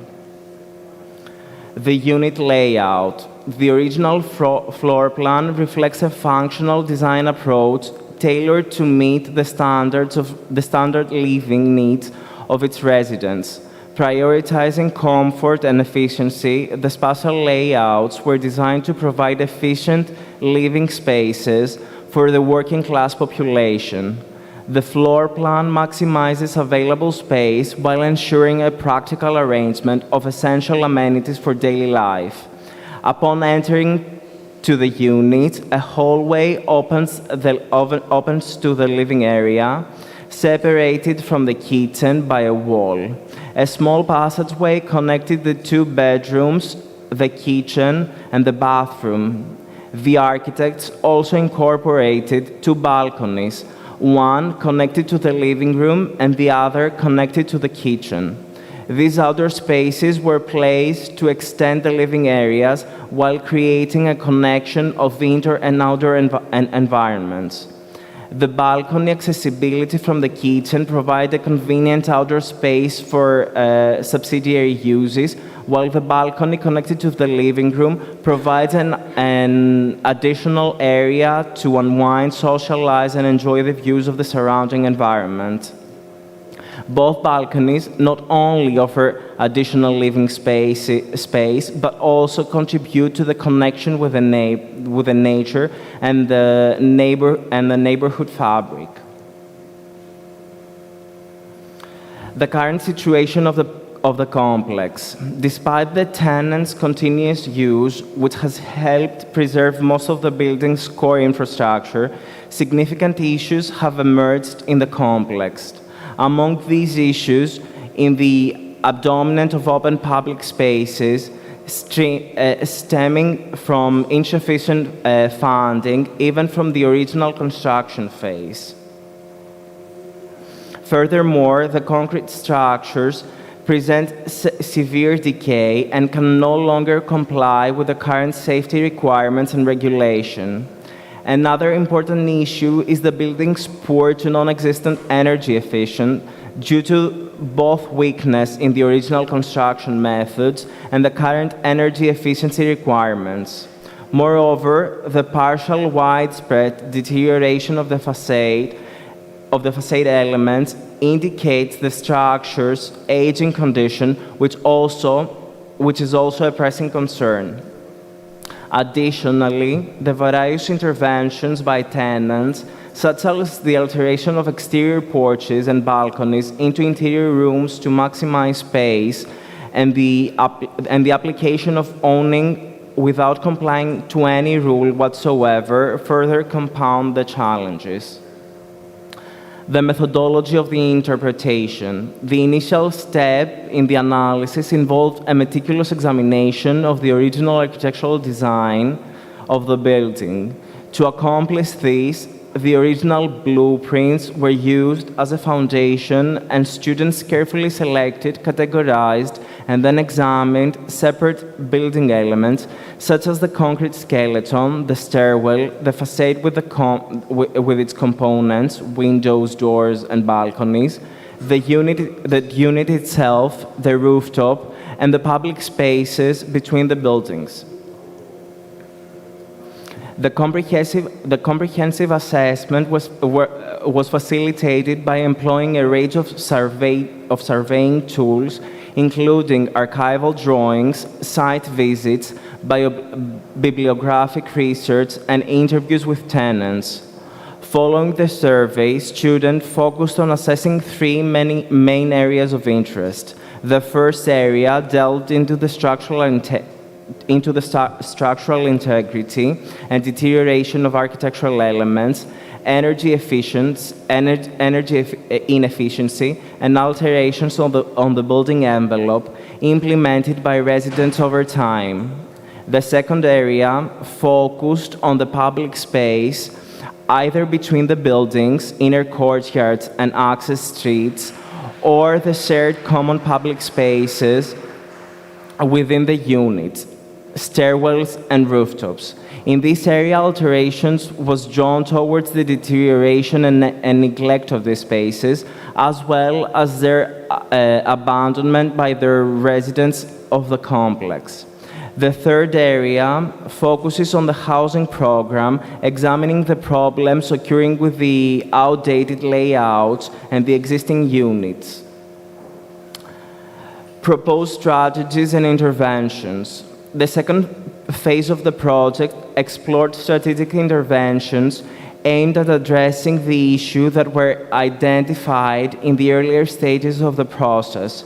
Proposals differed in themes and scales, encompassing restoration of modern architecture, implementation of new housing programs through modifications of the existing structures, and expansion and redesign of public and semi-public areas of the complex. In addition, efforts were made to interpret original layouts through an on-site documentation and archival research, inventing ways of adaptation to accommodate the diverse needs of the residents, and investigating preservation principles to guide the framework of the interventions. A significant number of projects also addressed issues related to circulation and accessibility, proposing and designing new staircases or introducing elevators and ramps for disabled and vulnerable tenants of the complex. Others focused on the design of new passive bioclimatic systems, including the redesign of common rooftops of the integration of bioclimatic facade elements. Numerous of students also proposed examining the outer space of each apartment, introducing new programs to increase square footage and enhance quality features. In other cases, the extended balconies were connected to allow interaction and common usage by a group of tenants. Additionally, certain groups of students addressed adaptive layouts to accommodate the needs of emerging residents, refugees, and new type of families, as well as responding to challenging patterns of occupancy, co-housing, ephemeral occupancy. In some cases, this resulted in unifying apartments, creating communal kitchen for each building unit, and thus allowing ground floor apartments to become communal hubs for work and study. Social housing buildings constructed between 1950 and 1970 in Athens are notable not only for their technological innovations, but also for the unique housing conditions and spatial experiences they offer. Influenced by the modernist movement, architects blended international design principles with local Mediterranean elements, adapting them to the regional climate and social fabric. These complexes, characterized by low height and expansive public spaces, continue to serve as vital examples of urban habitation. The course aimed to bring forgotten examples of Greek modern architecture, such as the Redi social housing complex, to light. Designed by Giorgos Kavaresis and based on Aris Kostadinidis' radical idea, the complex illustrates the potential of architecture to address social issues and enhance the quality of life for everyday people. Students proposed a range of interventions from minor adjustments to larger modifications, such as expanding spaces, removing partitions, and revitalizing public areas. These changes not only improve spatial flexibility and airness, but also reflected a deep understanding of the Mediterranean context. By engaging with these designs, students explored Greece's architectural heritage and contributed to the broader conversation on sustainability and socially responsive design. Thank you. Thank you. So we'll move to the third lecture by Theodorou and Smiris. It will be about exploring new urban design tools to upgrade the quality of life.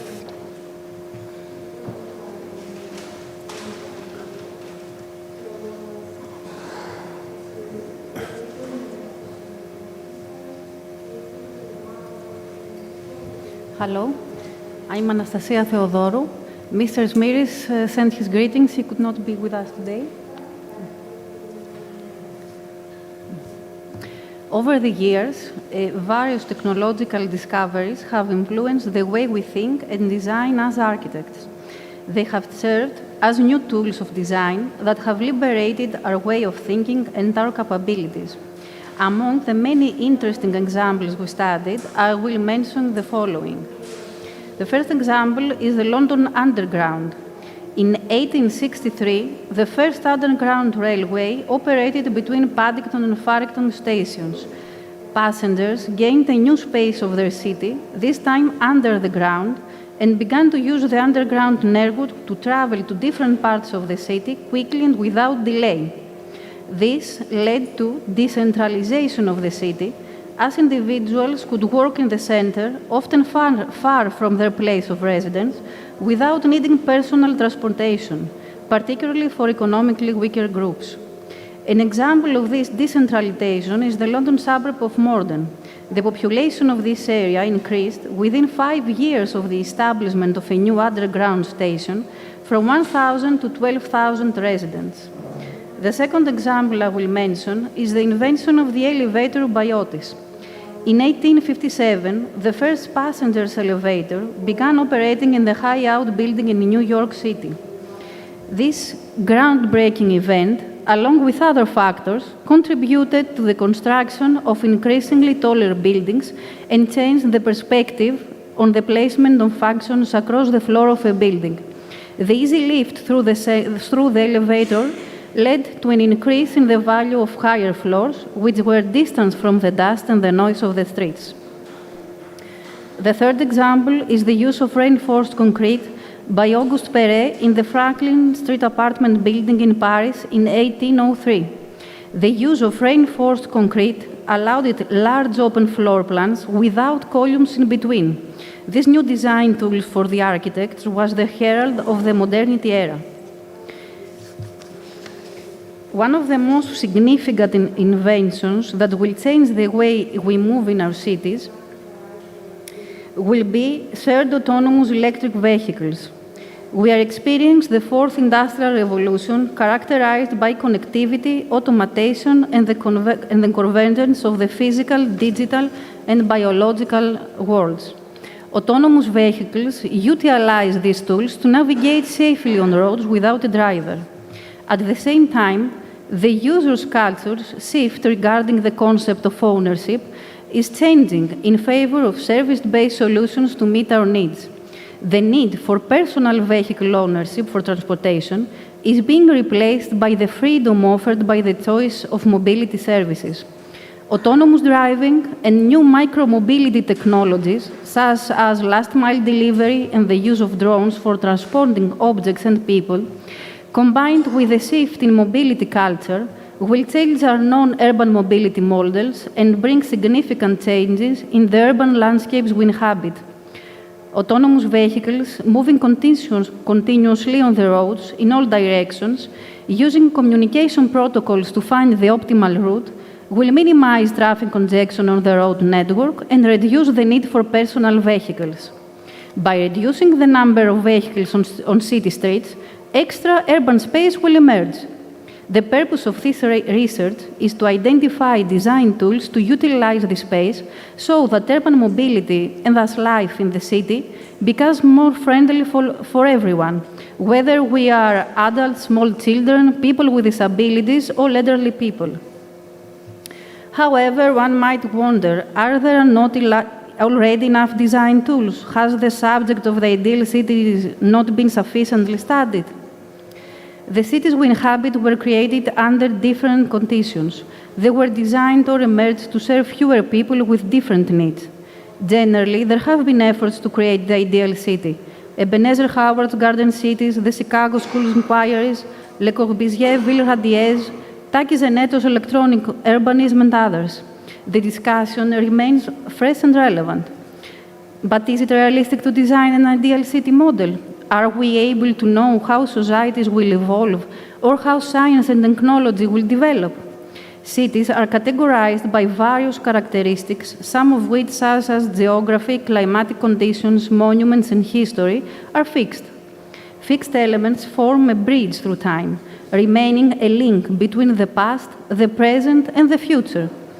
This reflects the concept of space-history continuum. Similarly, people have some fixed characteristics too. even if we're not all able-bodied humans or adults, or if we do not share the same interests on daily lives, we all share common perception of space through our human size and our senses. We prefer to move in the safety of light rather than darkness. We choose gentle ramps over steep stairs and enjoy the shade of a tree in hot summer day while seeking shelter under a canopy during a sudden rain. Therefore, we can identify and study fixed characteristics, both in places and in people, in order to propose design tools that address the constant requirements of place and user, providing solutions to current needs. As a case study, we will use the city of Ioannina. Ioannina was chosen as a medium-sized regional city. The city has hospitals, a university campus, military facilities, and houses the central public services for the wider Epirus region, along with a rich historical context. In 2011, following the Kallikratis reform, the municipality of Ioannina, as you can see, merged with neighborhood municipalities to take its current form. This union, from the small circle to the big circle, created a larger city with different population densities and various urban landscapes, connecting the urban center of the original city with its suburbs. As a result, the concept of neighborhood in Ioannina, as in a lot of Greek cities, is not the same all across the city. There are neighborhoods in the town center characterized by large apartment buildings, narrow streets, and small sidewalks, as well as neighborhoods from the suburbs with low-rise buildings, green gardens, and sunny streets. There are wide streets in the town center with green medians, and there are neighborhoods in the suburbs without paved roads and lighting. As you can see on the slide, we have different population densities depending on which municipal community we choose. When you first see the population density in Ioannina, you will think that it's not an overcrowded place to live. But if you search for the density in the city center, the number is almost 6 times up. If you try to design something common for the suburbs, you will find out that there are a lot of differences in population densities, but also in the fields. And you can see in the photos, the city density is very different if you are in the city center, if you live in the suburbs, if you live in Nisaki, the small island of Ioannina. The difference in population densities and the difference in urban landscape characteristics lead to different design tools for each area. Our ongoing research focuses on producing design types that, by utilizing the extra space that will arise in cities with the reduction of vehicles, will help to improve the daily lives of residents. The design tools are used for this research include the study of urban built space density and urban voids, recording the percentage of the road network, and distributing a questionnaire via social networks regarding the residents' perception of public space and mobility within. The majority of the respondents believe that they share a responsibility with the broader state for public space, while 3 out of 4 would agree to participate voluntarily in small-scale tasks such as green maintenance or cleaning to improve their neighborhood. The responses to the question of whether certain areas are considered public are also very interesting, because all the responses were provided, as you can see, are public spaces. However, the respondents did not answer positively to all of them. The only space characterized as public by all the respondents were the public squares. In summary, the impending change in urban mobility in cities due to autonomous electric vehicles and the cultural shift in mobility habits will lead to a reduction in the number of vehicles circulating and thus to an increase in empty urban space.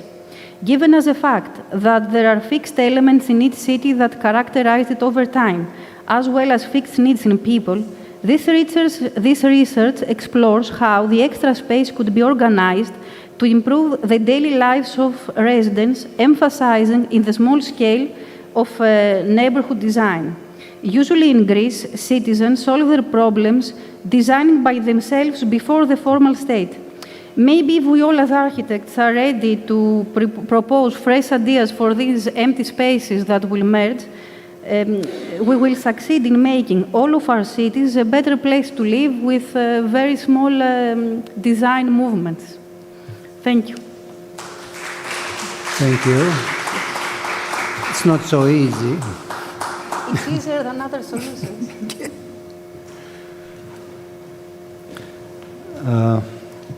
The next lecture is by Mrs. Dova, professor from the University of Paphos. Talk to us themes from the Greek cinema.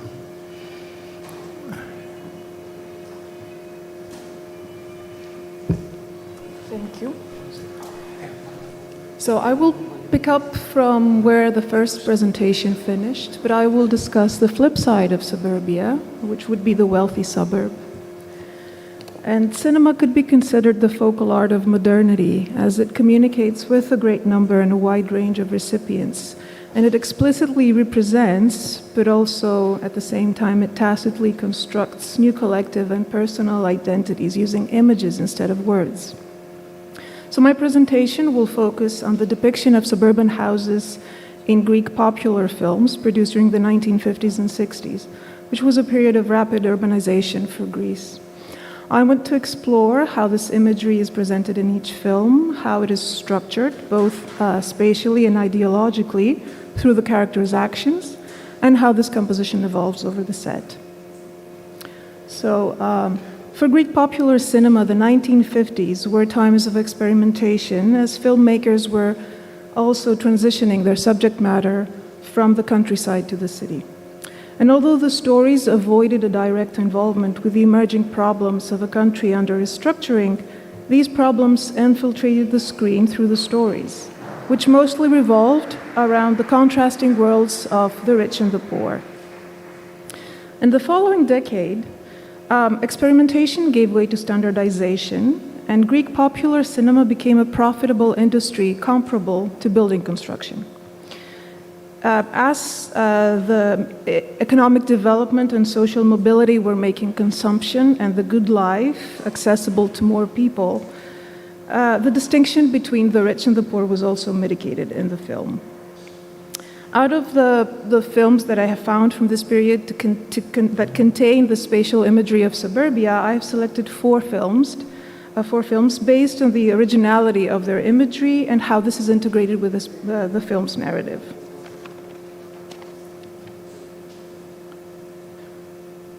I will start with The Drunkard, O Methistakas. It's a film of 1949. And we first encounter Anna, the leading lady, as she cares for her drunk father in their home in Plaka, which was a historic neighborhood in the Athens center. Since her father is an alcoholic, Anna has to support the family, so she's hired as a typist in the Bakaz winery, where she attracts her boss's, Alex's, attention. And following Anna, the sequence deftly takes us from the narrow alleyways of Plaka to the veneered halls of Anna's workplace, and then to the wide streets of Athens where Anna's colleague daydreams about Mrs. Anna Bakaz with cars and mansions. And then the film immediately cuts to the Bakaz home in one of these new, still anonymous suburbs of Athens.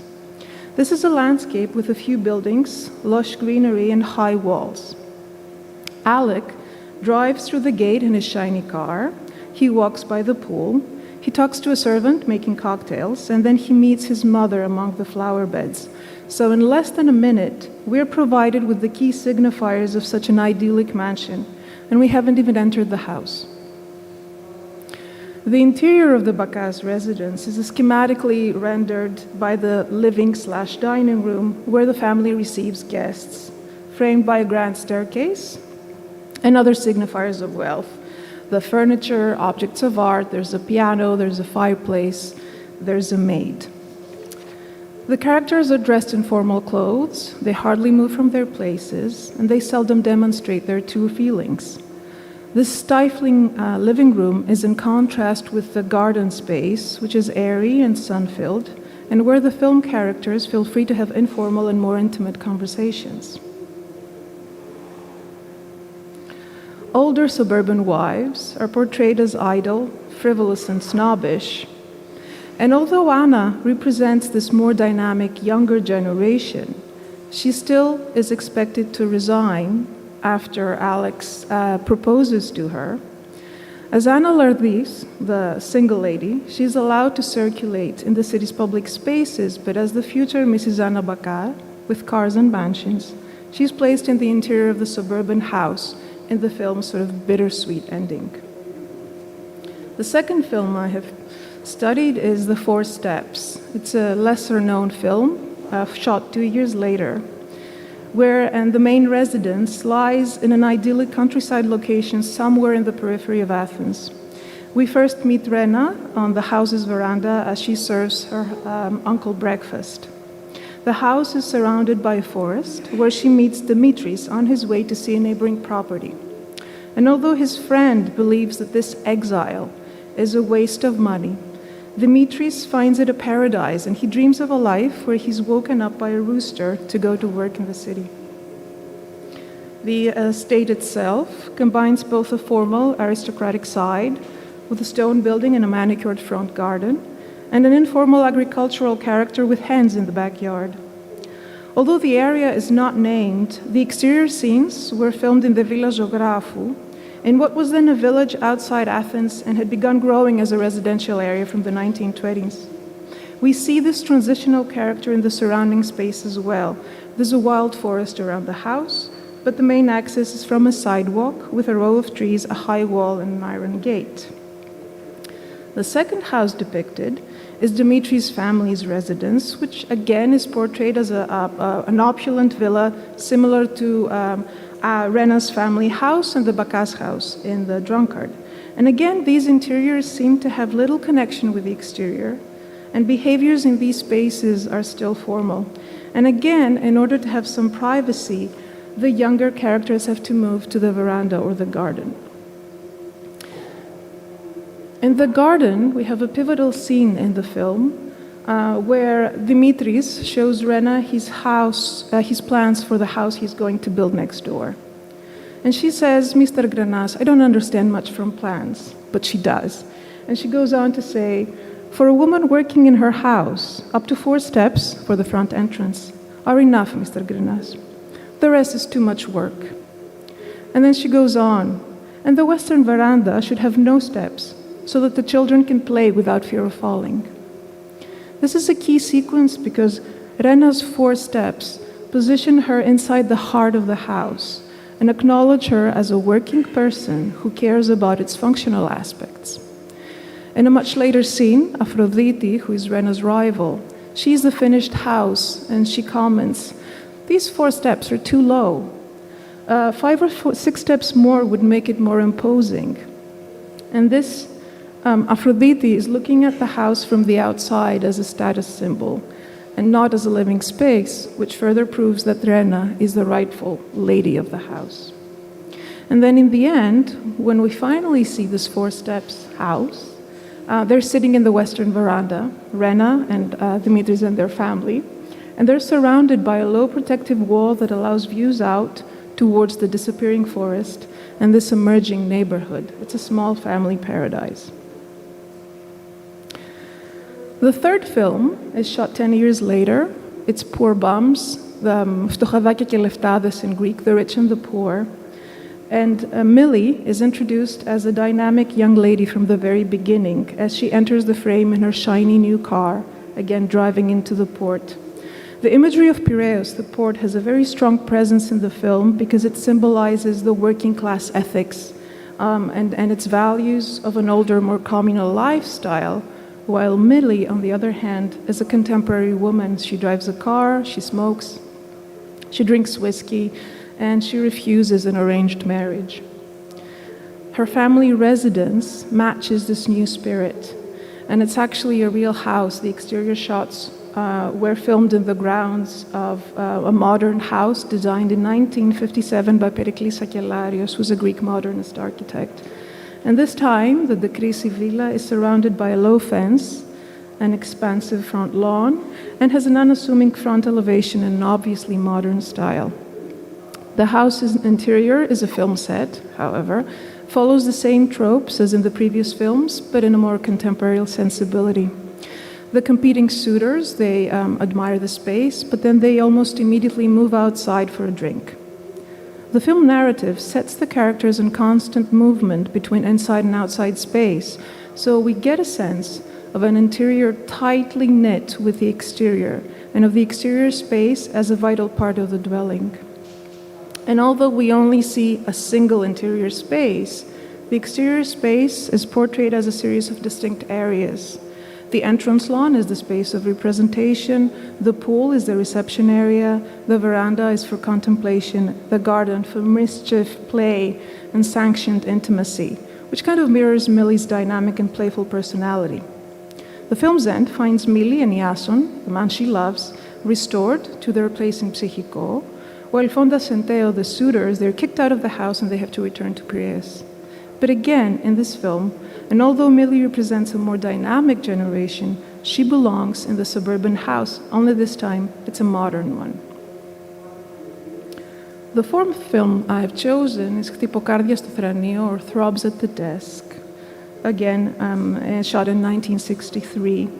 And here we follow Lisa from her parents' house to her husband's house.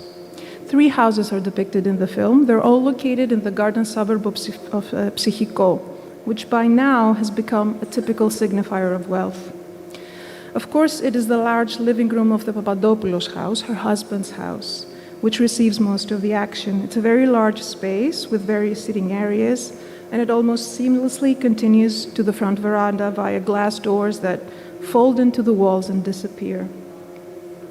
Lisa's transition from daughter to wife gives her no time to adjust to her new role, as described by a family friend. So as a housewife, she says, in the morning you will do a bit of housework, you will go to the shops, to the hairdresser, meet a friend, you may play some cards, gossip, or both. You'll pass the time. So this reinforces the stereotype of the idle lady who spends her time meaninglessly. And although this seems bathed in a negative light, the film doesn't really offer an alternative.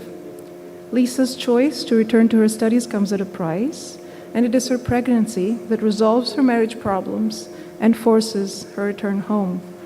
For Lisa, as an adult, this large house in the suburb seems to have no space for her.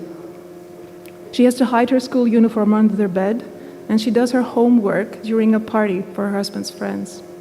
Even the kitchen is Tasia, the maid's realm. And here Lisa is still a child. Her escape to school renders the house as a prison. However, the openness of the garden spaces seems to offer a way out. This immediate connection of exterior and interior space is common in the portrayal of all 3 Psychiko residences. When Lisa meets Dimitris, she exits her bedroom into the garden singing and dancing, and again when she joins her schoolmates at a friend's garden. The ease with which the characters act in the exterior spaces and the personal expression of strong feelings underscore the private character of these exterior spaces. So I will now attempt a composite reading of how key elements in the depiction of the suburban home have changed in the period that these 4 films span. In The Drunkard, we can clearly see how the film uses the spatial differences between the rapidly changing historic center of Athens and its emerging suburbs to visually render the transition from tradition to modernity and the rising tensions between the working class and the new bourgeoisie, memory and reconstruction. This transition is also evident in the 4 steps, where the city center is an inhospitable space for Rena. She has to disguise as a man to make it there. Rena belongs with Dimitris in the house he built for her. But even here we can see the transition of the suburb from a wilderness/exile to a family paradise with a controlled border. Almost 10 years later, in Poor Bums and Throbs at the Desk, these areas have names that connote a sense of privilege. Psychiko, in 1955, in a film, Counterfeit Coin, Kalpiki Lira, was described as a wasteland. But it is now a loosely defined neighborhood with sparsely spaced houses, lowered fences, beautiful gardens, and neighbors who pay visits to one another. So the spatial representations of the suburban house do not differ much across the set. Living rooms are spacious, often double height, and furnished with expensive objects. The gardens are large, with planted and paved areas, always well tended, often with a view. In contrast to the living rooms, which are rendered as spaces of formal representations, gardens and pool areas are used for the expression of personal feelings and private exchanges, so in a sense, they appear as the informal lived space of the house, where the characters are allowed to be free. What changes in time is the relationship structured between outdoor and indoor spaces. In the older houses of the drunkard and the Four Steps, the light-filled and spacious gardens stand in stark contrast to the dark and stale indoor spaces, and there seem to be few connections and little movement between them. In the newer houses of poor bums and throbs at the desk, the interior and the exterior spaces of the houses are tightly woven together through openings and movement. In the latter film, this continuity is so strong that the borders between inside and outside have completely disappeared. So the exterior space of the house functions as a private space, and the borders of the residence include the garden as an essential functional space for everyday living. The living room and the garden set a binary within which the key locations of a home are woven: the inside and the outside, the man-made and the natural, the protected and the exposed, the controlled and the wild. I find it curious that the key characters contained in these spaces are women, being playful and uncontrolled. It may be because the men are at work, but this is a discussion which is just beginning and I should stop soon. In imagining these celluloid suburbs as the ideal space for the female characters, this modern Greek popular cinema did not really modernize the domestic space, nor did it propose the modern condition as a drastic transformation of existing relationships. I think it rather suggested a kind of domesticated modernity by taming this wilderness around the city and by injecting this changing urban landscape with the conservative values of Greek society. Thank you very much for your attention. Thank you too.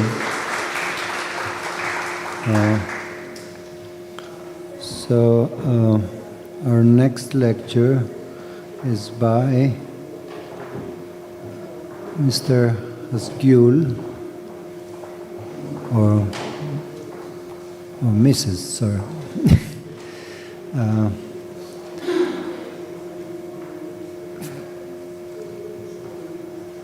The impact of coastal tourism on housing.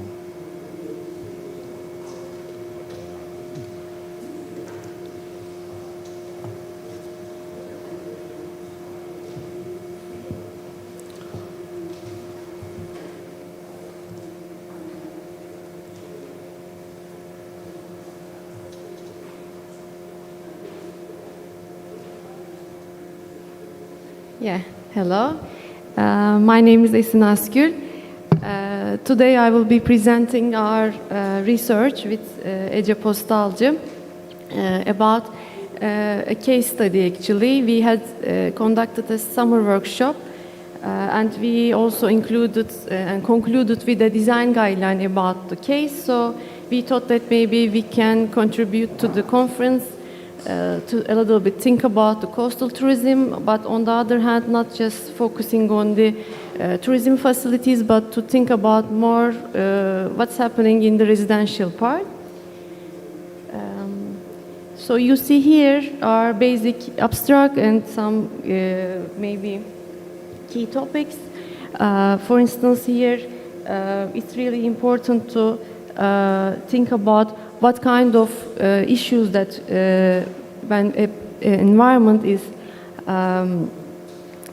going into a kind of a development in the tourism thing, but on the other hand, there is a kind of a rapid production, and because of this rapid production, we see that the process is going more and more, and the population is increasing. So we thought that maybe to think about this case study in a timeline, starting from 1960s and going through 70s, and then 1985, and then going through today and to see the issue in the present time. Can you close the notes? To close up the notes to see bigger.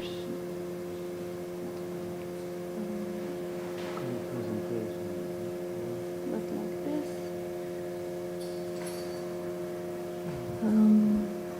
Sorry, just I'm trying to closing up my notes.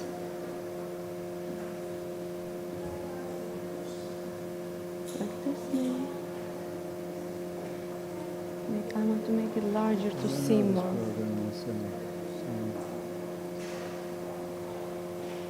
So, okay, no problem, maybe I can continue.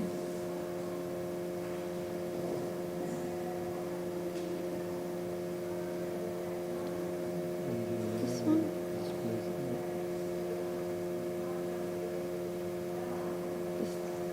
This better. Sorry for waiting you. So this is our content. So we would like to, vice versa. I think that's for you, and the screen is okay. The full screen is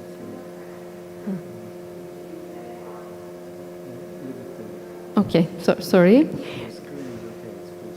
Okay, so we thought that maybe we can look through Kuşadası in the first part, how the transformation and development process happened in the coastlines, because the coastlines are having also a relationship with the seaside and also the public system.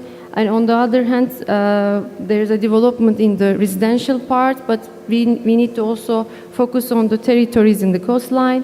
And when such kind of places like Kuşadası, I will mention that it's in a place in Aydın, in Turkey, and it's also going to a process of being a tourism center. So this also affected the coast and the development of the housing issue. So in the second part, we thought that maybe we can think about the issue starting from the 1960s, 70s, and 85, 90, and then 2000s.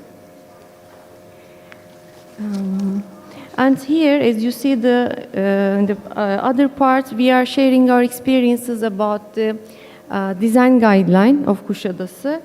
We conducted a small workshop there, and with our students, we tried to understand the local identity of the coastline of Kuşadası, and we need to focus on the local identity and the development of the line to see the existing situation and what will happen next. Maybe it will be good to think about. First of all, maybe to talk about coastal regions. I think it's really important to think about the urbanization processes, since this rapid improvement affects the built environment, maybe I can say. So the place that we are dealing is the Kuşadası has a kind of a place that has potentials about the tourism. So the impacts are highly seen on the built environment and also the social character of the district. So in 50s and then going through the 60s, the policies and also the development, we say that these are like resources and that are also producing speculative purposes.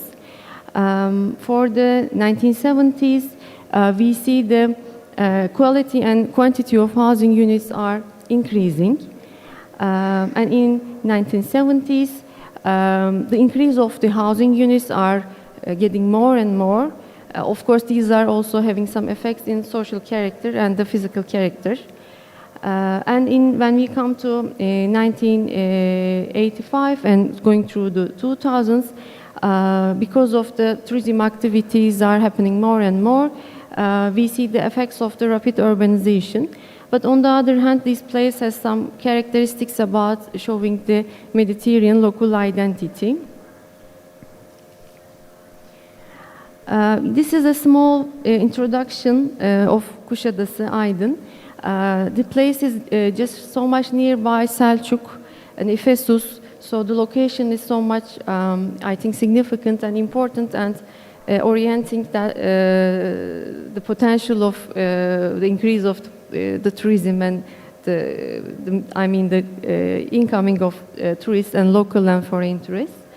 And in this context, the region has a kind of an impact and character, and taking people from the site. This is I will show some images from our design guideline that you are seeing some images from Kuşadası. These are the main topics we thought that we can think and discuss about. The first one is the tourism urbanization. This is something like there are some effects and impacts that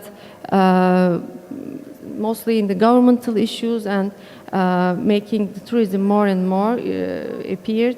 Then it has some effects not only the tourism part, but also, for instance, I will mention later on about that secondary houses are more appearing in the site.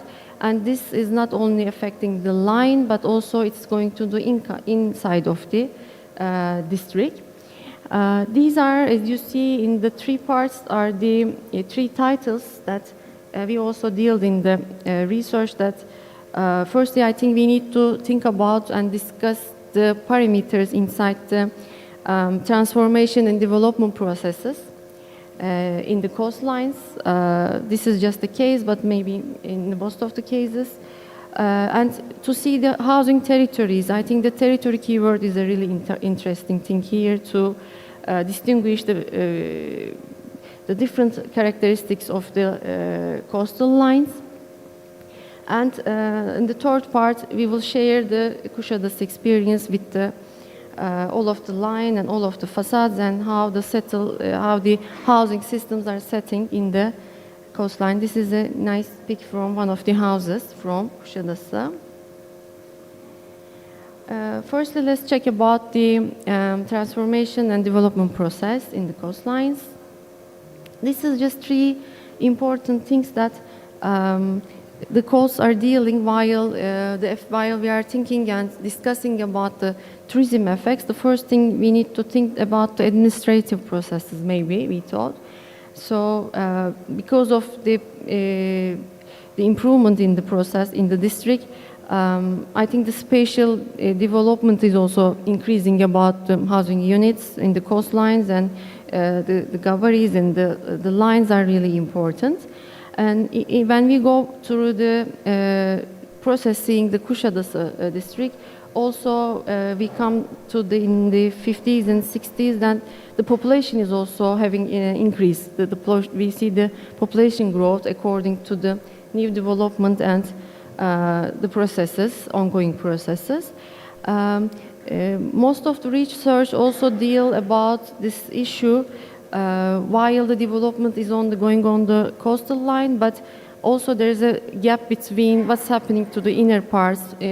For instance, in the Kuşadası district, we will see in the line mostly in the apartment blocks, but when we go to the inner parts, it's going in a rural characteristics. So I think the territories are also really interesting and important here to discuss. The second thing we can take into account that the regulation and enforcement of laws. These are the two important laws that we are dealing and making a connection with the tourism effects and the housing system. The first one is the coastal and shore law that are defining the principles and basic rules in the coastline.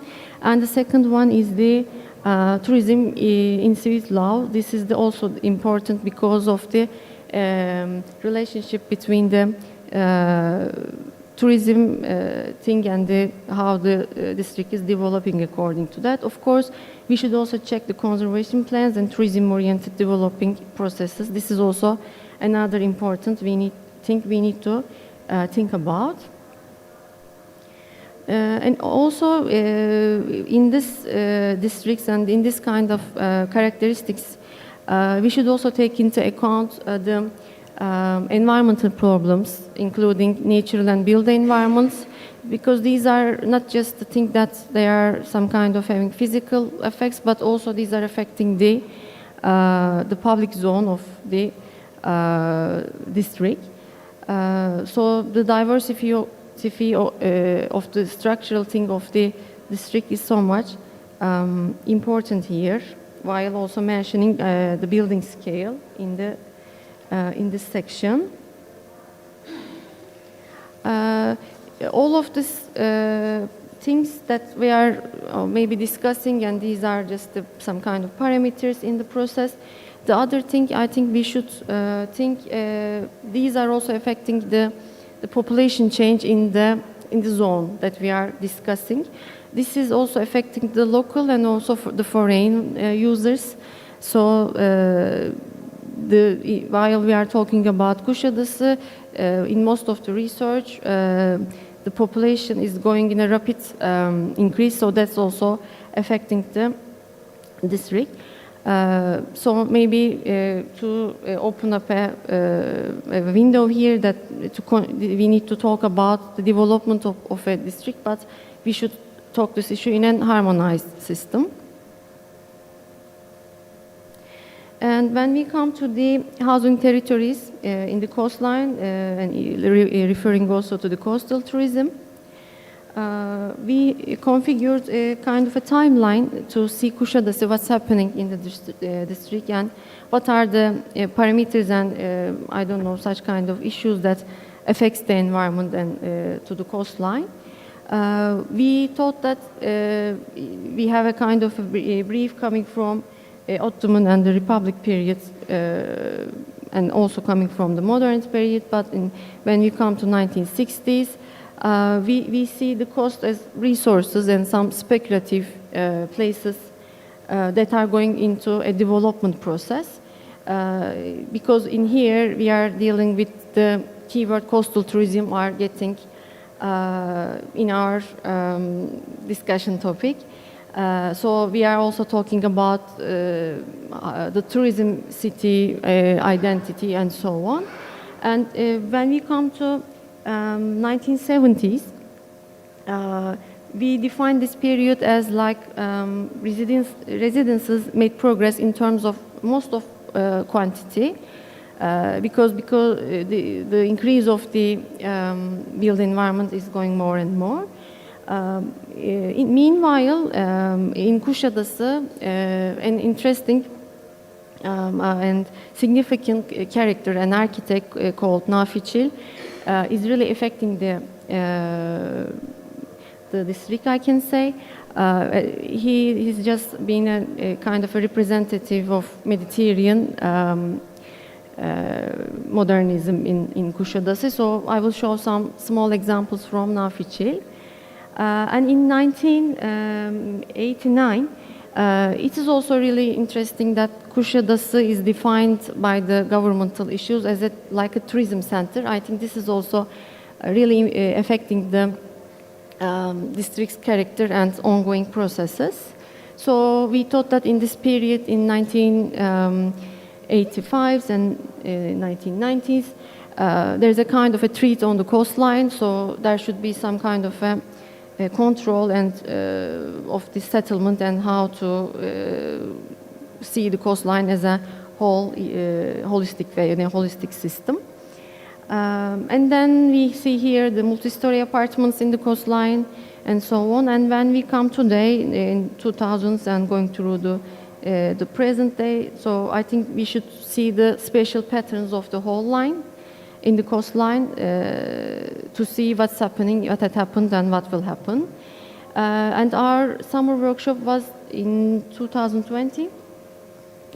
So it was like producing a design guideline that you are proposing some important, significant, identical, characteristics from the environment. It was also including in the two villages, but in here, in this research, we just concluded and summarized our point of view just in the coastline, not just in the village parts.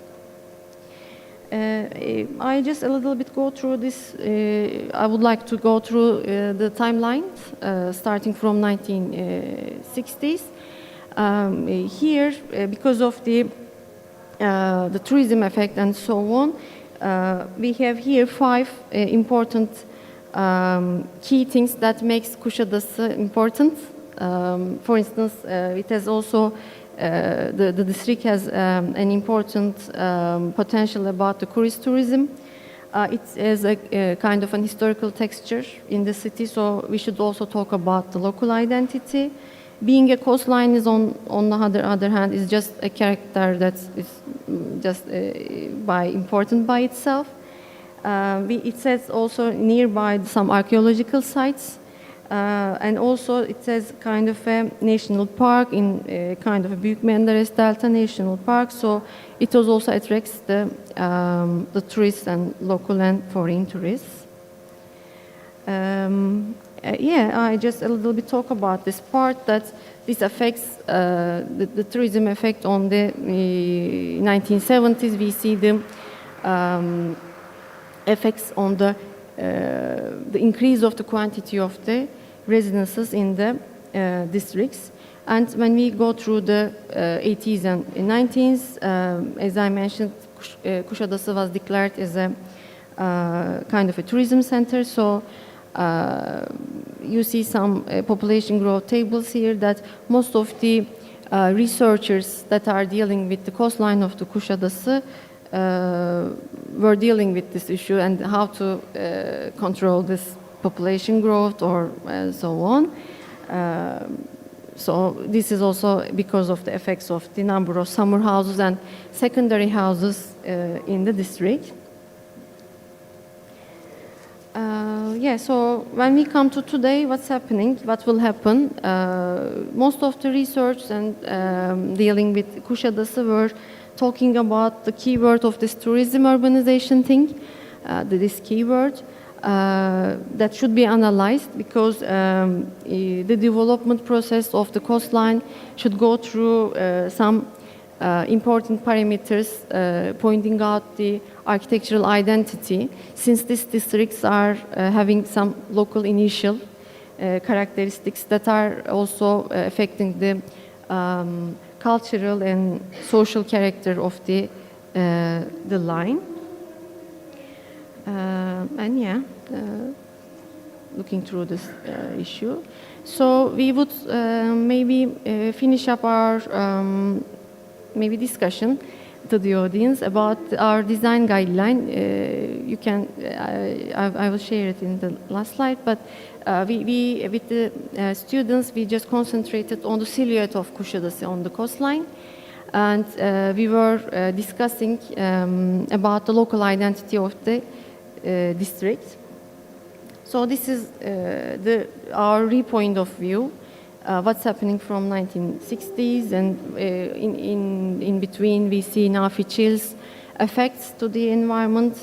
We see some integrity of the facade and the continuity of the modernist approach or characteristics of Mediterranean architectural language of in the buildings, in the Nafi Chil's buildings. But on the other hand, there are tourism-oriented policies in the environment. Coming from to today, we should check the local identity of the silhouette. I will show 3 examples of Nafi Chil. I'm summing up. This is the first one that are nearby the coastline. This is not a residential building, it's a public one. It's the Kuşadası Municipality Bazaar, but the language and the effect to the coastline was really important in order to show this example. This is the second one as a kind of an apartment building showing the language of the geography and the kind of a point of view of the architect. Yeah, this is the third one that also have, we see the approach in the facade about the modernist identity of the place, of the building. And these are our outputs showing the coastline of the Kuşadası coastline. And these are the 4 important parameters that we have dealt in the workshop, that transformation, development, housing territories, and coastal tourism. It was really interesting also to see now Fitchell's effect, the Mediterranean local character in the facade, some of the facades, to grab them from the line was interesting. Yeah, these are some examples. Students are also focused on what are really significant or in detail, and what are really problematic maybe, and what to do and how to improve, or what is the problem inside. It was also good to discuss the positive and negative initial things. And to sum up, this was also important for us, I think interesting experience for us to deal with the coastline, with the idea and how the tourism affected the population and the built environment of the such district. But also it was good to see the line with its all identical issues, because we should see all of this line as a kind of a public space, like producing green areas, and also to see the development process in a holistic way. If you can check in the website of Tasarım Rehberleri and Design Guideline, you can find more and more about this design guideline, but this is all the summary. Thank you very much. Thank you. So, next guest is, sorry, I cannot tell if the gender of the speakers here, but Breaker and Hussein, and Mr. Styliadis.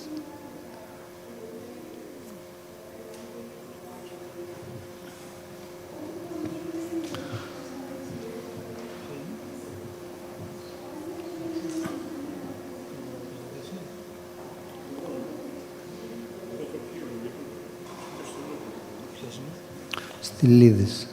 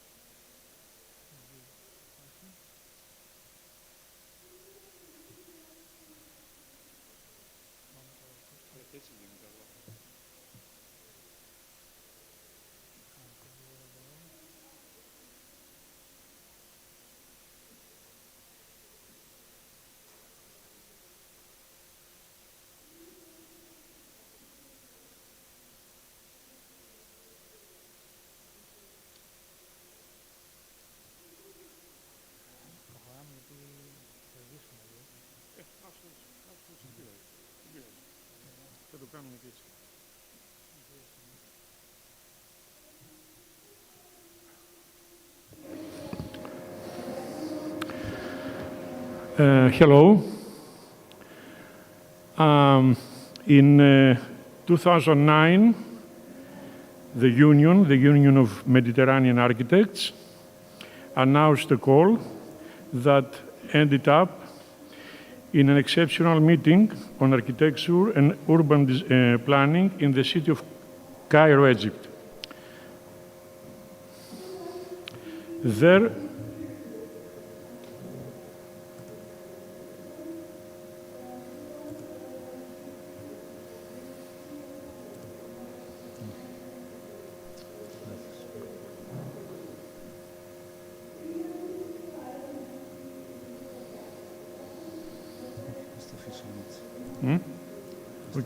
Okay, μια χαρά είναι. There we came together and create an archive research community to pursue and implement a set of educational strategies on a specific spatial question. 50 activists, professors and students from the Palestinian Authority, Tunisia, Malta, Spain, Egypt, Italy and Greece worked together to develop 4 distinctive socio-aesthetic and design proposals for the revitalization of a vast urban area in the city, the area of Bab al-Azab Gate. It was me, in collaboration with Dr. Betur Braker, now somewhere in Hamburg, and Dr. Heba Hussein, who met some problems with the visa delay, so they are not here, participate in this educational activity organized by the Union, Ain Shams University and Cairo University. A superb collaboration with exceptionally generous professors, following a tactical work discipline, finally led to a fruitful educational result of 4 spatial policy proposals.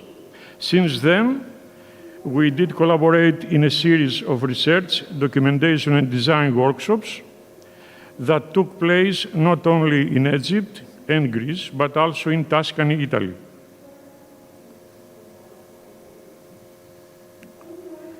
Constituting and maintaining a superb academic educational relationship, aiming to collect, to orient, and teach how political, aesthetic, and philosophical concepts contribute to the figuration of an ephemeral research community of students, professors, invited scholars, and practitioners to identify the ideological terrain of its initiative.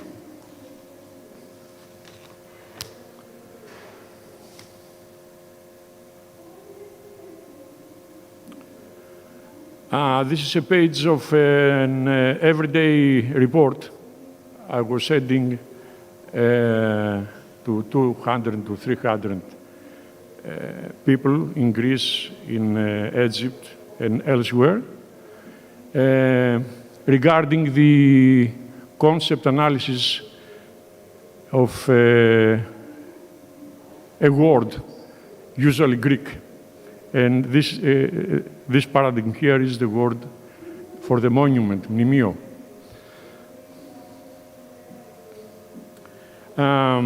These concept connectors or meaning condensers were and still are the key elements of theory and design educational methodology. This is another page showing that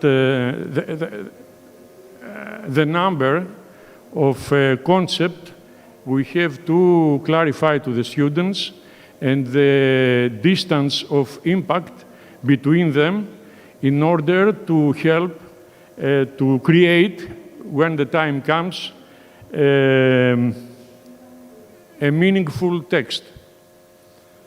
So, we have 7 meaning condensers. The first is the experience and response tactics of a journey to a site-specific area on the planet. And for that, here I present an orientation paragraph.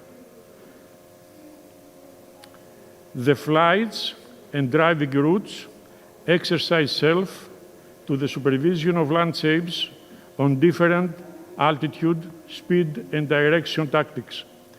The socio-economic and geostrategic identity of places lying far, close, and around. As the active observer in various multivalent weather, sound, and light ambiances constantly track emerging and fading cultural behavior expressions and rituals, constituting a tessera panorama of unknown to known, alien to familiar, charming to annoying, contact platform of policies. The desert, the sea, the cracks of the earth, the fertile delta cultivations, and the idyllic successive hills.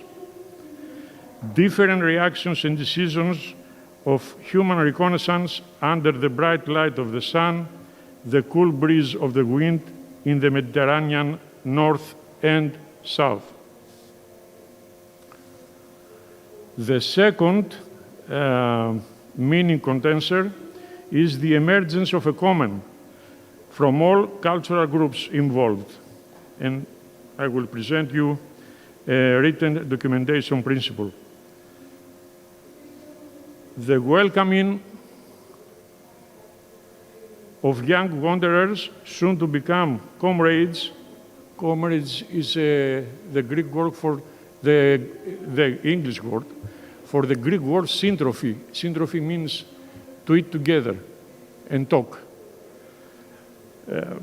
Of comrades originate from rapid explosions of identity particles, activating reconnaissance synergies within the ongoing educational process. This new and every new pocket of cultural meaning stand on a mutual understanding and acceptance. Obtain and celebrate its structural form as a result of constant investigation of the varieties of cultural diversity, of constant meditation on how differences can be eased, of constant heroic criticism at the very core of certainties. Students form and actively reform their group identity while surveying the urban streets of the environment of cultivations and delicate human transformations, while collecting details of social mutuality, wise or rough spatial, while trying to clarify hostile destructive acts, design phenomena of the Western patterns of interventions.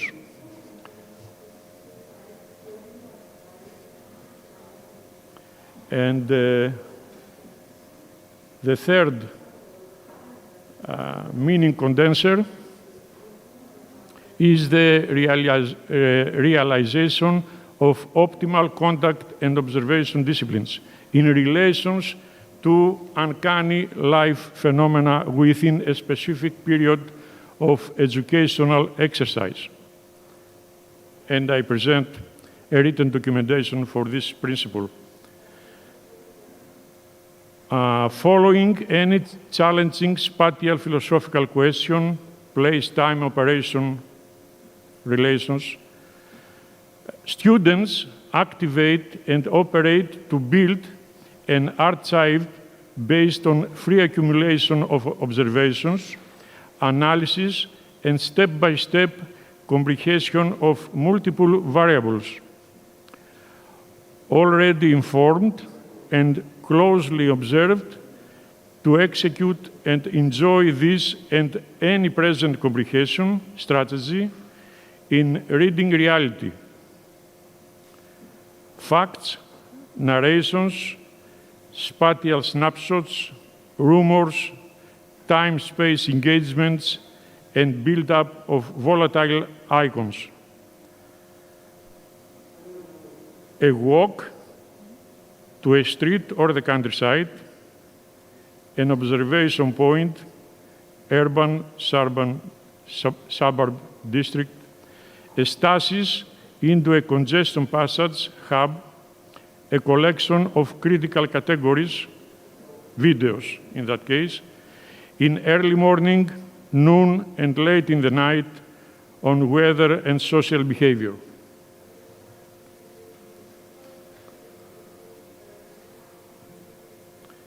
And the fourth condenser is the ideal, self-created, and commonly shared archive of interactions within local, regional, national, geographical, geostrategic, and historical bedrocks. And I'll give you a small paragraph on that.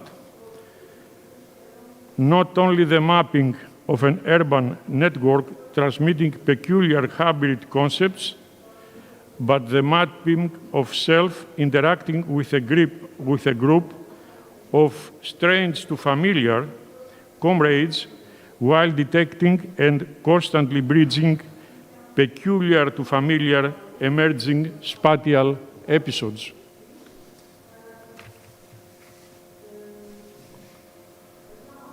The fifth meaning condenser is the engagement with a given spatial question and the demanding discipline of crafting a thoughtful and persuasive answer through detailed dialogues and reasoning. The sixth meaning condenser is the exercise of self in constant collaboration, proposing, receiving, and critically composing sets of ideas. And the seventh and last, the exercise in the discipline of writing and transforming, of course, an oral visual context of information from survey into an accurate and fully representative Gnostic hybrid. Now, because of our meeting in Cairo, we kept on going to a series of workshops around Mediterranean, okay? The next educational step of collaboration was initiated in 2011 in Egypt, in the famous dual city of Port Said, Port Fouad. There, we met and worked together, professors and students from two universities from Greece, Aristotle and the University of Thessaly, and two universities from Egypt, MSA and the University of Port Said, to examine, to live together, to work and create together, combining thoughts and research findings in the redesign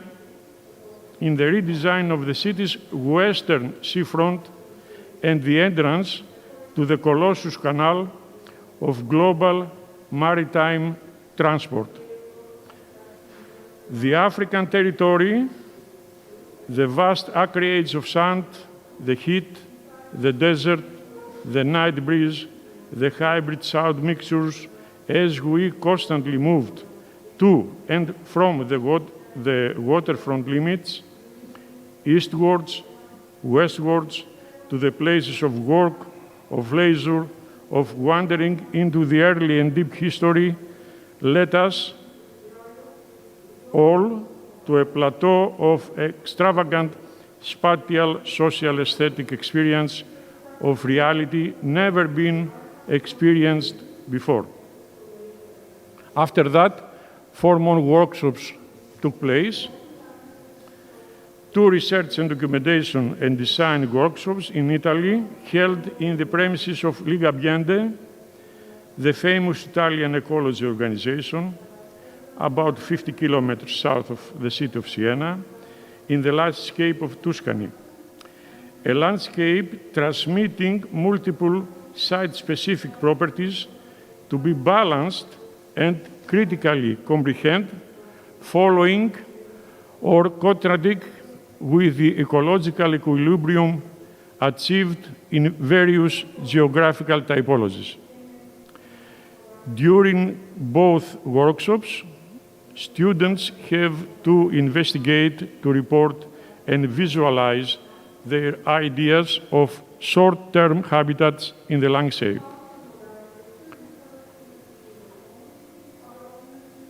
The sky of Southern Europe, the cultivations, the history, the weather, the dawn, the dusk, the rain and the wind, all phenomena of a naturalistic romantic present of interconnected pastures, hills, farmlands, and idyllic villages became not only the reading in situ fertile enigma that gradually identified and reported in the form of specific sets of presentations, but also the critical conclusion of a pedagogical collective thinking and learning tactic aimed at educating us all about the significance of landscape variations and small-scale conservation methods.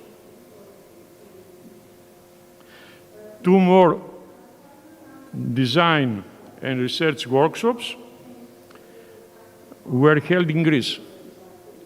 The first one took place in the mountainous region of Chrysopygi, at the nearby mountains around the city of Ceres, in the north of Greece, of Hellas, involving students from Thessaly, Greece, Bulgaria, Cyprus, MSA University, and Cairo University.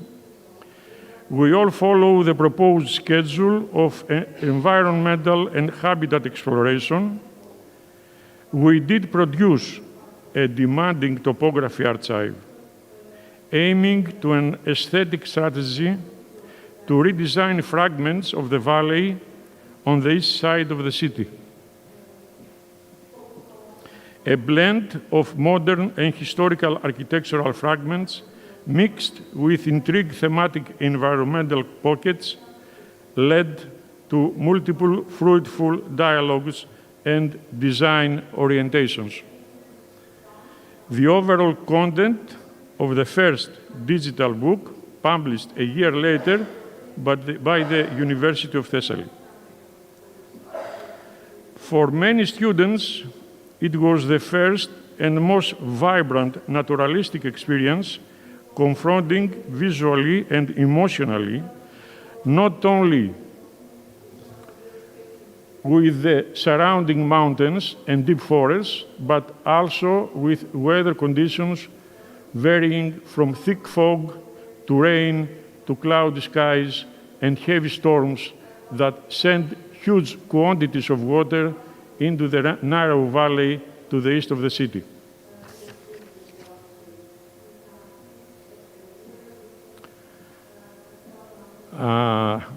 The second workshop took place on and around the limits, the artificial embankment at the eastern side of Lake Kirkini, in the municipality of Ceres, of the same area, mostly, in northern Greece. Student groups from the University of Thessaly and Egypt took part. Lake Kirkini is one of the most important and best-known bird habitats in Europe. It is protected by the European Ramsar Convention and attracts bird watchers and conservationists while providing a great habitat along its huge coastline. We have been invited by the village community to form an educational commune and live collective as we explore, map, and create environmental archives in order to respond to the community's request for a series of short-term living habitats on the embankment. The mirror effect of the surface of the lake, the flocks of birds nesting either on the shores or on artificial platforms around and in the flooded forest, the agricultural fields and the background mountains raise and sustain the crucial architectural, philosophical, and ecological dilemma regarding the design tactics we can employ in the extraordinary natural abundance in which we reside. In all these activities, Dr. Heba Hussein and Dr. Bedur Braker and myself, of course, were participating. After so many years, we are still seeking each other out, communicating, educating young people to encounter to spatial and cultural expressions, receiving and conveying tactical information on architecture, on societies we are living in regarding cognitive behaviors we analyze. Cognitive behaviors. We analyze, explain, and criticize. We have met and remained acquainted. Thank you. Thank you too. Huh? Thank you too. Παρακαλώ. Next lecture. Mrs. Pace. We're going to Basilicata and Puglia. Huh?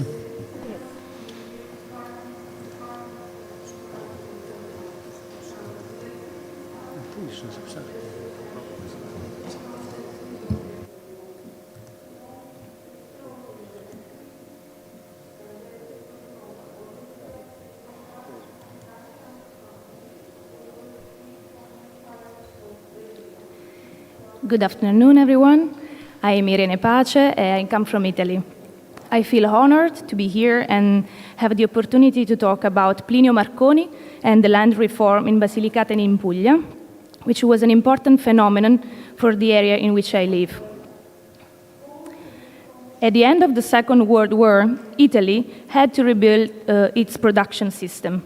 1950 marks the final year of reconstruction and the beginning of a new phase characterized by political commitment to economic problems. In the 1950s, the Italian economy is still in a situation of low per capita incomes and strong intersectoral and interregional imbalances. Such imbalances characterize many internal areas of the country, but took on particularly serious aspects in the south of Italy.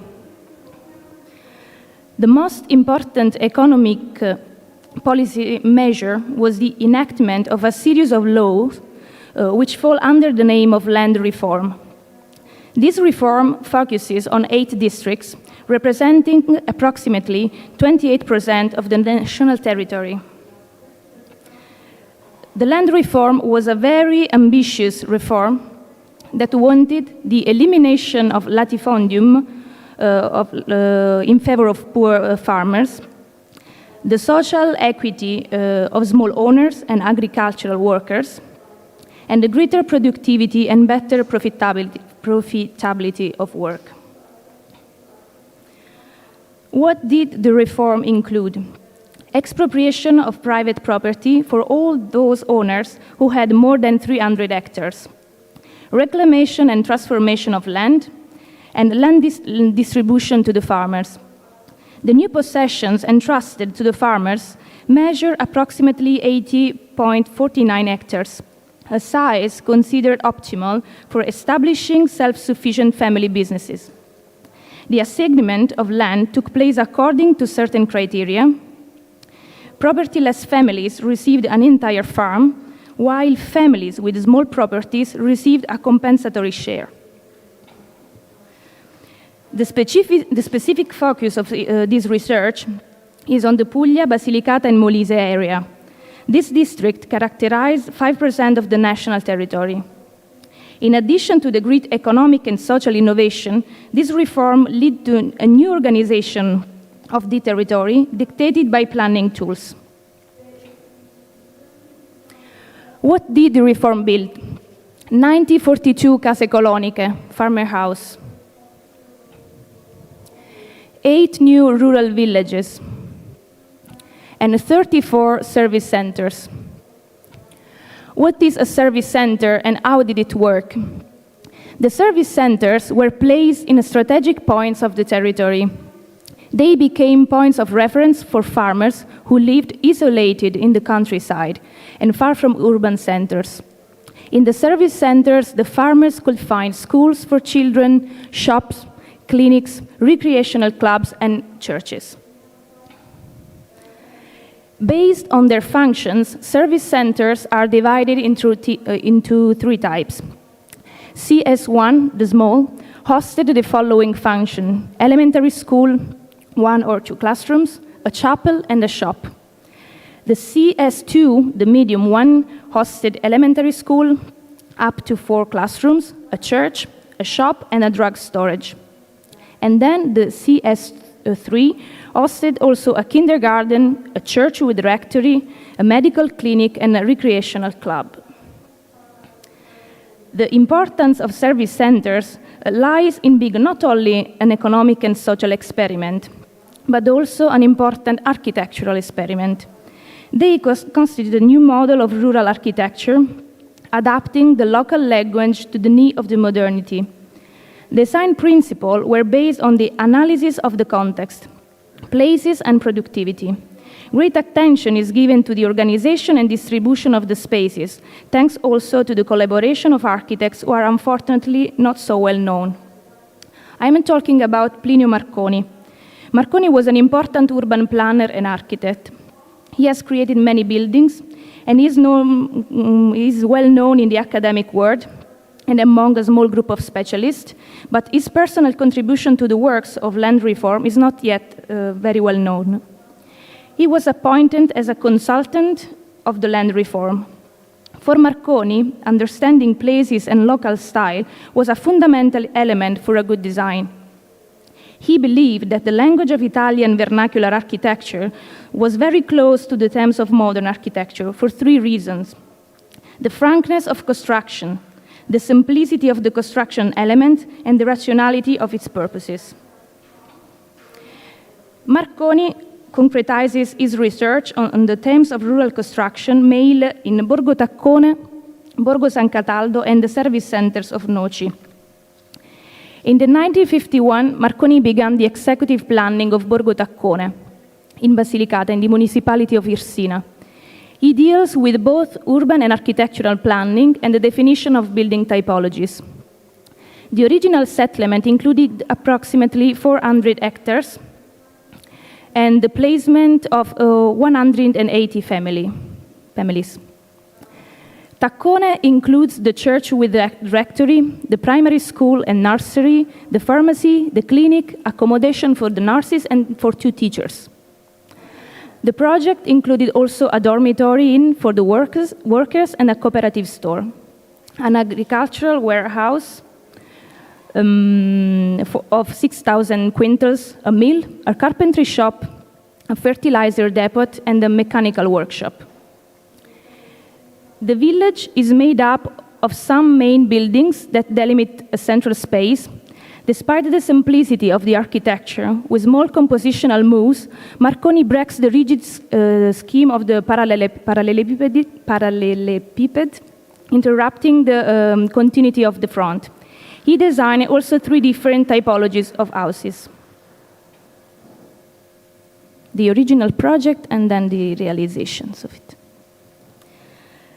Borgo San Cataldo, the service centers of Borgo San Cataldo is located in a very different landscape area with mountains and woods. The new service center is grafted onto a previous settlement. The project aimed to offer the inhabitants better living conditions. The layout of the square presented a C-shaped planimetric scheme with the social functions around the compositional nucleus, the church. The location of the buildings was designed based on solar exposure. Differently from Borgo Taccone, San Cataldo is still inhabited by a fair number of people.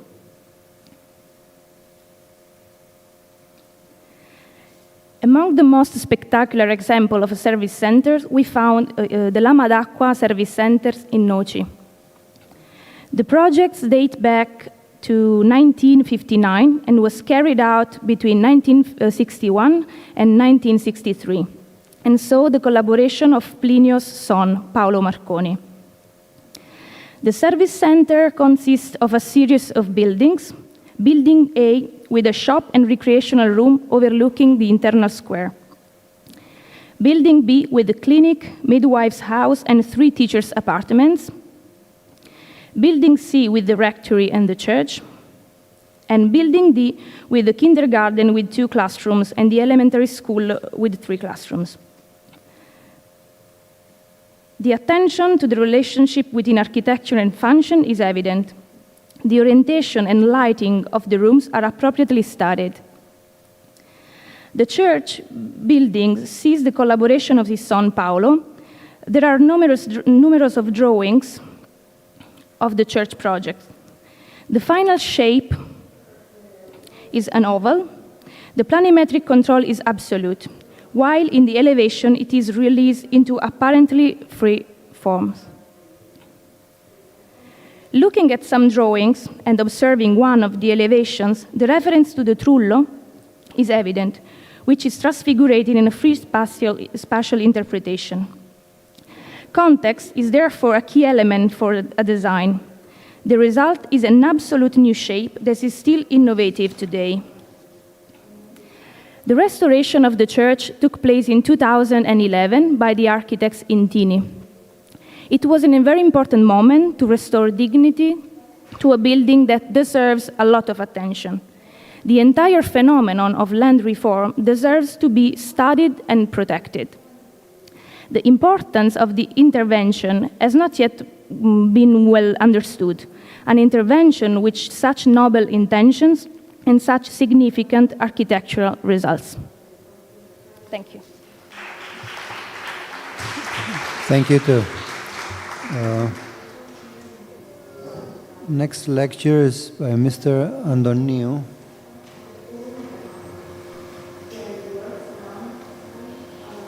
Times and Ways of Modernism.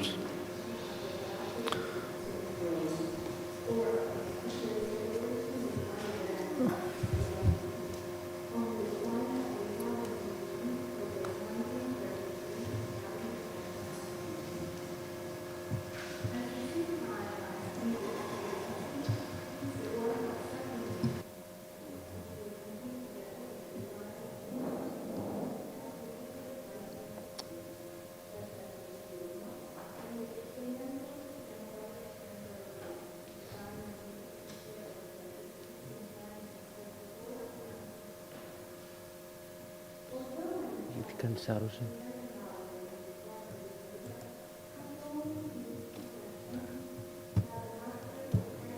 Την είχαμε κάνει νωρίτερα αυτή τη δουλειά.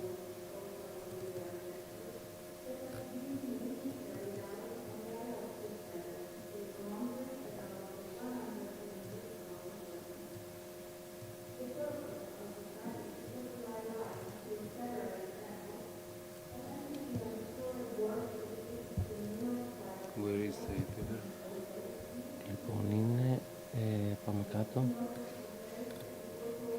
είναι presentation, Umar presentation,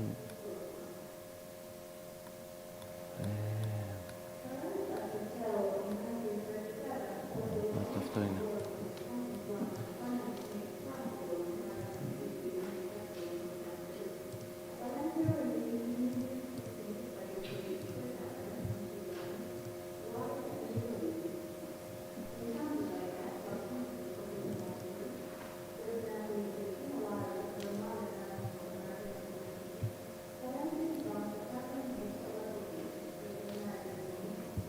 Okay, hello for me.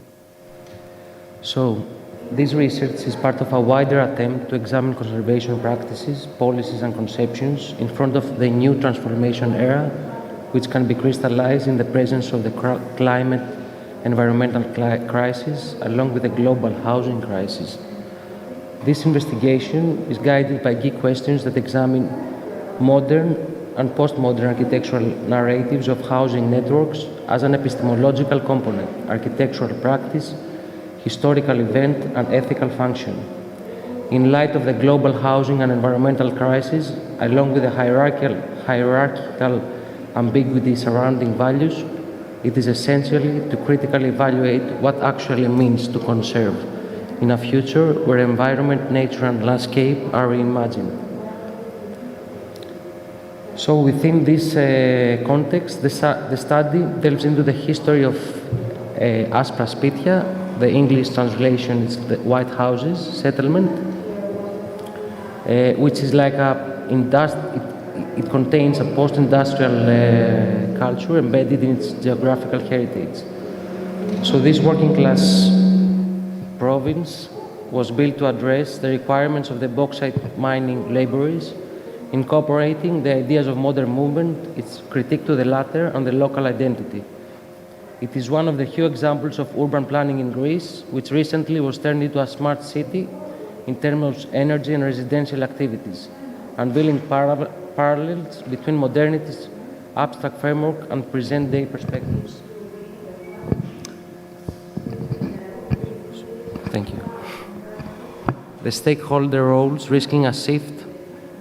The transition, though, seems to face challenges if legislative frameworks fail to define stakeholder roles, risking a shift towards purely financial perspectives on sustainability and ecology, sidelining not only the knowledge embedded in the heritage considerations, but more importantly, ignoring a horizontal right for living, not only being part of a becoming, but also for a belonging. In White Houses, this nexus of becoming and belonging to a place, to a house, to an environment is still apparent. Living there has a prerequisite to work at the company. The laborers are working in order to be settled, in order to become a member of the settlement. So here also we can see the map where it's situated, like the factory and the settlement of White Houses, and it all together comprises of a new modern landscape. So White Houses are examined in an archaeological method, looking at the several layers of history, its configuration processes as a modern landscape. I use the term landscape as a primary concern for the act of urbanization processes, which certainly affected the emergence of White Houses, the human conditions, and the environmental impacts, both in the state of realization of White Houses and its transformation.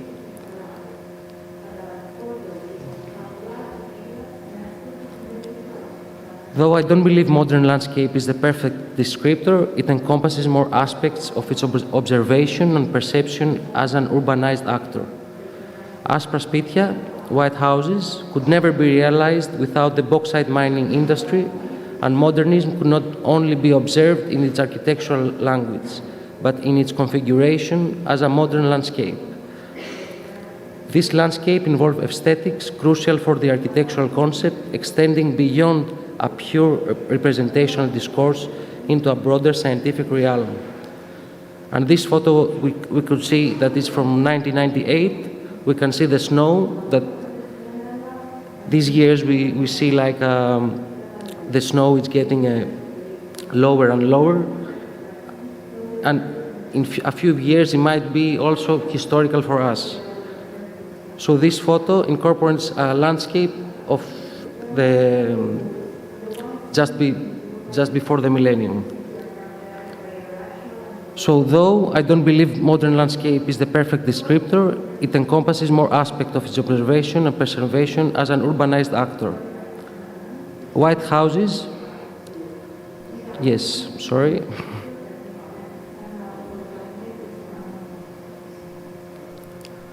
So,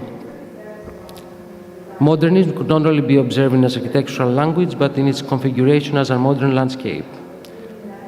So, this landscape involves aesthetics crucial for the architectural concept, extending beyond a pure representational discourse.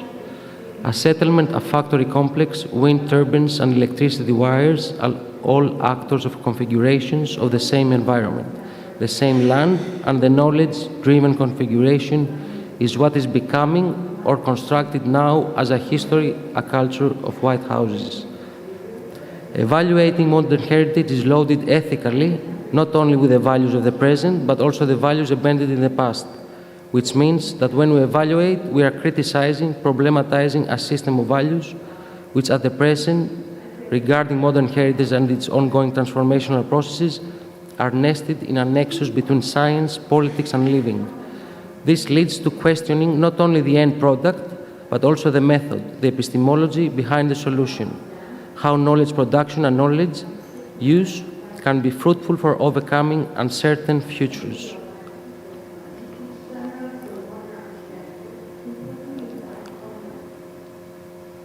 So going to the historical phases of the White Houses, we see 1960s. The White Houses was designed by Doxiadis to accommodate a project population of 5,000 people. though the current population is approximately 2,000. So the site comprises of 1,000 almost dwellings, including 1- and 2-story houses, bachelor apartments, stores, shops, and a custom house, a school. The design of the housing complex is deeply informed by Doxiadis' conceptual framework of ekistics, which is the science of human settlement, as he said, and his vision of ecumenopolis, the vision of the global city, which he developed during the interwar and post-war period. White houses was the only example of an application of this system, though connections could be found also in other examples of his planning. Ekistics was an informational-based parametric systems with parameters such as nature, human, cells, society. In this planning system and design method, the human visual properties contained a primary role. And we know that because of Doxiadis' writings and the research he did on the ancient Greek cities. Doxiadis also developed other values, such as the notion of an utopia, a notion between reality and utopia, where human is at the center of the man-made and artificial environment of modernity, as he characterizes a city as a city of man. So I could summarize some values in the design of white houses from the first phase. The first is the relationship between tradition and modernity. So in Doxiadis' design can be described as the act to incorporate a traditional scenography in the urban system, translated in a modern scientific way. So there is an applied tradition. It's very much influenced by Constantinidis, who stated that the modern Athenian house is an evolution of the ancient Greek architectural tradition. But how actually this tradition could be reinvented architecturally? The anthropologist and philosopher Bruno Latour responds to the question of tradition in a question of reference, arguing that the event is passing from a temporal dimension, the past, to a spatial dimension, which is a laboratory process, which I can translate as a scientific scenography of tradition. Doxiadis translated the Greek tradition and environment in built forms constructed by stone masonry walls filling the concrete structure. Despite this, Doxiadis' stone masonry structures do not align with the masonry housing in nearby villages, and of course did not align with the previous settlement situated in the area before its demolition. The decision to use a white paint is a characteristic of the Greek island architecture and not that of the Greek mainland. So the decision of white is actually a reinvention of the name white houses, which existed as a local name in the territory. In a sense, he completed a metaphor, a conceptual metaphor from language to material. And in order to see that, we need to go on the previous layer of the settlement before it was constructed. So what's happening in order for the white houses to be realized? So the name Aspaspitia was taken by the nearby village, which was after renamed as Antikyra. Antikyra, it's an ancient city that was in the maps of 18th century and 17th century. So they know that in this region also there is archaeological settlements of what is called Antikyra. So this renaming suggests a deliberate strategy to create not only a distinct identity for its community, but also a sense of a linear continuity. So to construct the master plan, the existing small settlement that was back then named as the coastline of Distomo, and now it's called the White Houses, had to be demolished and the residents had to be located to the local name Peristera, which is like a near location. So the previous settlement consisted about of 70 houses and stores. We can see the photos here. 70 houses and stores situated among the extensive olive groves. So there were some very notable properties there, as the Villa Zuizans. He was like a French. And here we can see like the photo of how this settlement, it was before the construction of Aspaspitia. And what is important to state here, we see on the photo on the upright with the family standing in front of a market. Back then it was something like a market where people would sit down there and have their festivals. So now they have kept this structure, if we see like on the lower level, but this structure, it's just serving as like a monument with nothing from like human activities. So,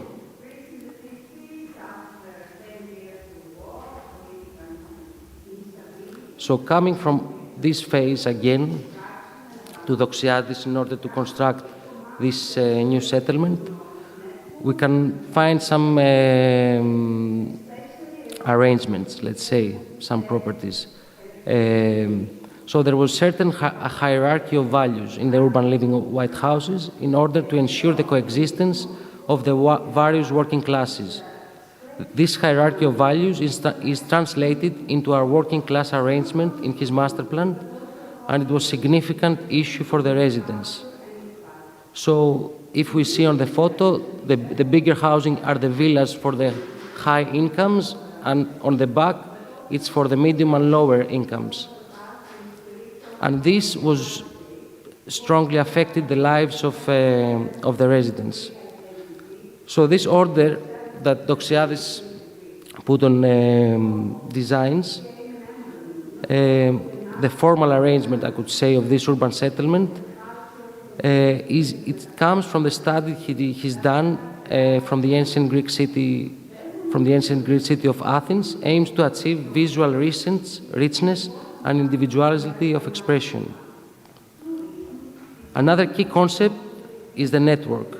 So the network is this formal arrangement which functions within a networking system, which Doxiadis refers to as an invisible geometry. His text and practices indicate an urban network and a structural urban grid, used to define his concept of acoustics and entopia in the urban form of aspraspitia. So this network is very important because it carries the knowledge of the modern cities in an architectural way of making cities. It offers an epistemology of architectural design which marked the post-war architectural systematic thinking and is still in the use through computation management and interdisciplinary studies. This framework draws parallels to the theoretical foundation of Vienna Circle and the isotype system, a diagrammatic system exemplified by the Viennese philosopher and political economist Neurath, which was able to transform qualitative attributes into quantifiable factors. Isotype system introduced a diagrammatic architectural representation system, which we all know, transforming reality into informational pictorial symbols. This method was also seen in other countries, such as in the UIM school in the post-war modern period, the UIM school of design, and the design method movement during the 60s. So UIM school, founded in Germany after the war, was a successor of the Bauhaus, which closed in 1933 under the Nazis' pressure. Its declared aim of the school was to convey democratic values through design education and aesthetic pedagogy, driven by informational theory. One of the design methods taught were the morphological box, or morphological analysis by the mathematician Rittel, a combinatorial system for inventing and thinking. After the design method movement, unlike the UIM school, didn't follow a sociopolitical framework of democratization through design, though they were interested in finding ways of working across disciplines in light of the technological and scientific possibilities, drawing parallels to Doxiadis' automated design methods. For this movement, all kinds and scales of planning problems could only be overcome by methodically structured forms of cooperation, relating two crucial aspects: the communication and the working processes, the automation and the human creativity, the mathematical calculation and the human imagination. This system provides the thinking of the design method, which can also certainly be seen in Doxiadis' practice and writings. So what we can learn from the post-war era and the scientific orientation of the architectural design. The concept of design underwent a radical expansion. The scope of the design problems that design methodologies of the era had in mind was so extensive that they were believed to include nearby all public policy issues. In its essence, the process of designing was equated with that of a general goal-directed problem-solving activity, with the emphasis, however, that I could not only be about the analysis of a problem, but rather about its anticipation and practical improvement in the form of synthesis. The difference between science and design was thus defined by that of analysis and synthesis. The scientific method was considered a problem-solving behavior, while the design was a pattern of behavior employed in inventing things of value, which did not yet exist. Science is analytic, design is constructive.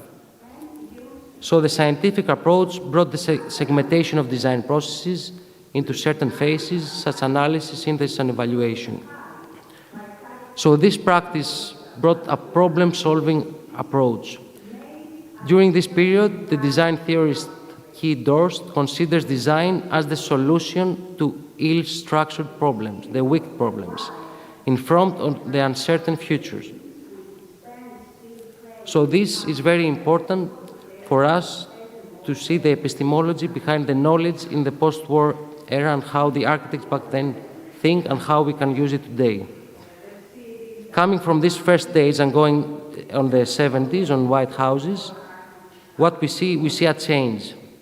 We see a change from this scientific thinking of Doxiadis. So during the 70s, there were additions by the construction of the Apollo Tower and the 4-story residence by architects Fotiadis and Lebesis. These reconfigurations were implemented to address the general desire for an effective coexistence among different working classes. So going from the horizontal arrangement of working classes, we go into a vertical, which it's not only about the presentation style of the vertical, but also how people are living inside a vertical distribution. So notably, this reconfiguration occurred during the dictatorship regime in Greece, the only period when the height restrictions on buildings were opened up. The Apollo Tower, as the only 8-story building in the area, evokes the feelings of a panopticon, as Foucault could say, or also as a symbol in a landscape, as Zimmel could say on the landscape research.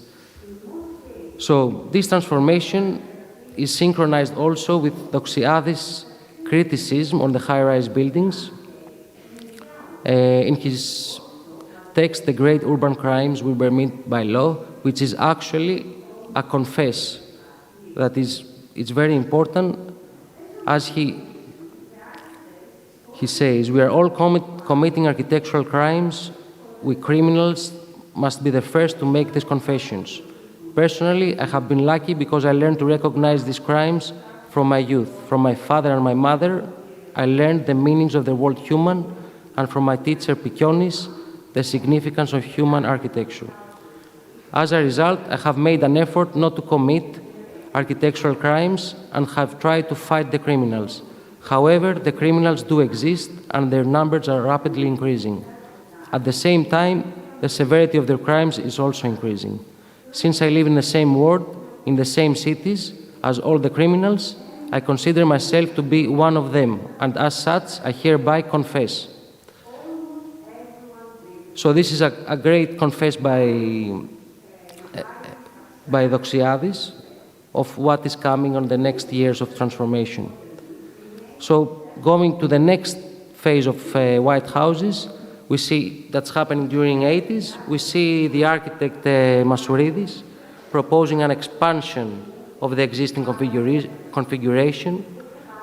As we could say, there is another reterritorialization, with the words of Deleuze Guattari. It represents a suburban extension, a new district, characterized by a brutalist architectural style, introducing new elements and values, not only to the architectural language, but also to the working class arrangement, and position. Closing, the present state of white houses is marked by its ongoing transformation processes into a smart city in terms of energy systems, monitoring applications, and human activities. Similar to previous phases, each reconfiguration introduces a new innovative element reflecting the technological status of its era. White houses, it's all owned by the Metlin company. Now it's from the Mytilineos company, which is not only activated in aluminium, but also now in energy. So the way they communicate the transition into the energy policies, it matters for us in order to foresee some of the transformations. So I should read what they say. The pilot smart city of white houses will include homes with smart appliances that will communicate with each other via Internet of Things, smart self-metering and net metering to give the resident control over the resources they consume, multiple charging points inside and outside the homes with fast internet provision for fast charging of electric cars or other uses, or even photovoltaic parks. So they say this kind of dynamic transition with a smart city, though half of the housing is empty, people are now paying for their own energy, so that didn't happen like in the previous phases. So there is no conservation of what exists of the architectural elements like doors, windows. The only conservation is at the moment, it's on the white paint. And from interviews I have done with the residents, they say that they allow any kind of transformation to the housing with the only parameter that they will pay the transformation. So the only care, it's about this kind of dynamic transition that they say. So about metering, about Internet of Things, about smart self-metering, but no care about the human living. So, closing,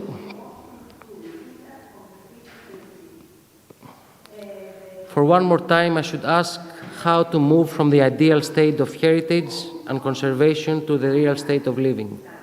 Design as a problem-solving method had been applied across various fields and contexts.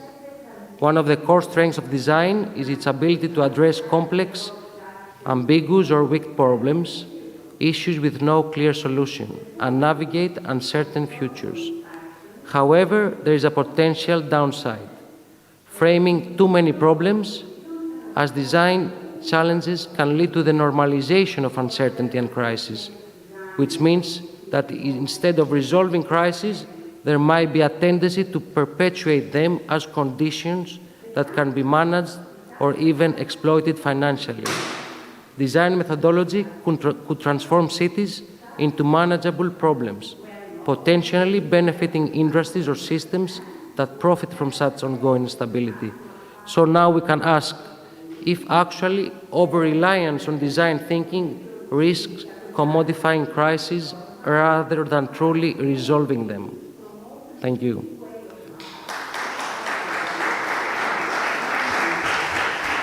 Okay, thank you. And we come to the last lecture of the session by Mrs. Paris. The second name. Gia. There are 4 people, but only one is here. Yes, okay. just me. And we will hear about Questo si chiude. Bravo Alex. Thank you. Matera's modernist heritage.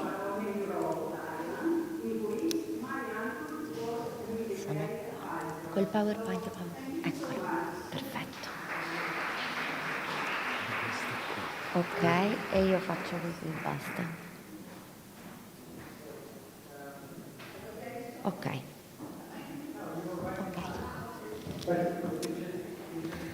So, dear colleagues, first of all, it's a pleasure to be here in this beautiful setting, and I want to begin by thanking the organizers for bringing us together. After such a rich day of discussion, I hope to add a narrative that is both engaging and not too boring, because I imagine we are all tired, and it's always a challenge to be the last speaker. The work I am presenting, I think I have to close this. Okay. The work I am presenting is the result of a research conducted by the Center Citera of Sapienza University, which has been commissioned in drafting new guidelines for the neighborhoods of Spine Bianche, La Nera, and Serra Venerdì by the municipality of Matera, Italy. These guidelines aim at socio-economic regeneration and the safeguarding of the historical and testimonial values of architecture and urban planning expressed in these districts. Our working group comprises a wide range of expertise in a strictly interdisciplinary approach, combining historical and archival research conducted by myself and the PhD candidate Manuela Ciangola. They signed the paper with me, with design hypotheses developed by Professor Spartaco Paris and PhD candidate Carlo Vannini. Then we have other expertise involved for aspects related to construction, structural integrity, energy efficiency, urban landscape, cartographic elaboration, and so on. And we are also interfacing with a private firm, Dea Associati in Rome. The ongoing project is, in my opinion, taking very interesting turns. I will try to take you on a journey to Matera, a city that embodies a fascinating blend of ancient history and modernist experimentation. Settled in the southern region of Basilicata, Matera has transformed remarkably over the past century from a symbol of rural poverty to a UNESCO World Site celebrated for its cultural and architectural heritage. Matera is one of the oldest cities in the world. From the Neolithic to present, for about 7,000 years, human events have been taking place without interruption in this very place. Until now, the Sassi area has been the primary focus of redevelopment efforts. And here on the left, you see the typical declination of the so-called neighborhood unit, Unità di Vicinato, studied by sociologists and architects after World War II, that is a typically Mediterranean space where families living in poor conditions in caves used to gather in the evening, a primary space of extremely valuable human relations.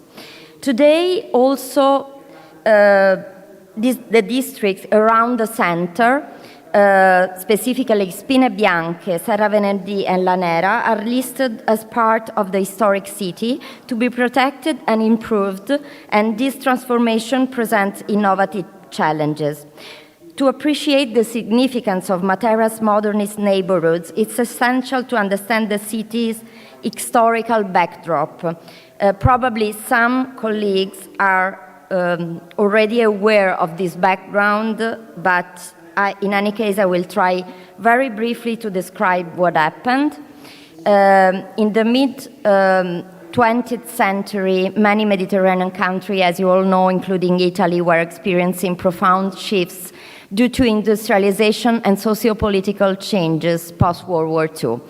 For Matera, this was a period of intense scrutiny and transformation. In 1945, Carlo Levi published his memoir, Cristo si è affermato ad Eboli, bringing international attention to the living condition in Matera's ancient cave dwellings. Described as a national disgrace, the Sassi highlighted the urgent need for intervention. The Italian government, along with the visionaries like Adriano Olivetti, recognized this as an opportunity not just to address poverty, but to reimagine urban living. And on the left, there is the book that is the result of the most recent research on the Olivetti experience in Matera. The commission led by Olivetti and sociologist Frederick Friedman conducted in-depth studies of the Sassis inhabitants, focusing on their social structures, traditions, and needs.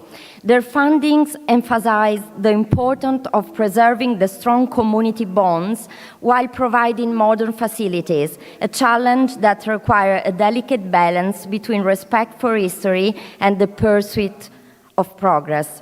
The design aimed to reflect the Materan lifestyle, characterized by poverty, yet marked by social cohesion and solidarity among neighborhood families. When in 1954, the Minister of Public Work announced the competition for the three neighborhoods of Spine Bianche, Serra Venerdì, and La Nera, the Olivetti Foundation included as an attachment to the documents for the competition a very detailed sociological analysis entitled Matera, a Study. The project for the new neighborhoods were thus meant to be an opportunity for experimentation, resulting from a comprehensive set of in-depth studies on the needs expressed by the local reality, with the intent to reproduce as much as possible the social life models of the Sassi. The architects participating in the competition found themselves facing an antinomy right from the start. On the one hand, the desire to respond to the ideals of modernity they felt they were champions of in Italy.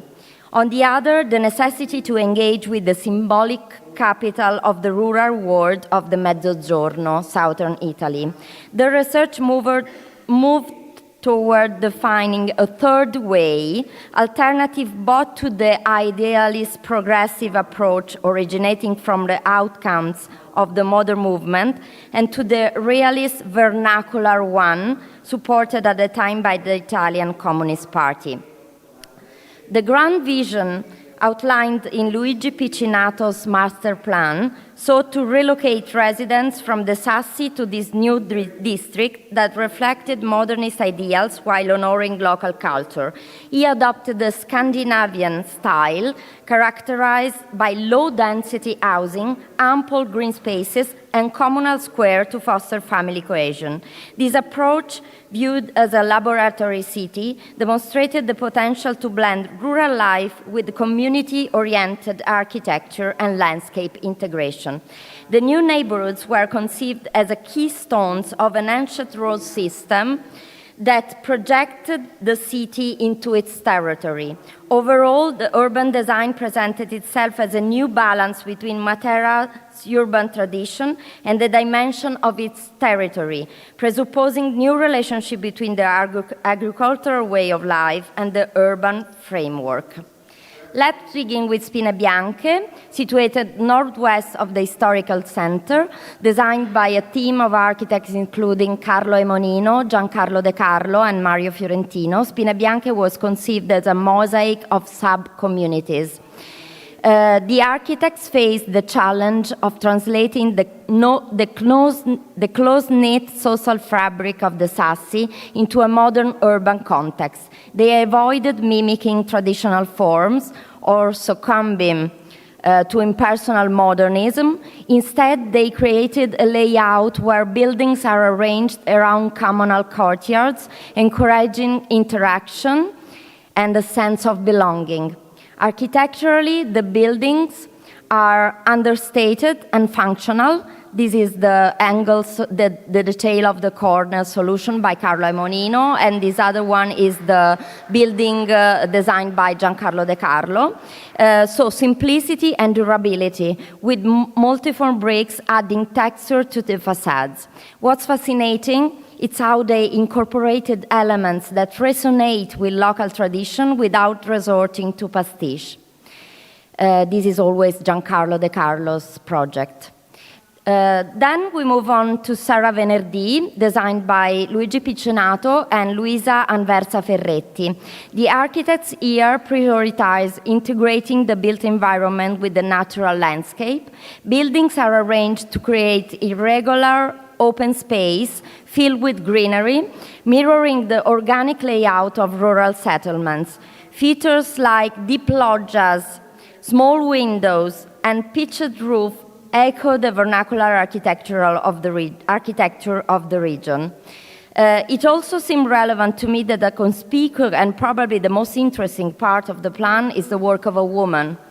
It is so rare to find women architects active in Italy during that historical period, and therefore I show you some archival photos of the building realized by Luisa Anversa, with an exceptional attention to details, the study of different typologies and traditional materials.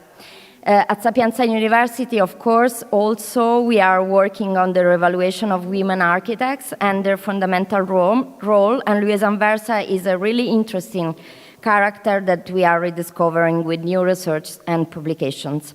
One essential aspect in the design of Serra Venerdì was the use of open staircases in the taller buildings, conceived to promote ventilation and prevent the structures from appearing too imposing, inviting residents to engage with their surrounding.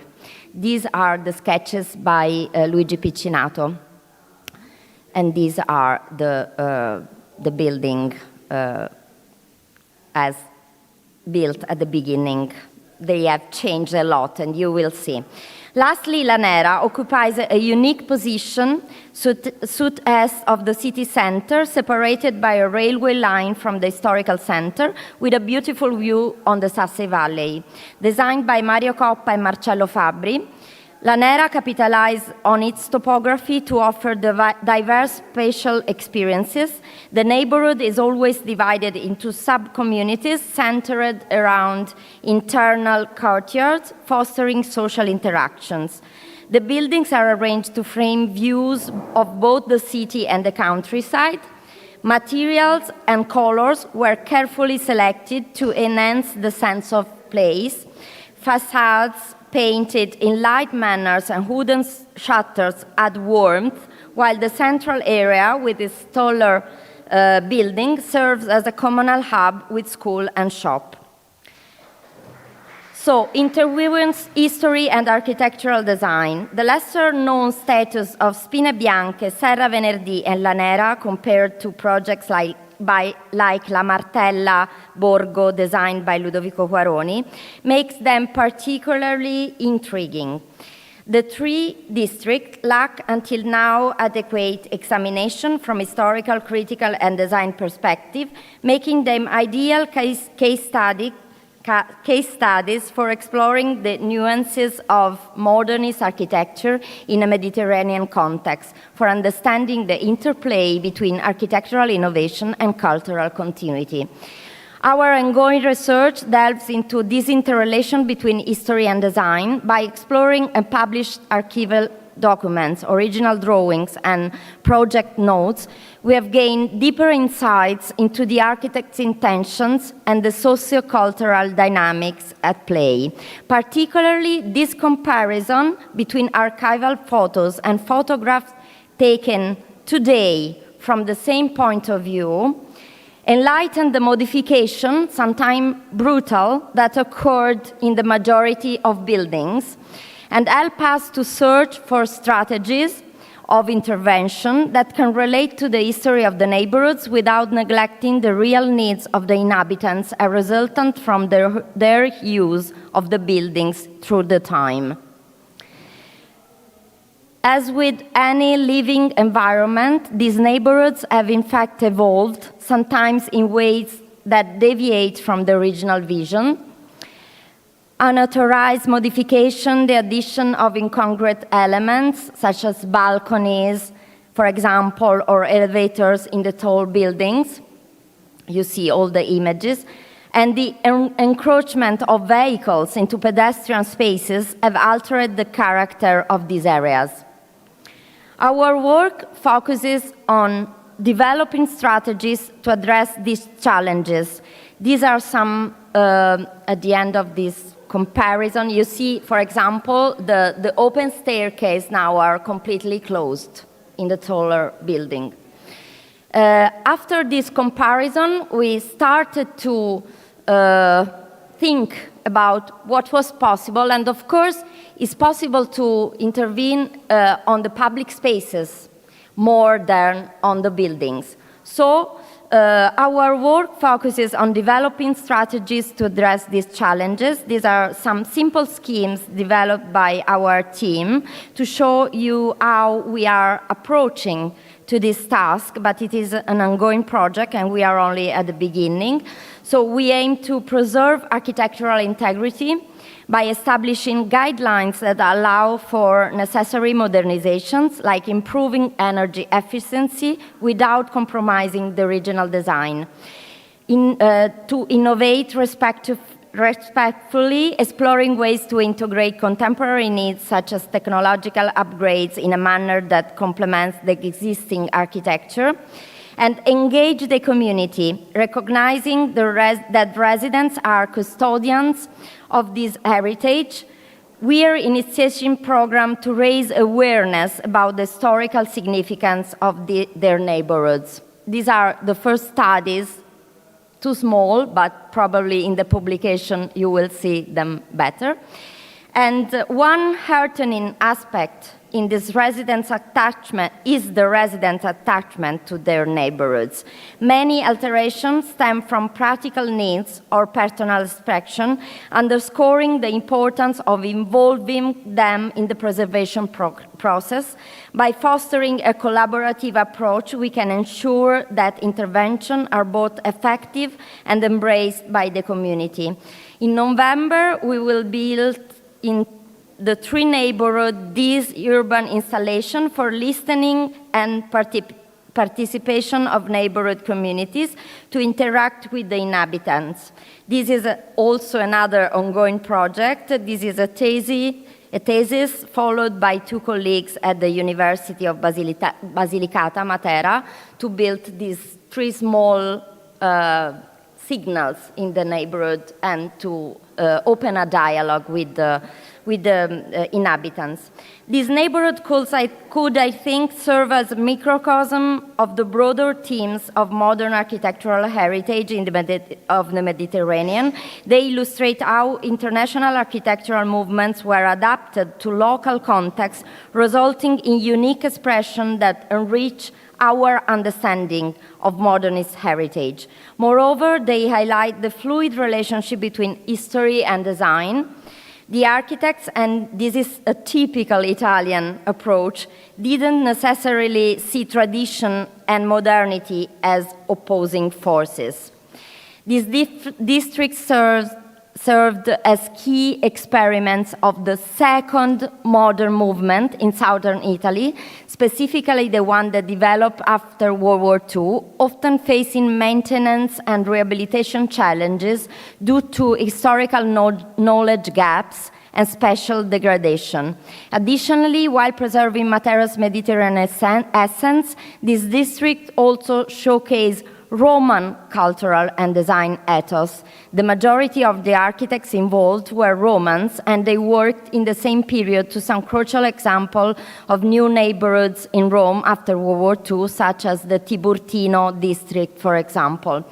Initially located in the countryside, you see it here, they were, of course, absorbed into the rapidly growing city, but in the urban fabric of modern Matera, the 3 neighborhoods are still clearly recognizable.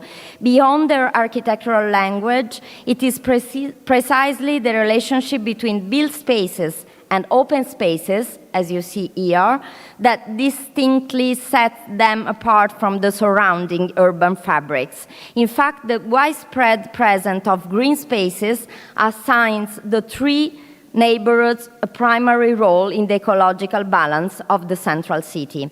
I would like to conclude by saying that ensuring the first results of this research, I hope to have conveyed not just the architectural and historical significance, but also the human narratives woven into these neighborhoods. These areas remind us that architecture is not just about structures, but about the lives lived within and around them. As we consider the future of these districts and others like them, we can remember the importance of bridging history and innovation. By honoring the past while embracing the possibilities of the future, we can create environments that are resilient, vibrant, and true to their essence. Thank you. Thank you.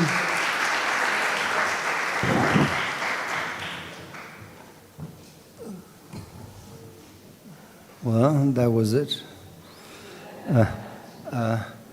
I hope you understood everything, because I certainly didn't. It's interesting to note that although it's very pleasant to have so many nice people from different countries, we all struggle to understand each other in English, which is a non-Mediterranean language. Anyway, that's how things are. If you're not too tired, I will try to make some comments. We listened to a great variety of topics. Some of them were interconnected, so I will try to find these connections. And if you're in the mood to talk about things later, we can proceed. Most of the topics had to do with Greece and Italy mainly, with the exception of the case of Kusadas in Turkey. And urban planning approach, and also 2 lectures focused on themes as were presented in movies, in cinema. So the first, I will start with that.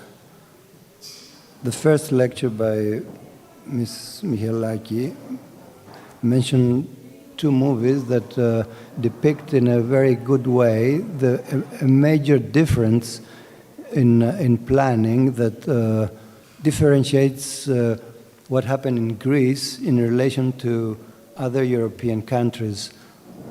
And that is something that many people maybe do not know, that in Greece, in a way, we avoided this suburban sprawl and the type of the modern linear block repeated many times in the landscape.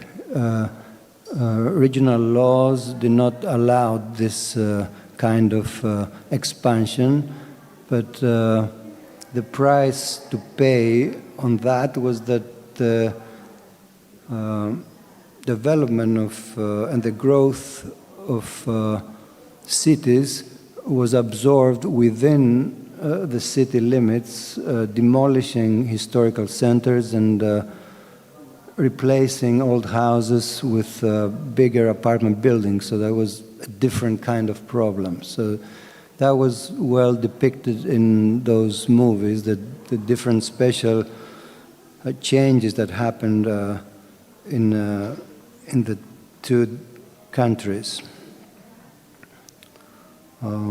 Cinema also, the Greek cinema of the 50s, as we saw in Mrs. Dova's lecture, has provided us with many useful information of mainly how the other people see what we are doing as architects.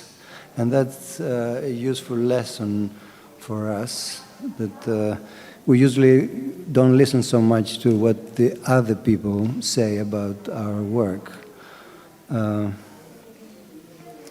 So there were a lot of complex issues of not only special issues, but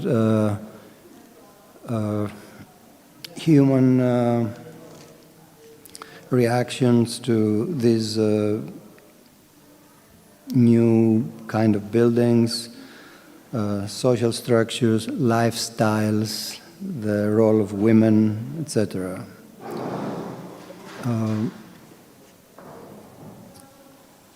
So if we go to examples of urban developments, in Greece, we had the exception to this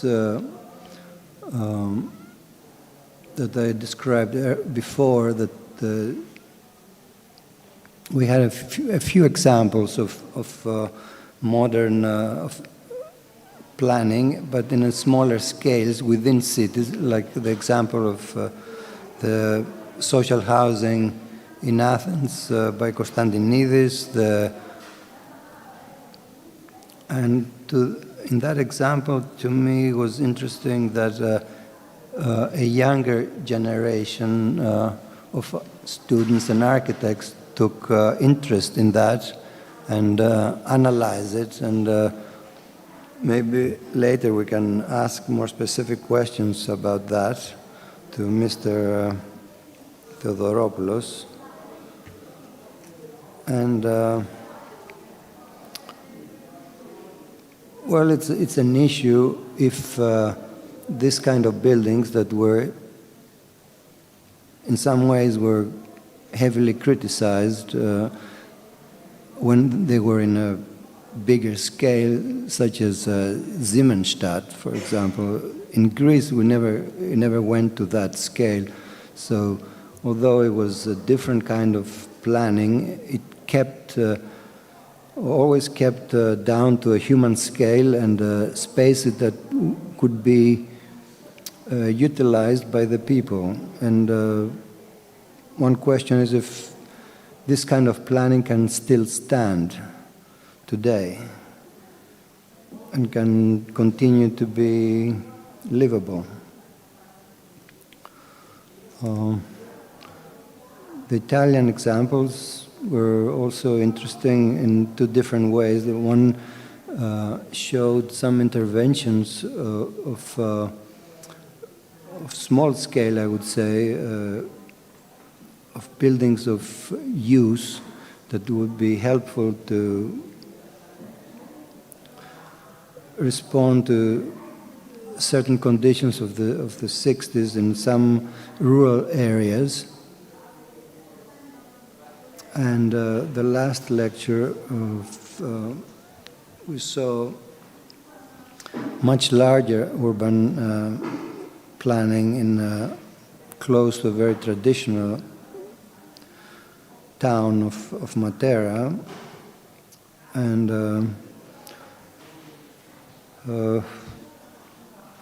it's also the question of how these settlements are being habited today and if they need to withstand interventions and what extent that would be.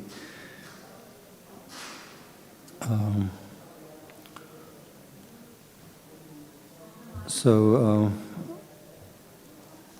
if you want, we could continue a conversation if you want to get involved, if you have questions to the speakers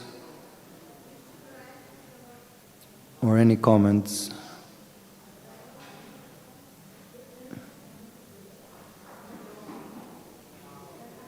You're too tired. Okay.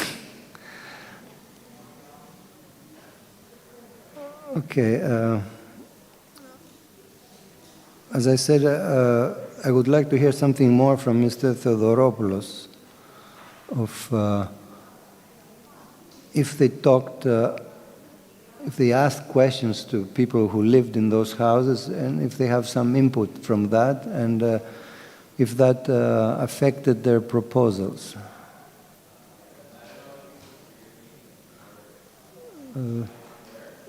You can come here, it might be better.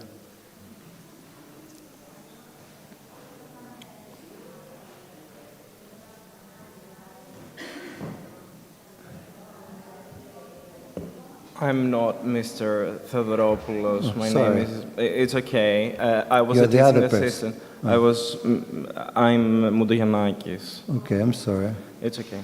I was a teaching assistant at this course taught at the National Technical University of Athens, and yes, we did go. We did visit the site, and many of the students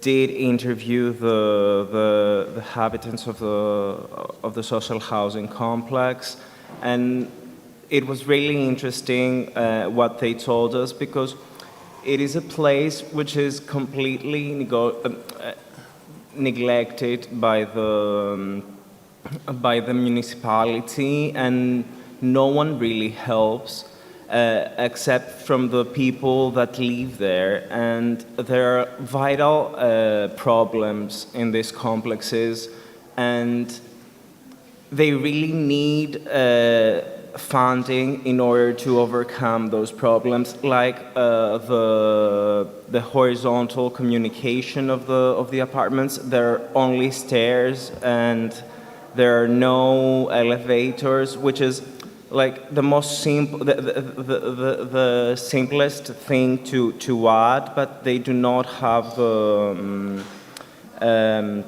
they cannot afford to do it on their own. So they do have a lot of problems, but no one really helps them to overcome those problems.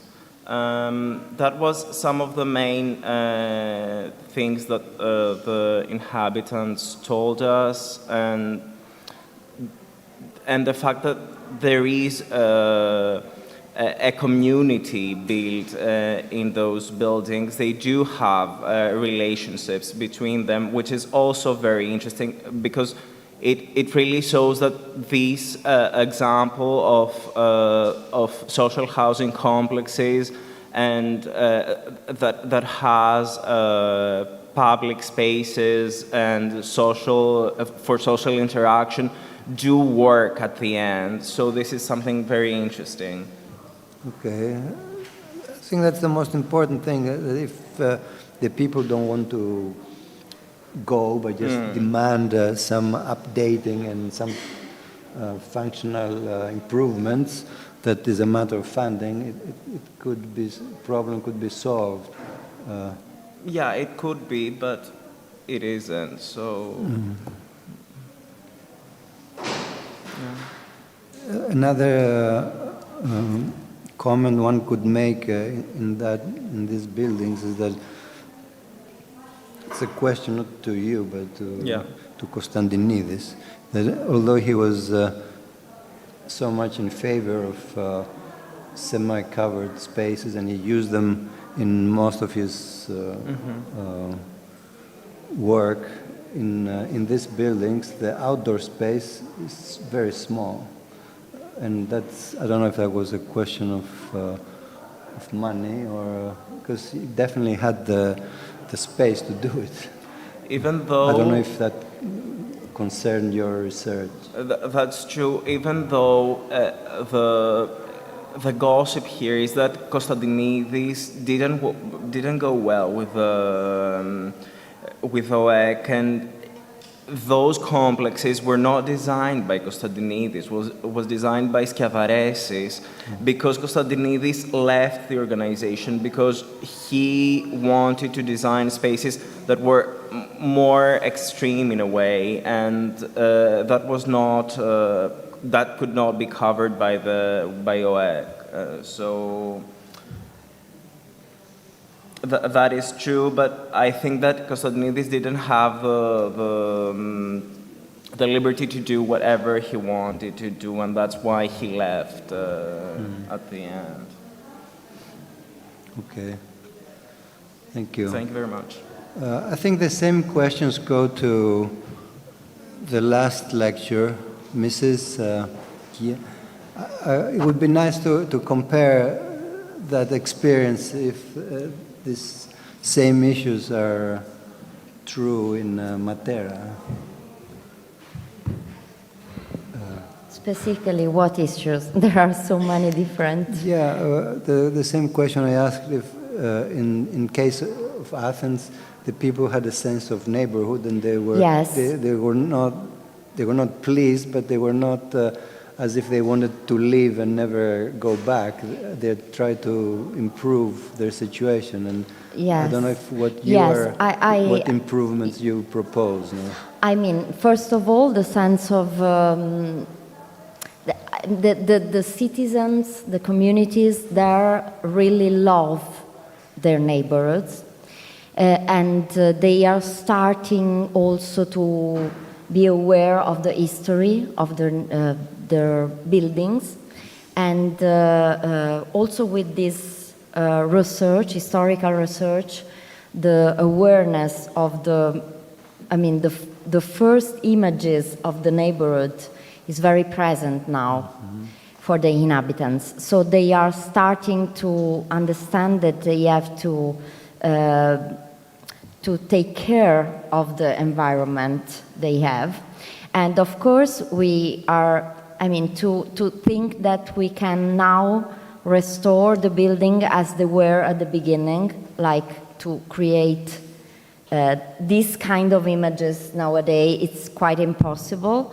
So the main task for us is to work on the public spaces, because there you still have the possibility to create communal spaces to, for example, prevent the public space to be a private possession, because, for example, some inhabitants started to build their own garden with a little wall all around, and we have to make them understand that they have to work all together to take care of these spaces. And of course, take care of the building is really, really hard, because we have sustainability issues, and we are trying to work in a very interdisciplinary team with colleagues that try to find solutions for sustainability, structures, and so on. But what we would like to do is really to give to the citizens the sense of belonging by let them understand how important these examples were immediately after World War II. And that's what I think we can do nowadays. Okay. Thank you. Well, as we see, there are several issues, and when I forgot to mention, when these contemporary issues become more complex in case of in coastal areas, as we saw in Turkey, and there was a similar lecture in the other room, and that was unfortunate that you could not be combined with what was said in the other room. It was a similar topic, and we could be discussed together and share the experiences. Another comment one can say, as we now see that that the modern is not longer contemporary. So there are issues of conservation coming up, and it's a bit worrying if this thing will be the same as in historical buildings, which are mainly conceived as icons and should be presented to exactly the condition they were, and to the effect that they can be dysfunctional. And the same, I think, fear exists to modern buildings, as in the case they are conceived just as icons and should be applied by very strict rules of what you can do and what you cannot do, and that an archaeologist or an architectural historian in the future might say, oh, this building you should not touch, it's sacred, and you cannot add an elevator or something like that. These are things that we should be, I think, concerned about, and has to do with the life of buildings, regardless of the time they were built.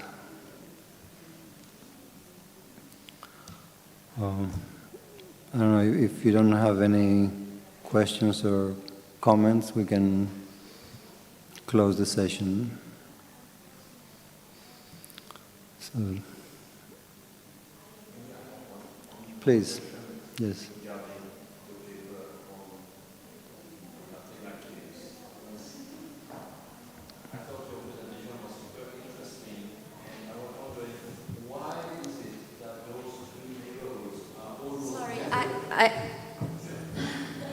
Because I can't hear. Why is it that these three neighborhoods are almost never talked about? Yeah. That all the attention has been focused on La Martella. Yes. How do you explain that? I think because Ludovico Quaroni was quite a protagonist at the period, and La Martella was the first case was built immediately before. And I mean, in Italy, they are a little more studied, but they are really, really intriguing, as you say. And there are a lot of very important architects involved, like Giancarlo De Carlo and Carlo Monino and so on. And there are a lot of incredible archival material on these neighborhoods that I'm finding. So I'm really curious on where this research will go.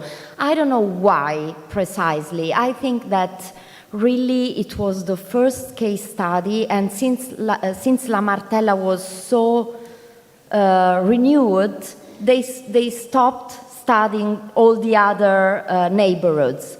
But I think that, for example, of course I visited La Martella many times, but for some reason I find that these three neighborhoods now, today, are more related to the rest of the city.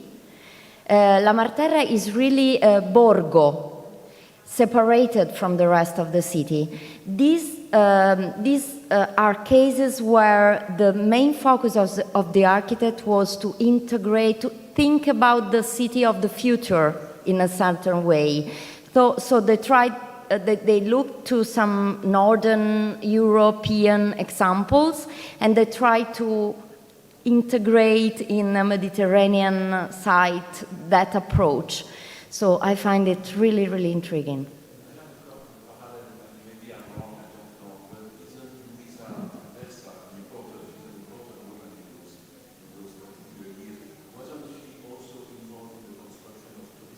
Yes, Valtour villages, a lot of beautiful Valtour villages. The first Valtour villages, which are really, really very well studied according to the small scale and typologies. It's always Luisa Anversa, and she was great. It's a very interesting tradition because I see that these photographs come from her archives, and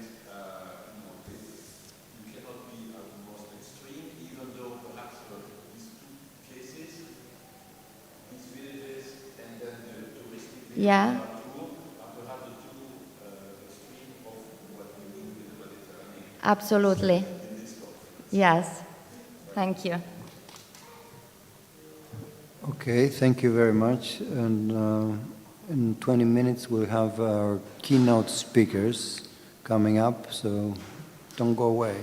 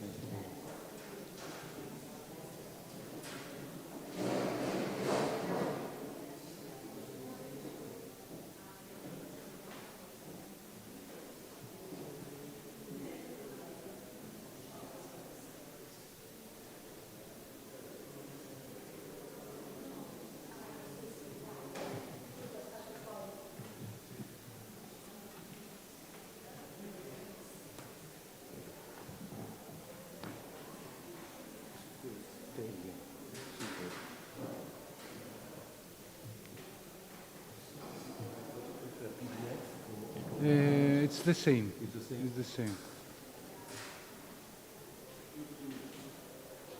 No, now I'm changing the PC because it might be tired and then don't want to burn it.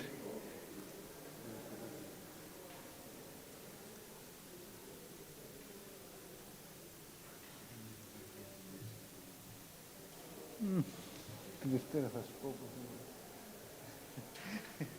Θα το χρησιμοποιήσω.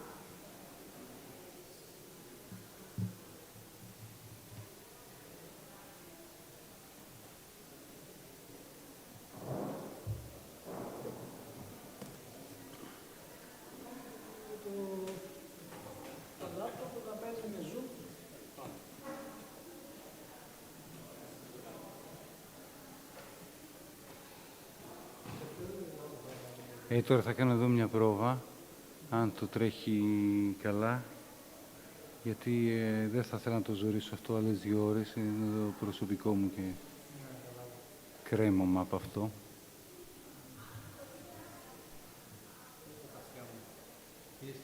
Εντάξει τώρα. Και ακούγεται μέσα στο live, τι είναι αυτό. Κάποιο μοντέλο δείχνει το παραδόση και Ναι. και κάνει καλά το όλο το κανάλι του. Δεν έχει να μπει.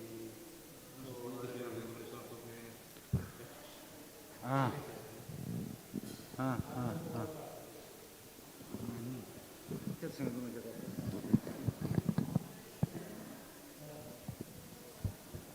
Δεν έχουμε zoom τώρα. Όχι.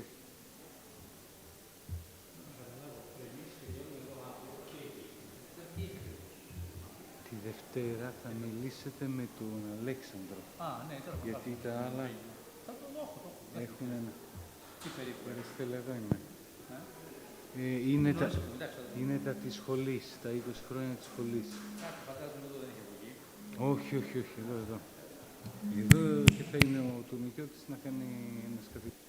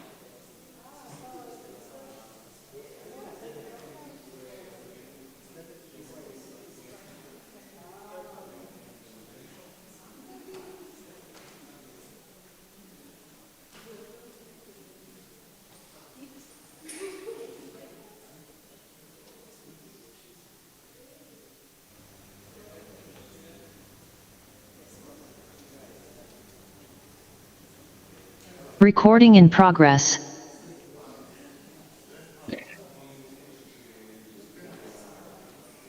No, anzi, alcuni colleghi mi hanno chiesto di registrare, quindi benissimo. E qui se potresti mettermi che faccio I can share.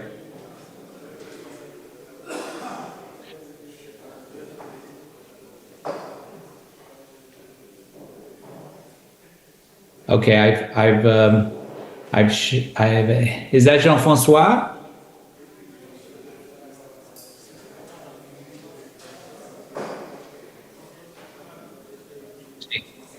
Sì, ma io voglio, Alexios, volevo solo vedere se tu riesci, se mi fai permettere di fare share, perché questa è la cosa che mi preoccupa.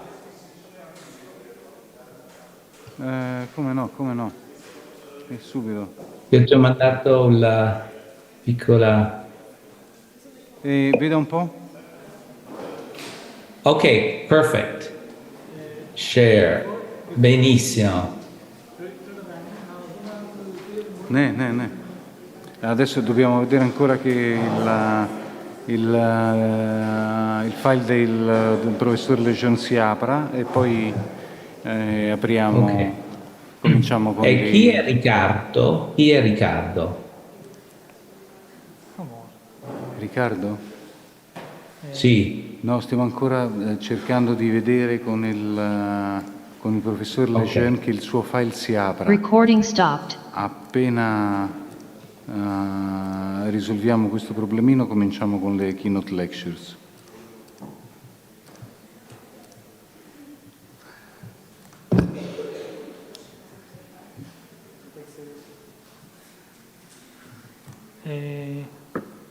Sir, you will see the file.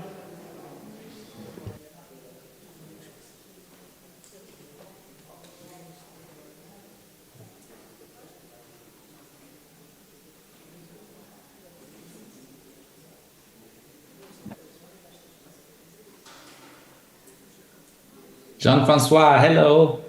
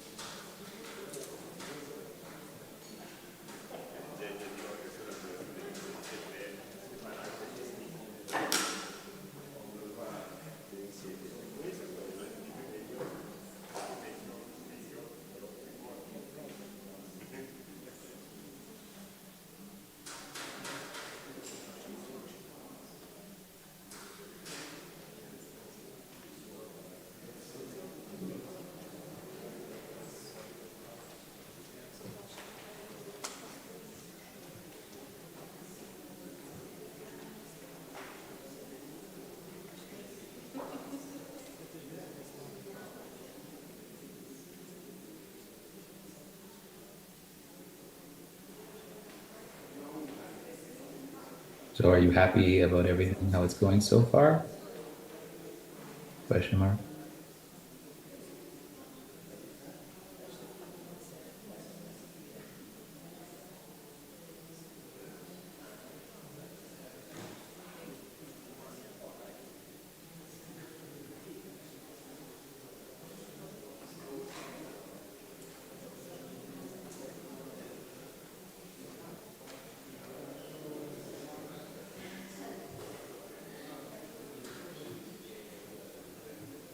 Okay, hold on.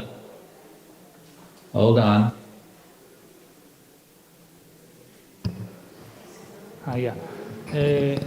One start now. Recording in progress. Okay. We can start now. Good evening to all. So I would like to start by thank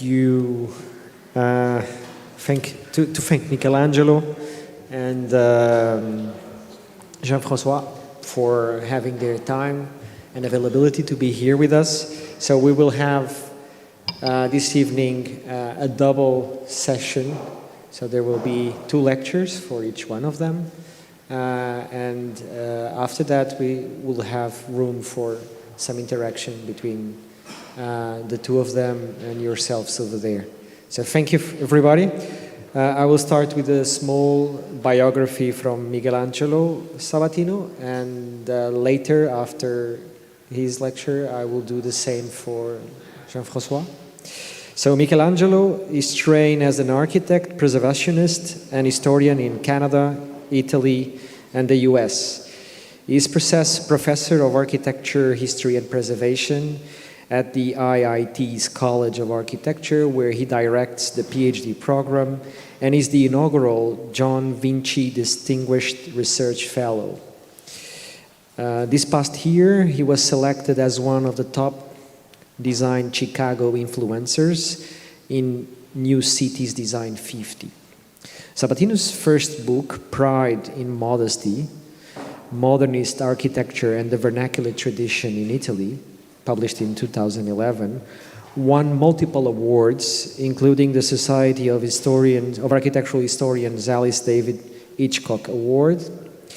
Since arriving in Chicago in 2014, Sabatino co-authored Modern in the Middle, Chicago Houses 1929-1975, that recently won the Modernism in America Award from Docomomo US. Sabatino's co-audited also with Jean-François Lejeune, Modern Architecture and the Mediterranean, Vernacular Dialogues and Contested Identities, published in 2010, which received a commendation from the UIA International Committee of Architectural Critics. Apart from this extensive biography, we can see in the screen recent books that were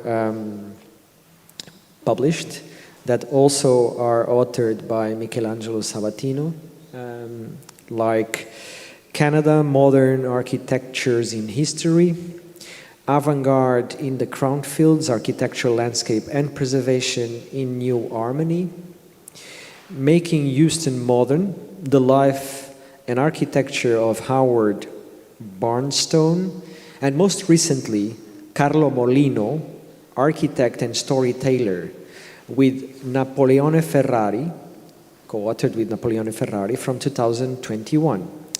New books, so books that will or are already published in 2024, are Mise in His Own Words, Writings, Speeches and Interviews, which a book Sabatino co-authored with Vittorio Pisigoni, and another, this one authored by Sabatino, is the Edith Farnsworth House, Architecture, Preservation, Culture. Among his forthcoming books, so books that are not yet out, is Building, Breaking, Rebuilding, the Illinois Institute of Technology campus and Chicago South Side publisher, co-edited with Kevin Harrington, and which will be hopefully published this year still. Thank you, Michelangelo, and looking forward.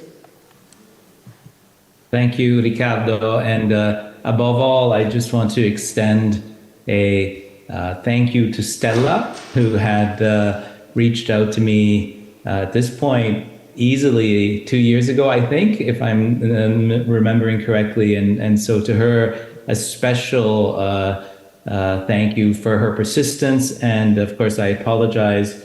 The only thing that I have in common with C's is Chicago and Chania. So I would have loved to be there. So does everyone can hear me? Is that correct?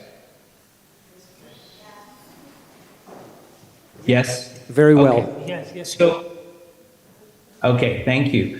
So in search of a modern Mediterranean, domestic landscapes and heritage, The search here implies that just as we are constantly redefining what it means to be modern over time, so too do we understand the Mediterranean in all of its different facets. Domestic landscapes and heritage is going to be the theme of today, and I will be very quick. I'm not going to be reading, so forgive me for the lack of formality, but I think it's an opportunity to cover some material that I think is relevant.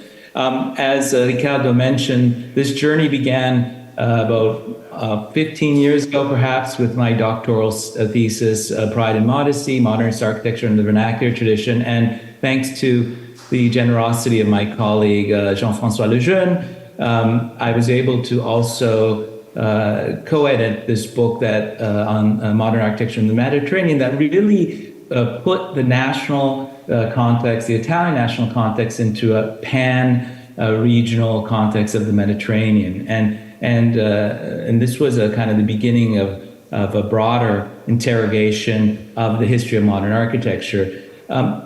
In part, if we're going to start with the kind of shifts in historiography that enabled us in the first decade of the 20th century to begin to understand the complexities of historiography and all of the various protagonists, I'd like to point your attention to this series, Alberto Sartori's Encyclopédie de l'Architecture Nouvelle, published in 3 volumes between 1948 and 57. What is significant, of course, of this series is that for the first time, it called out specificity of climate, geographic specificity.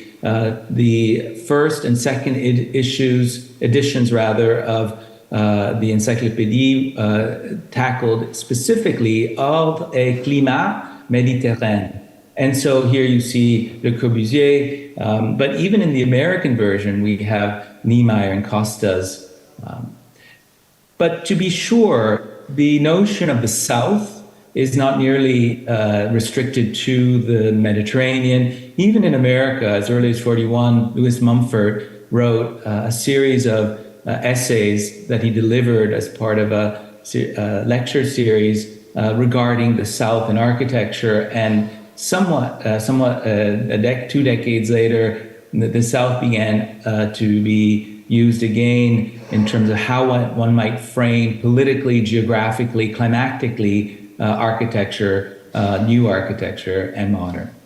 But let us start here with the perhaps one of the most problematic exhibitions and at the same time most influential. If we take Johnson and Hitchcock's Modern Architecture International Exhibition held at MoMA in 1932, what we begin to see is a much more complicated, layered interpretation than might seem at first.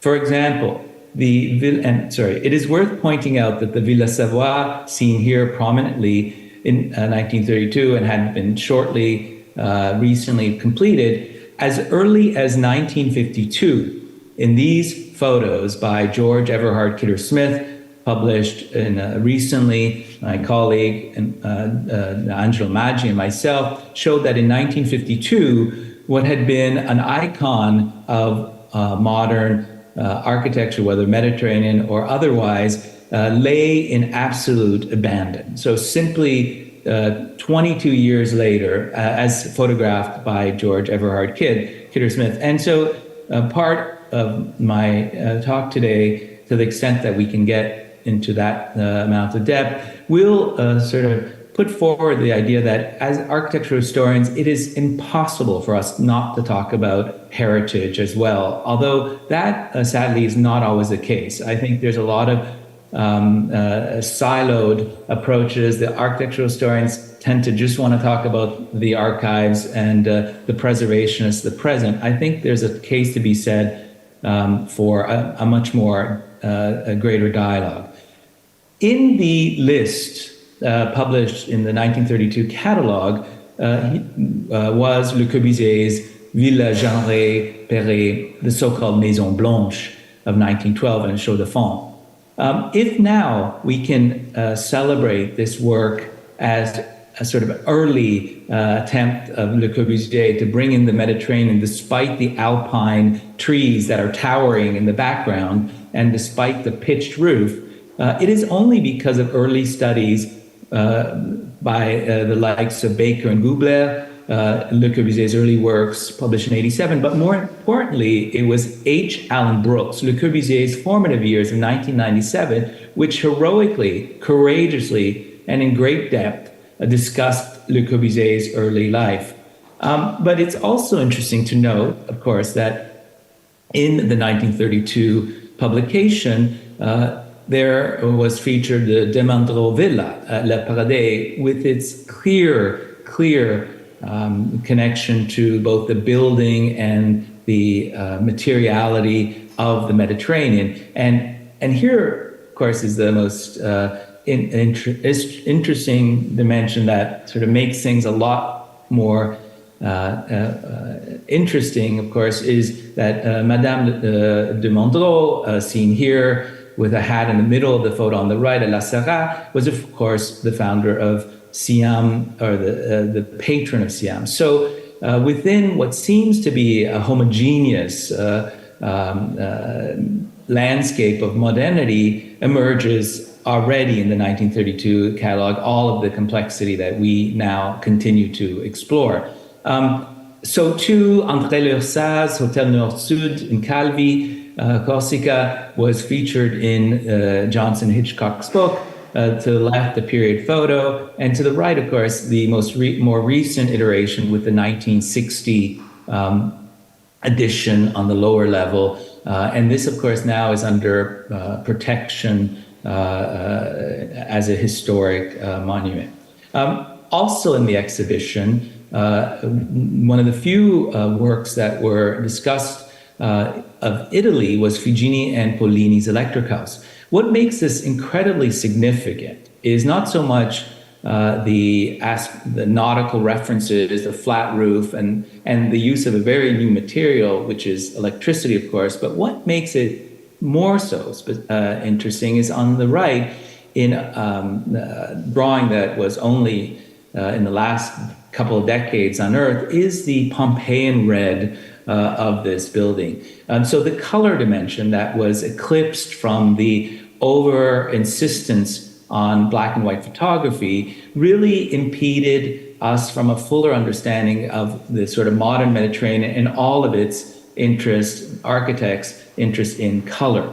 Of course, Bruno Rudolphsky's famous exhibition of '64, but we all know that Rudolphsky was in Italy, and his Villa Oro in Naples, completed with Cosenza, really jump-started a sort of deep and long-time engagement with the research and with the appropriation of the vernacular.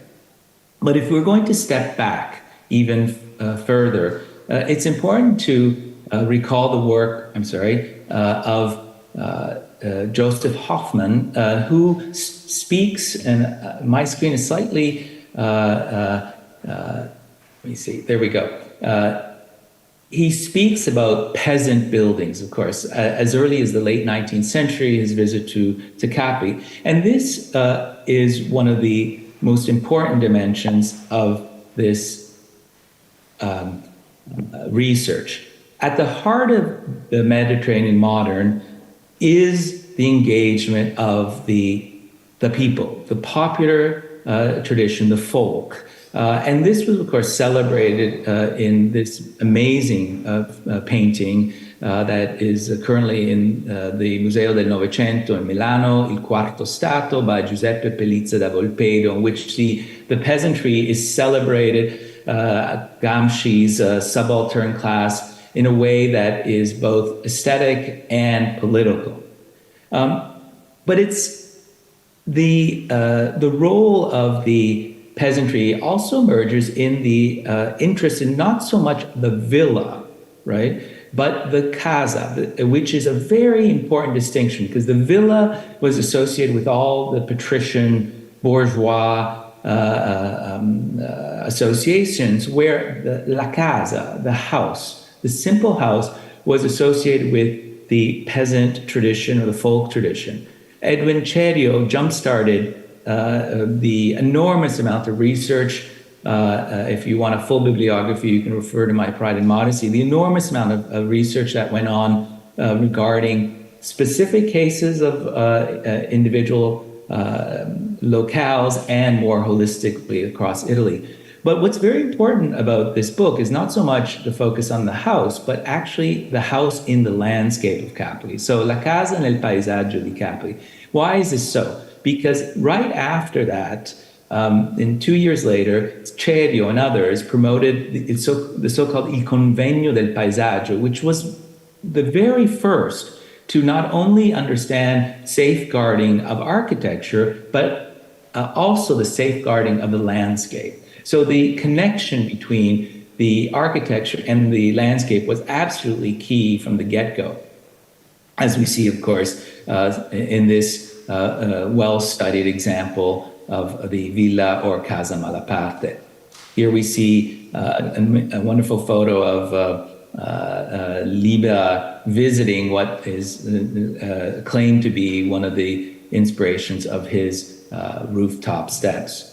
But more importantly, the paradoxes of the modern Mediterranean can be found in this example with Vigilio Marchi, whose sketch of Amalfi, published in 1921, then is used as a source for a totally, seeming at least, new version, futurist architecture on the cover of his 1924 book, where you see the original, the so-called peasant architecture with its buttresses, with its sculptural qualities, is being informed, there's a thread of electric wires weaving in and out of this. And so the paradox, of course, is on the one hand,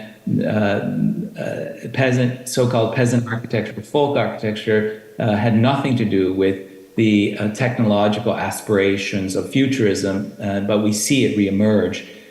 As we see it emerge in the paintings of De Pero, the Paese delle Tarantelle, where these planar, axonometric, multifaceted drawings take on a whole life of their own, but at the same time while celebrating the folk tradition of Italy.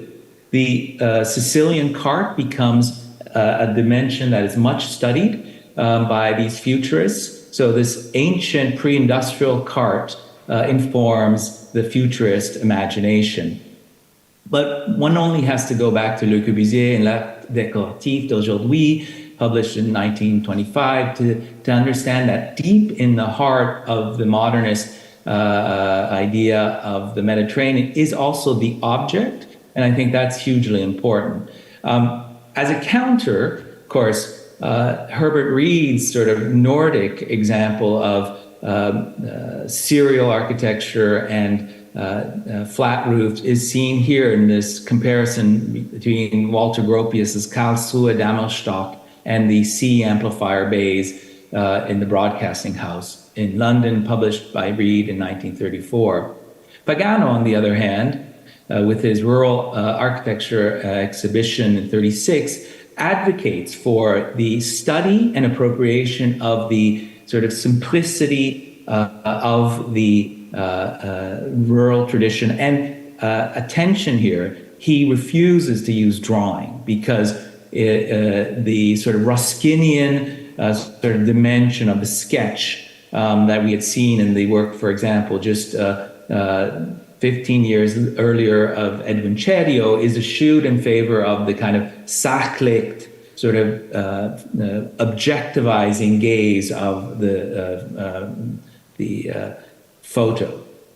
Here we see just one example of the many of the repetition, but then the sort of vibration of the actual handmade, not machine-made. Of course, during the interwar years, the fight against sort of bombastic classicism and the sort of modesty of the vernacular tradition had to be fought on many levels. And we see here how Michelucci redraws these two vernacular farmhouses simply taking off the roof, the pitched roof, to show that in fact even though some of the modernist architecture in Italy were seemed like international in reality, which at the time, of course, was a bad word, a bad adjective for the fascists. They, in fact, had deep roots with the Italian vernacular tradition. Of course, we all know the more racist, anti-Mediterranean attempts by people like Paul Schultz in Naumburg to cast the Mediterranean as a Arab village, or here in the case of Das Geschickte Deutschen Houses, a comparison between Mykonos and the Weissenhof-Siedlung, and as you can imagine, it wasn't a favorable one. Moving through the other examples of the appropriation of the vernacular, we see here with Gabella's Dispensario Antitubercolare, where this privacy screen, lets in air and also shields the patients who were stigmatized because they had tuberculosis, you see on the upper level, from the gaze of the street. This wonderful photo of contrast between the flat roof, the glass block, and also these beautiful brick screens and the cart is very striking.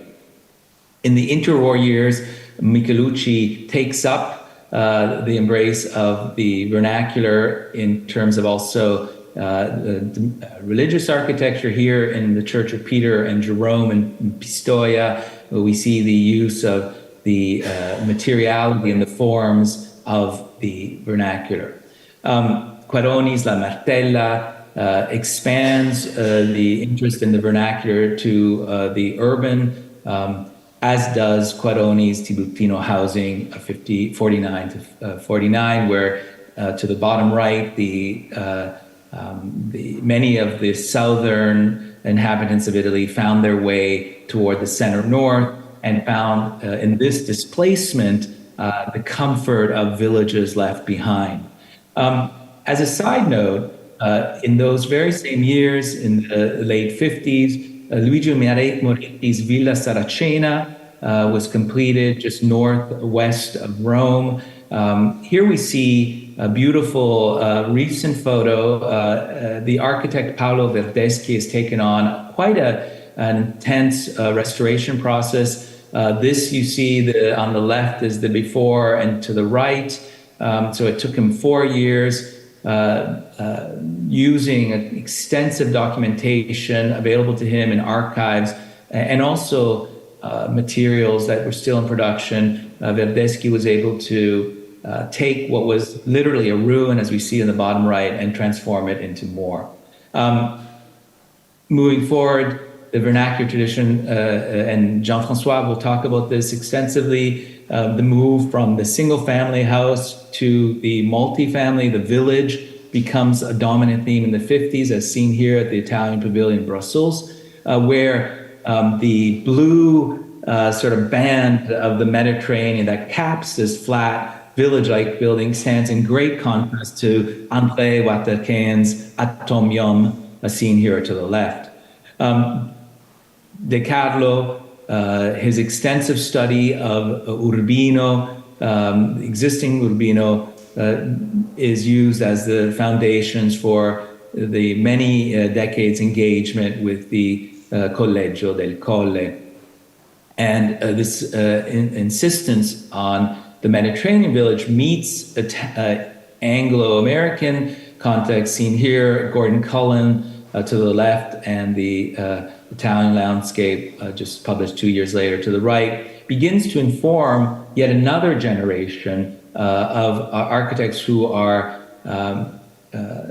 dissatisfied with sort of machine age, as is Myron Goldfinger's Villages in the Sun. Here we see a view of Skyros, and not by coincidence with a foreword by Louis Kahn, the emphasis on community here, the sort of density, just at the time that America was undergoing the ravages of urban renewal. And of course, Louis Kahn, who in his Richards Medical Center takes what he's learned from the CAM of Chania and creates a place in the heart of Philadelphia to counter the sort of heartless modernity that was going up around him.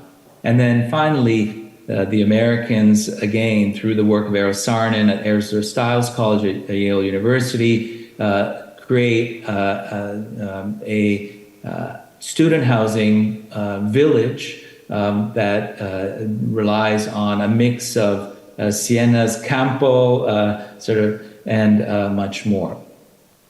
And of course, one of my passports is Canadian, so I cannot help but not mention Safti, of course, who was Israeli and went to Canada, Montreal to do his master's degree. And one might argue, I think convincingly, although that here we see the Mediterranean village meets mega structure.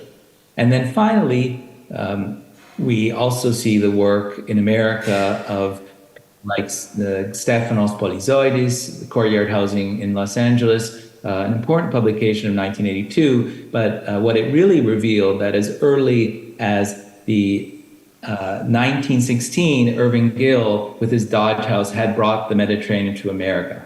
And this is my final slide, we see the Mediterranean arrive to California through the work of Charles Moore, Kresge College, University of California, early 70s, and of course through the work of Charles Jenks, who of course we all know does a lot to confuse the issues more than clarify them, but from his Anglo-American perspective, there was a specific reason for that in response to some of the urban renewal issues that were going on here. And with this, I end. I thank you. This has been a bit of a quick overview, but I wanted to point out just some of the historiographic issues, and also while returning to my beloved Italy and the instances of Italian vernacular, both single family and multifamily, sort of impacting the architecture practices of America, for example. Thank you very much.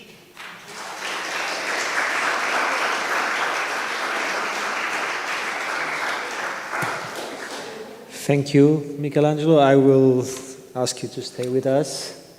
We will now invite Jean-François Lejeune to join. Jean-François is graduated from the University of Liège in Belgium and owns his PhD from TU Delft, Faculty of Architecture and Built Environment. He is a professor of architecture, urban design, and history at the University of Miami School of Architecture, and since 2022, adjunct professor of history at the University of Notre Dame Rome Gateway. His research ranges from Latin America architecture and urbanism to 20th century Mediterranean modernism in Spain and Italy. His most important publications, among others, include The Making of Miami Beach 1933-1942, The Architecture of Lawrence Murray Dixon, published by Rizzoli in 2001, Cruelty and Utopia, Cities and Landscapes of Latin America, by Princeton Architectural Press in 2005. It won the CICA Prize for Best Exhibition Catalog in the same year. Cite Egeman and the Metropolis by Routledge from 2009. Modern Architecture and the Mediterranean, also published by Routledge, 2010. This book was co-authored with Michelangelo. Rural Architecture and Water Urbanism, The Modern Village in Franco, Spain, by Dom Publishers from 2021. And Cuban Modernism, Mid-Century Architecture, 1940-1970, with Victor Deupi from Brickhauser, published in 2021. In addition, he has contributed with multiple essays published in journals such as Rasenha, ANTA, the Journal of Decorative and Propaganda Arts, as well as in exhibition catalogs and other publications. He is currently at work on two books, two coming books, Laws and Chinkel, which will be published by Routledge, and The Other Rome, The Splendid Ordinary, 1870-1960, to be published by Brickhauser. Finally, he has received multiple grants, including the Graham Foundation for Advanced Studies in the Arts from the Università della Sapienza and the American Academy in Rome. He is a founder and director of Docomomo US Florida. Thank you. Looking forward. Thank you very much. Yeah, like this. You hear it? Okay? Yeah. Thank you very much. Thank you to the Umar and in particularly to Stella for the invitation and for this very, very interesting conference, as well as the opportunity to discover a very beautiful city, Chania. I will continue on the track of Michelangelo, but as you can see on this introductory slide, fundamentally focusing more on the urban environment or the urban context of the Mediterranean house. In reality, what is very interesting about the phenomenon that Michelangelo explained and detailed for us is that the inspiration was primarily from rural cases, and a clear establishment of a line, of a difference between what was typically the sort of emphasis on monumental architecture to fundamentally a vernacular architecture. So the rural vernacular became the most important point. But in actuality, the transformation of those concepts was primarily developed as multi-family houses, very important, very beautiful, as we have seen, but pretty much in the upper end of the social classes. So a model that was actually taken from the rural poor was eventually transferred to another class, and we saw that very beautifully today in one of the lectures about Spain, which showed eventually how, for example, in Catalonia, those examples coming directly from Ibiza and other places became in fact the sort of driving luxury market of tourism, but also of the upper middle class in Catalonia and along the Mediterranean coast. I placed this lecture on the focus of a very interesting book by Franco Cassano called Southern Thoughts, and I thought it would be interesting to read the two paragraphs from his book, because I think they place this conference and the conclusion of the conference in a large, I would say, political context, which we have not talked very much about today, in fact. The concept of politics, even regime and so on, whether communist, fascist and so on, or democratic, has not been emphasized. And so the basic idea, as Franco Cassano explained, the basic idea for writing Southern Thought is very simple. It has been many centuries since the South has spoken in the first person because others have been speaking in its place. The civilization that has been speaking for and representing the South is the one that during those centuries has become dominant, the civilization of the world's Northwest, in whose eyes the South is at best synonymous with a backward society and a perverse mix of misery, repression, and superstitions. According to this perspective, the South's only possibility for redemption is to become the North, to erase as quickly as possible its differences, to free itself from a culture that, like ballast, prevents it from reducing its disadvantage and embark on the path toward progress. The theoretical program of Southern Thought, the book by Cassano, is therefore very clear: to deconstruct this image, to interrupt the long historical sequence during which the South has been taught by others, and to give it back its ancient dignity as subject of thought. In other words, Southern thought originates from the conviction that the South is much more than a simple not yet the North, that it represents an autonomous and different point of view, and that today more than ever such autonomy enables us to gain a critical perspective on the direction that the world has taken in the era of globalization and hegemonic liberalism. The South does not just represent the past, but it also offers useful suggestions for the future. It is another point of view on the world, a voice that today more than ever we must learn to hear. So, continuing on another quote, I think very beautiful diagram produced in the 1930s by the painter and an artist Joaquin Torres Garcia from Uruguay, who in 1935 imagined to look at America in the opposite direction, and he called it the School of the South. I have called this the School of the South because in reality our North is the South. There must not be North for us except in opposition to our South. Therefore, we now turn the map upside down, and then we have a true idea of our position, and not as the rest of the world wishes. The point of America from now on, forever, insistently points to the South, our North. And eventually, the conference that we are organizing and this research could also be very interestingly developed, for example, about Latin America, which obviously doesn't have the Mediterranean, but has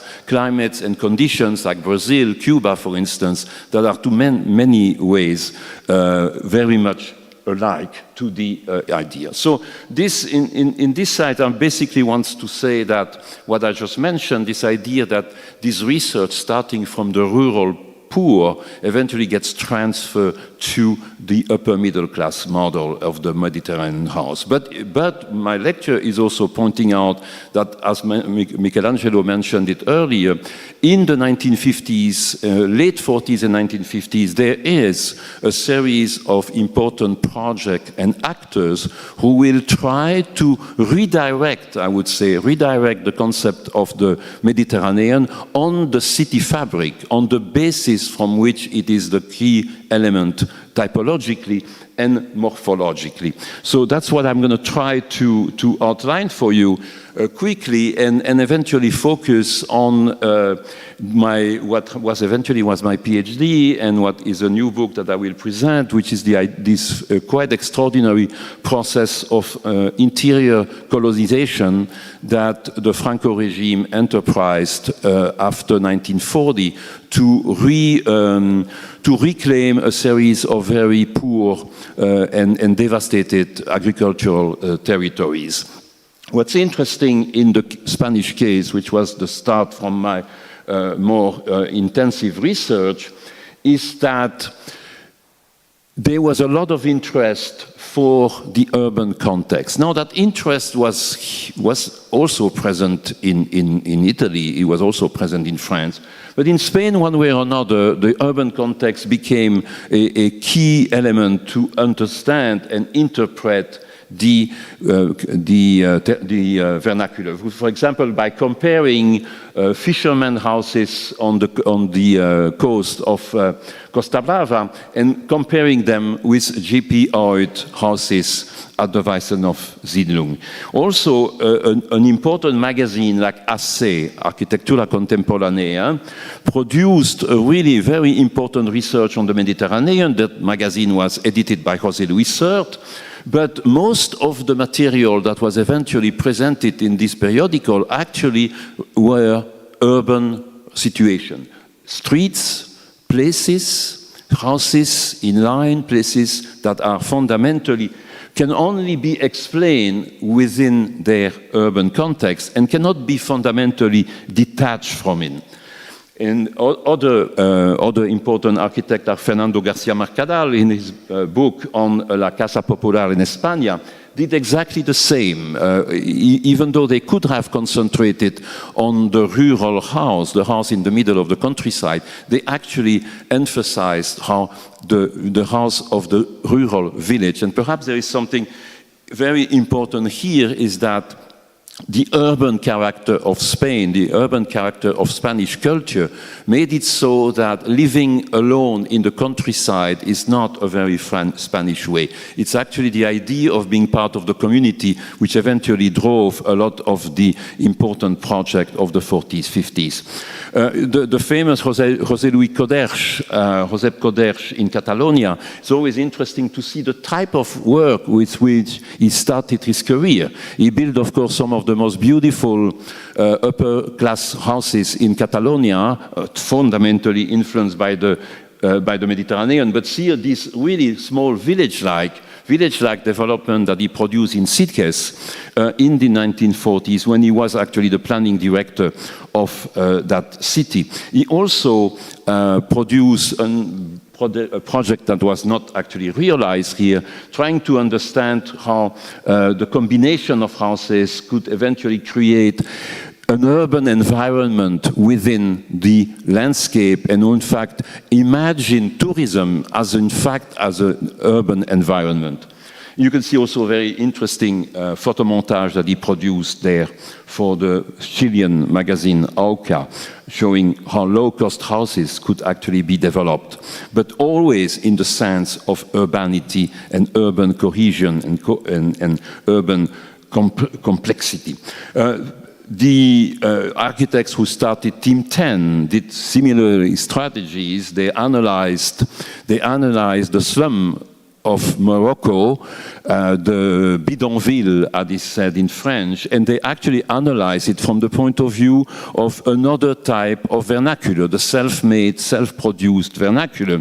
And in the early project produced by that group, ADBAT, under the direction of Gorkan Dilis, one can see, for example, in this photo montage, the incredible comparison between a traditional kasbah in Morocco and a section of the project for Les Carrières Centrales in the periphery of Casablanca. Here the comparison it's their comparison, it's their photomontage, it's a photomontage that Candilis and the group produced to sort of, again, refocus the Mediterranean house, particularly the patio model, on its urban context.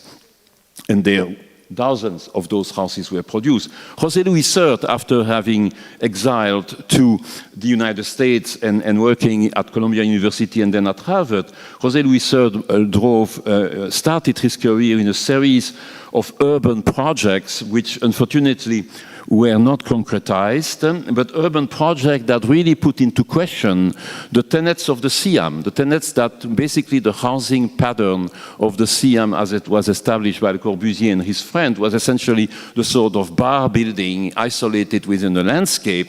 And third, immediately realized that, for instance, in Latin America, that type of housing project was not achievable for reasons of construction, reasons of necessary industrialization, and actually proposed an alternative model, which you can see here in this, for example, this prototype neighborhood for a city that was not built, Chimbote, on the Pacific coast of Peru. And you can see that for a CAM architect, this has absolutely nothing to do anymore with all the projects that were presented, for example, on the ship Patrice between Marseille and Athens.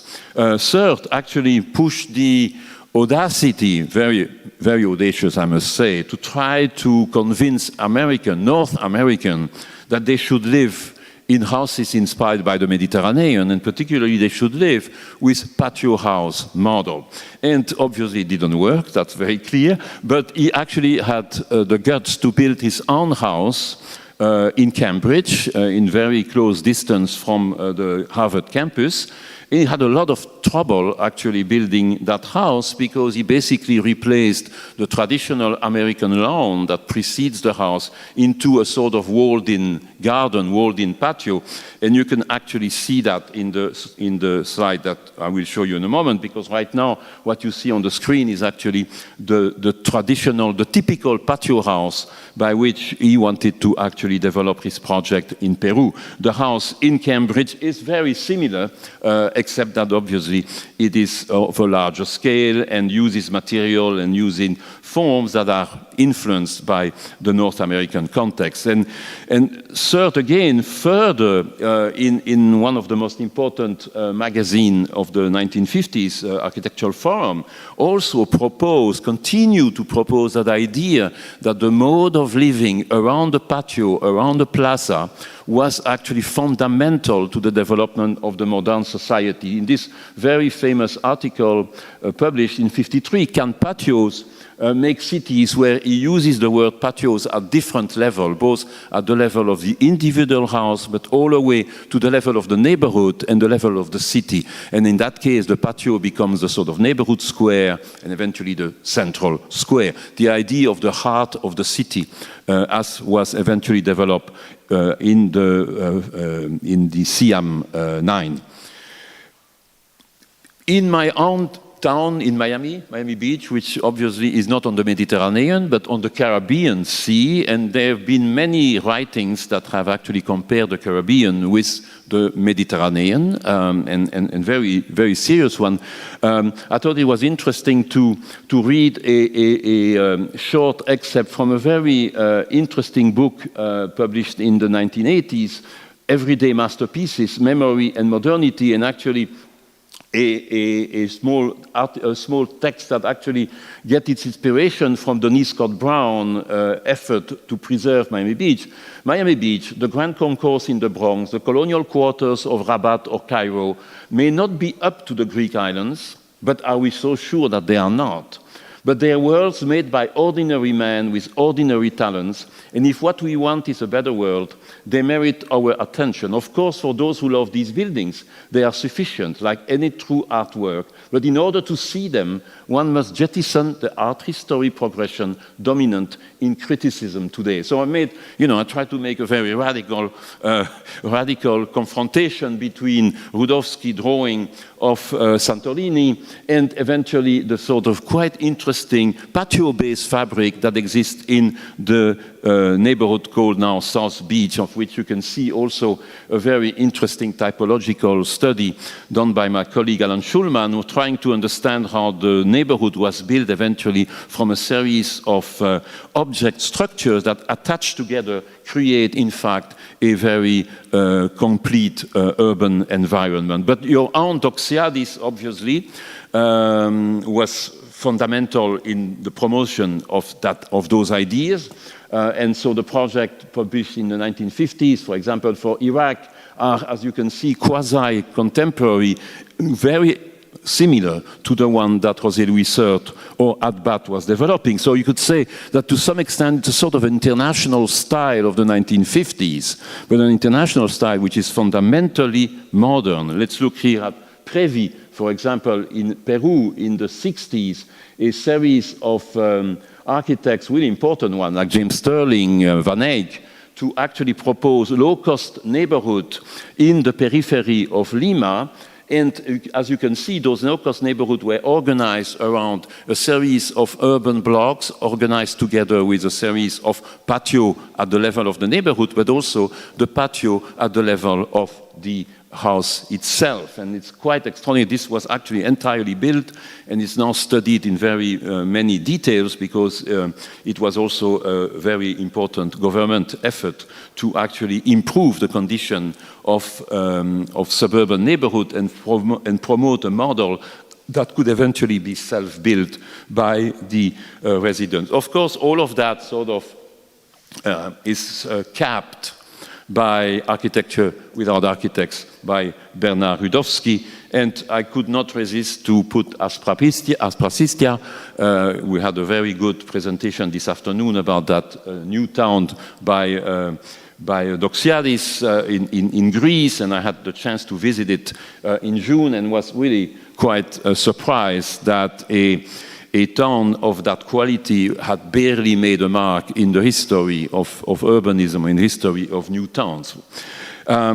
It's always interesting also to think about Ricardo Bofill, who in his first years was fundamentally interested and inspired by the Mediterranean, perhaps looking even further south toward actually northern Africa.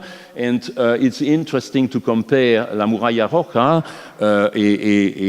upper-class resort on the coast of Alicante, with the social housing neighborhood that he built in Reus, and which was built exactly in a contemporary manner. So at the same time developing a concept for a tourist city based on the Mediterranean, and actually using the same typologies for social housing in the periphery of Reus, an important city in Catalonia.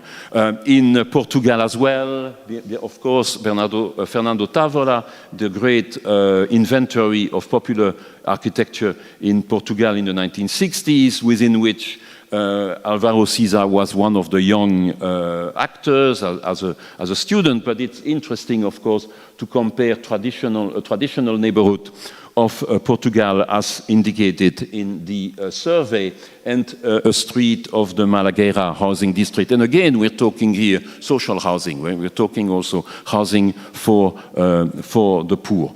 But I would like to sort of conclude this navigation around those different projects and neighborhoods with what was the focus of my thesis, was essentially the interior colonization of Spain, the idea to reclaim important parts of the country that needed to be brought water, that needed to be actually reclaimed in order to become productive. And that was eventually, as you can see here, you can see the different basins of the most important rivers on the Spanish territory, the Guadalquivir, the Ebra River, for example, and the little dots that you see along those rivers and within the valley that are very well put in evidence here, were about 300 new villages or small towns built from 1945 to 1965, 1970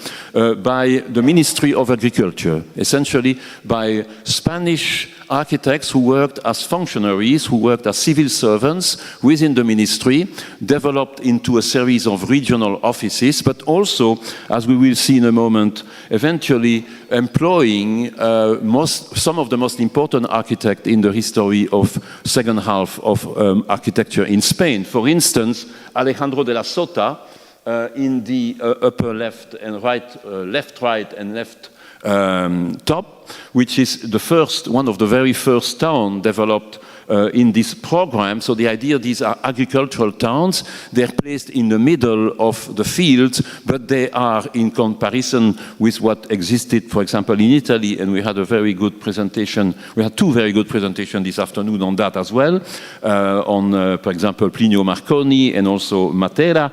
A fundamental difference is that those new villages were actually built as villages, as real urban form, which means there is no separation between the center, the sort of civic center of sort, and in fact the housing, the residential housing. And you can see that in showing that there is in fact almost, there is absolutely no sprawl whatsoever. You can see a series of those towns all built in the second half of the 1940s.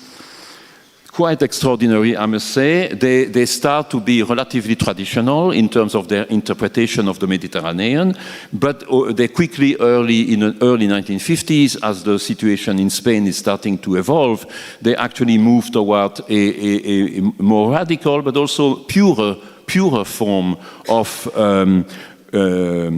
architecture and understanding of the city. For example, Alejandro de la Sota, who comes back to the Institute in the early 50s, he's called back because he is very successful here in Esquivel, which is a small town in about 15 kilometers away from Sevilla.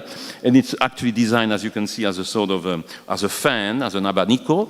And for the first time, Alejandro de la Sota takes away the public buildings from the city fabric, put them in a park that is actually facing the village, and the village itself presents a quasi-urban facade to the traveler using the main road. You can see the sketches of Alejandro de la Sota, who I'm assuming you know for some of the important structures that he built in Madrid and in different places. These are some of his sketches that are quite beautiful, both in terms of understanding a concept of the master plan in the top left, and this gorgeous presentation of what the facade, this even idea of conceiving a village, a new village with an urban front, is actually very indicative of that concept. Here you can see how the project was published in the Revista Nacional de Arquitectura, the sort of official architectural paper of the 1950s.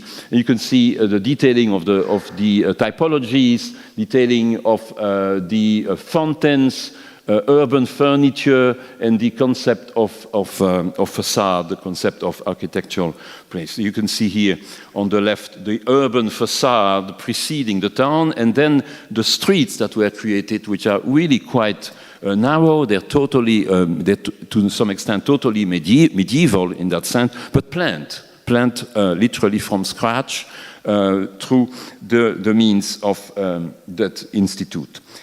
You have here the old pictures of Esquivel, which I really recommend to visit. It's quite extraordinary village, and the contemporary one.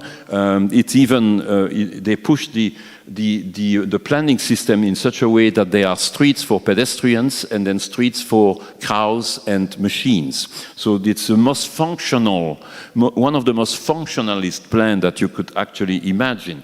Other project by Alejandro de la Sota here in Entre Rios, absolutely beautiful, also with the idea of the central park rather than the central piazza, but there are all sorts of piazza, and these again are the diagrams of Alejandro de la Sota, who was a functionary of the ministry, but also had an independent approach to architecture that eventually allowed him to produce drawings that go way beyond what his colleagues in the ministry was able to do.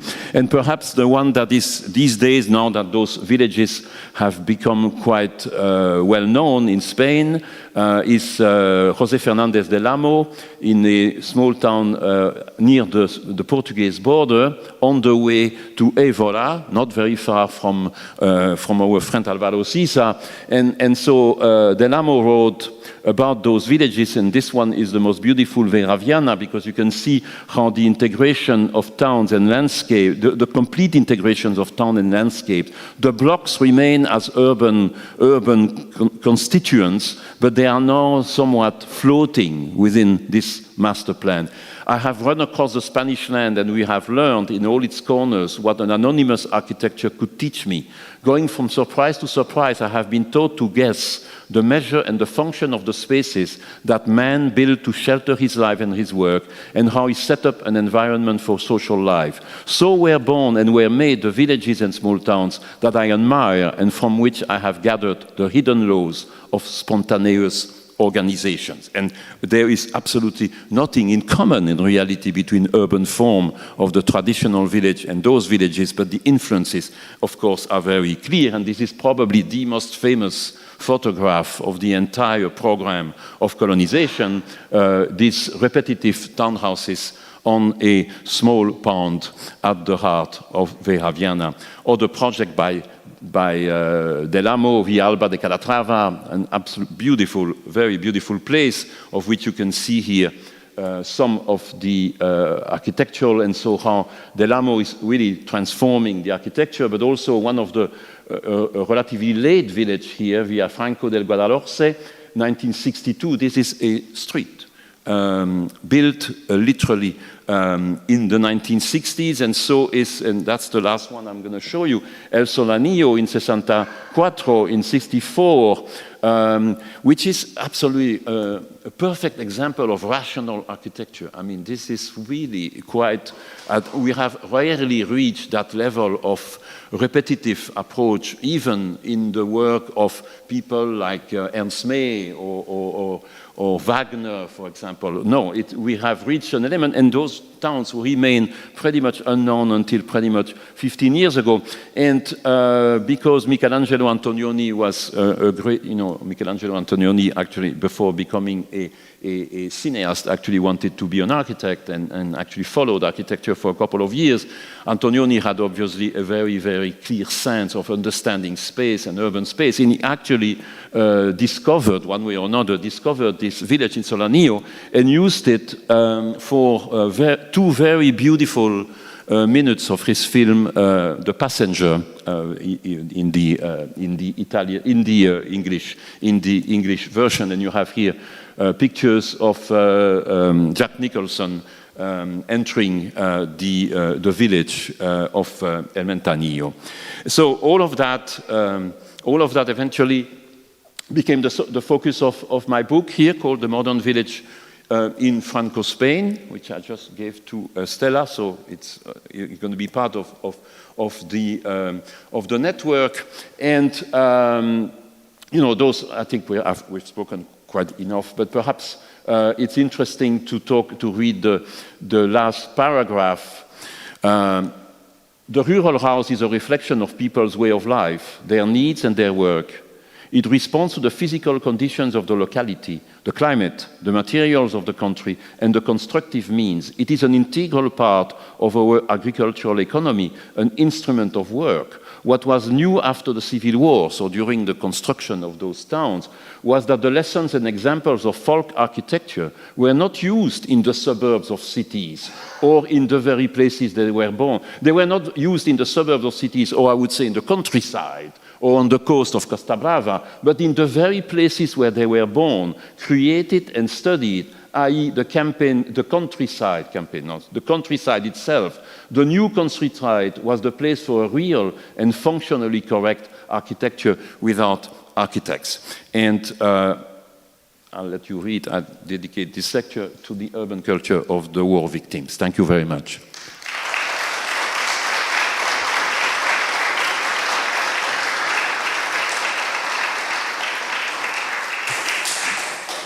Thank you both, Michelangelo and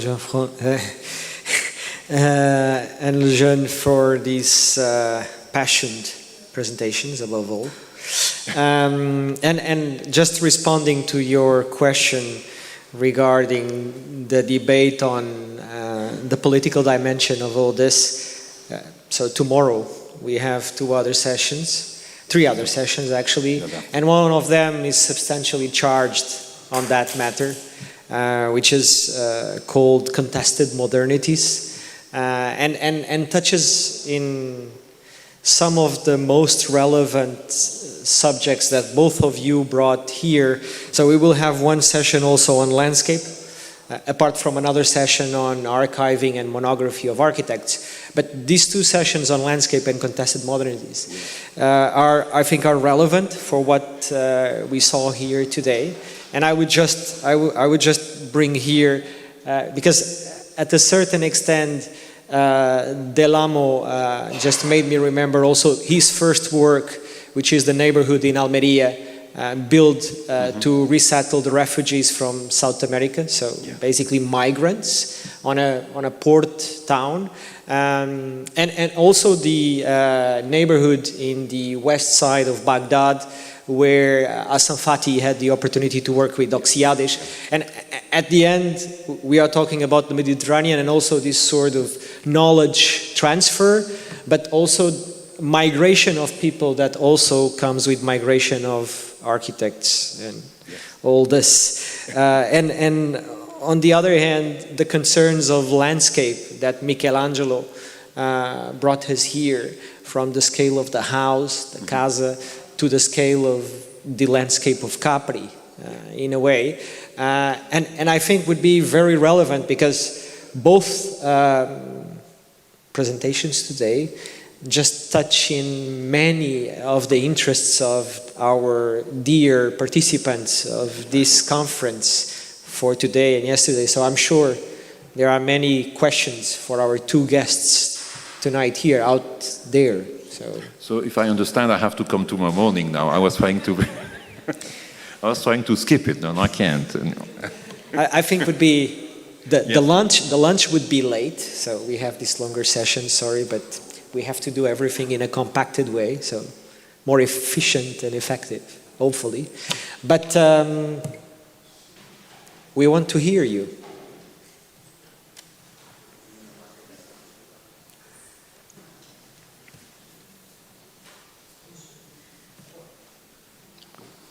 At some point, I'd rather put a positive image on the screen than these terrible things over there. So. Okay.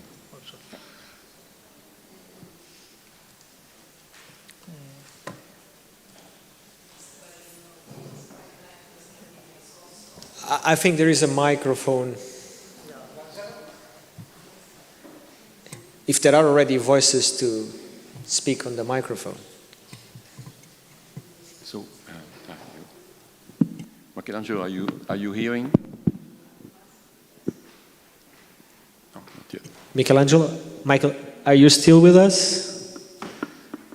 Yeah, 1 second. Yeah, he can hear us. He can hear, but we don't hear him. Yeah.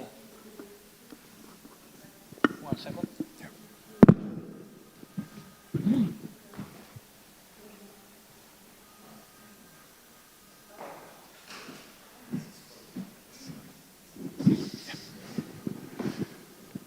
Can you hear me? Yes. Yes. Yeah, no. Okay, thank you. Thank you. Thank you, JF, it was great.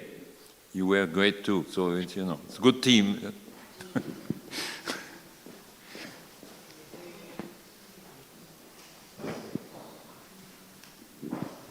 So are there any questions? There are. Me. Thank you for all these presentations, both of you. I would like to say, comment something about the communication of Professor Lejeune. My PhD research is just about more or less the same, post-war architecture in Spain. And if my information is correct, if my sources are correct, these villages that you have presented, they were this idea of reflect the typical regional architecture from Spain was a kind of imperative from the regime. That's one thing. And the second one is that, if I'm correct, most of those villages were built after 50s, just when the treaties, the first treaties with the states were signed by Franco's regime. And most of the, another thing is that if I'm correct, you said that there were more or less 300. I can't remember now if that was the exact number, but most of them were projected but not built at the end because there was no money, enough money to build those villages. I'm not sure of that, of my information. I want to share with you. As far as I know, and because this took a while, I visited obviously many of those places physically, embarking on a country road in Spain, and in the beginning without GPS, and eventually with a GPS, which is a little easier because I got lost quite often. But the list, eventually what happened is that Google Earth visited these villages, and I actually was able to literally see digital images of 295 of them. But I must confess also that there are perhaps at least 2 or 3 dozens that are very, very small. They may contain 4 40 houses or 30 houses. But they always have the sort of structure. They resemble more the sort of civic centers that we saw in Basilica today, for example. But some of them are 10,000 people, or, you know, particularly in Andalusia. They've grown up. But you were right. There were also some interesting projects unbuilt.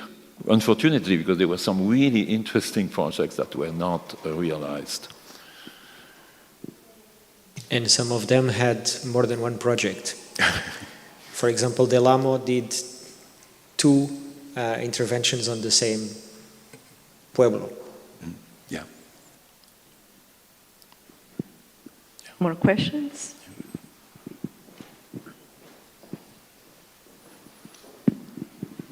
Thank you. It would be interesting to see what happens during time in the next generation. I mean, every owner of the house could have 1, 2, or 3 children, or any needs expanded during time.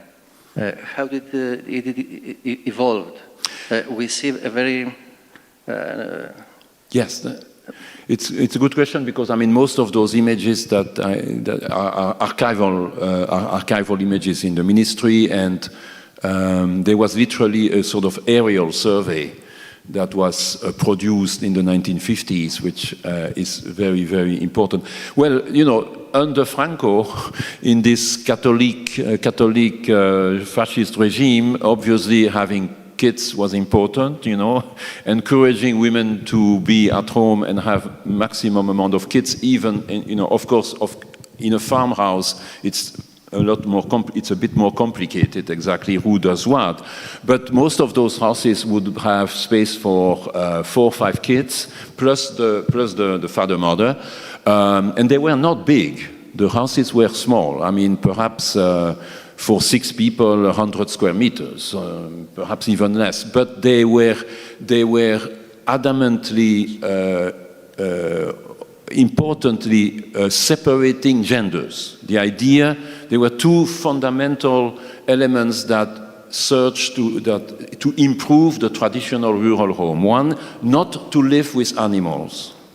Let's say, sometimes the animals are at the lower level and then the family live on top. That was not allowed, not permitted. And the other thing was to mix boys and girls in bedrooms. Obviously also important under the regime.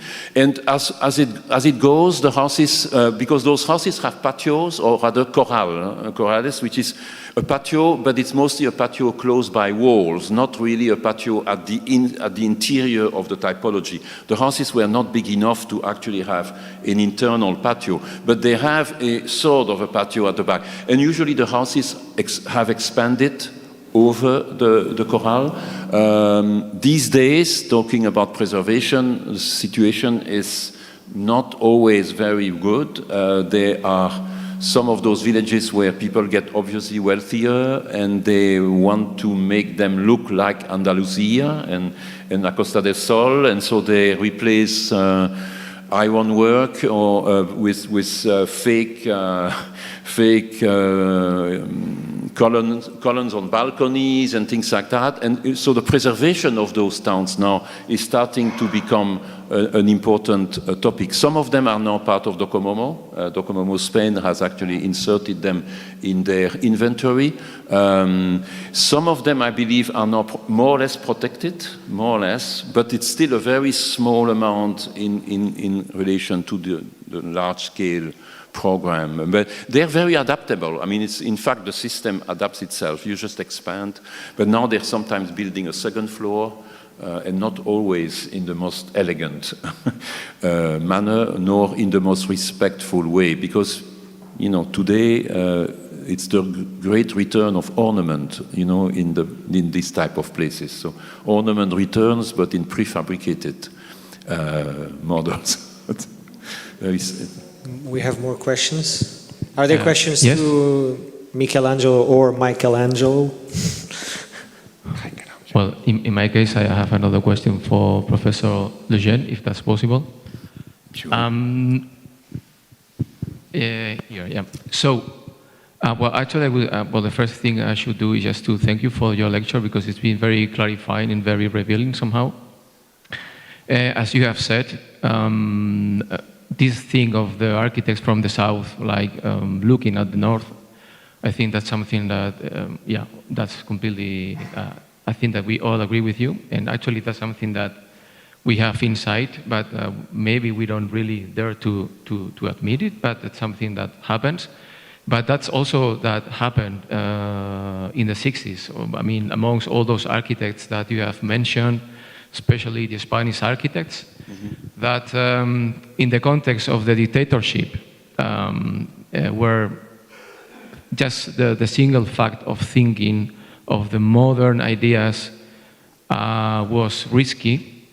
And actually, we all know that these architects, these Spanish architects, found in the vernacular like a perfect excuse to bring like subtlety, you know, like these ideas from the north. And actually, when you mentioned, well, thinking about Fernández del Amo, de la Sota, they were also using the vernacular to introduce like the northern ideas. So then I'm wondering, because what you have presented, I mean, these pueblos de colonización, the way that you have presented them, it seems that they represent like the Mediterranean dream somehow, you know?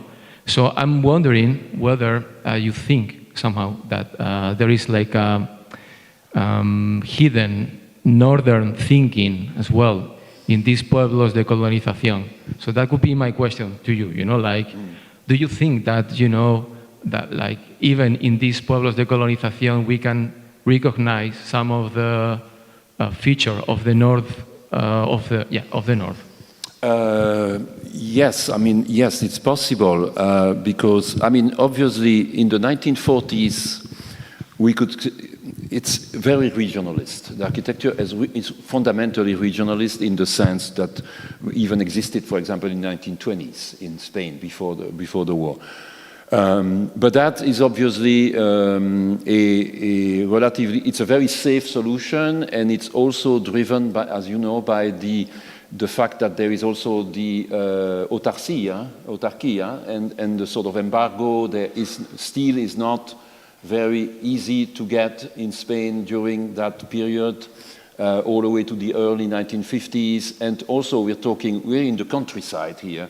So I mean, the manpower, you know, is also not used to practice with with new materials.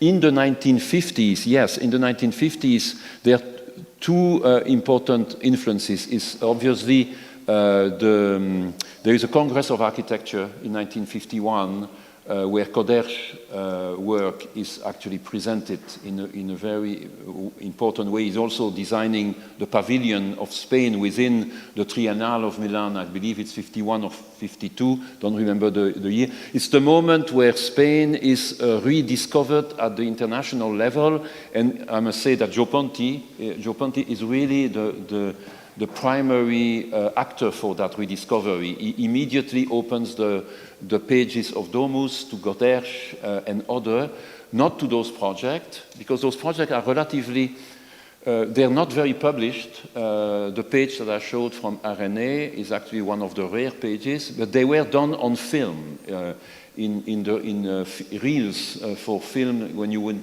go to the movie. But Scandinavian influences are clear, particularly in Del Amo. Del Amo went to Scandinavia, definitely. I think De La Sota probably went as well. They also invited Alto in Madrid and in 52, 53. So there's really a moment there where the international sources are clear, but still within the overall understanding of the Mediterranean. And so what you could say is that what those international interests do is that they eliminate the regionalist elements. They go back to the sort of simplified, non-ornamental, let's say, approach.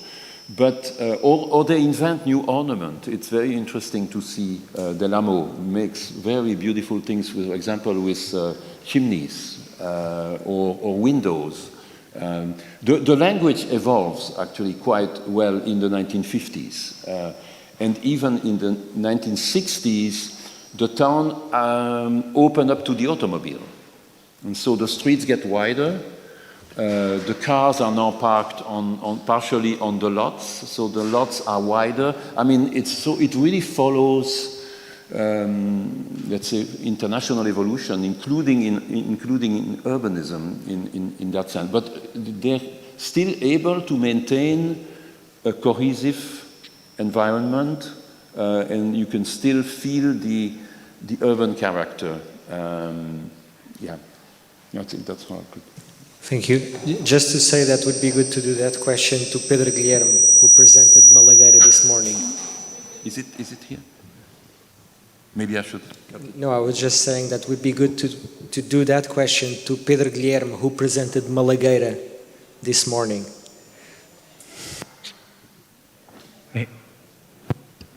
Maybe just a comment for this overview that you both gave to us.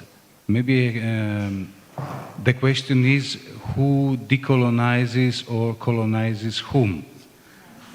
Because when we have the Weissenhof, we have freestanding buildings, and just almost one generation later, we have the South that is taught not by the historical city and not by the cohesion of the historical city that is completely forgotten in the European West, but is taught by the vernacular architecture. And so we have Ecosciar. We also have in Italy Diottalevi Marescotti with Città Orizzontale, which is completely functionalist tissue, but it's a Mediterranean tissue in any case. Also Tuscolano neighbor in Rome by Libera. And in a way, we have a very interesting, and I think in a way very contemporary element, not just in the historical or vernacular tissues that teach high architecture, how to draw tissues, cohesive tissues, but teach architecture itself, how to become, how to interpret urbanity and gain urbanity within the scale of architecture. I mean that if we look at the work of Rudowski and Cosenza, for example, we have a sort of latent urbanity with an urban complexity within the scale of the house that we will find in Koolhaas after 40 years. So this is a comment that... Michelangelo, do you want to comment on that? Yes, I trust you since, you know, it's tough for me to hear, so I think you can answer for both of us. But I was not planning to answer, in fact. I didn't listen too well. But it was more consideration than a question, right? Yeah. But I mean, yes, this process of colonization, interior colonization, north colonizing the south, and so on, is very, very fluid and very important. I mean, I think interior colonization, in the case of Spain, it's called Instituto Nacional de Colonización, so it's absolutely clear. There is no doubt about what the process is. But, you know, who is colonizing whom is a question that we can continue to debate even at the present time. You know, that's what I mentioned. You know, there was a moment in the 1980s where everybody was looking at Spain, new Spanish architecture in Barcelona, in Madrid, and with Rafael Moneo, and I would say that was a great moment for the architecture of the South. Because it was fundamentally modern, but not technological, right? But then a couple of years after, we get deconstructivism, we get Zaha Hadid, we have all, and suddenly London, the North, is winning, is actually invading again. So I think it's a constant a constant movement in between. But it's very interesting to see, for instance, today, perhaps the real true vernacular in the sense is actually done in Africa. You know, it's done in Africa, it's done in Bangladesh, it's done in many of those countries where a new generation of young architects, including many women actually, are actually doing vernacular architecture, but with contemporary program for the countries with which they work. And that is very important, I think, because it's sends... JF. Yeah. I really can't hear, but I just wanted to thank everyone.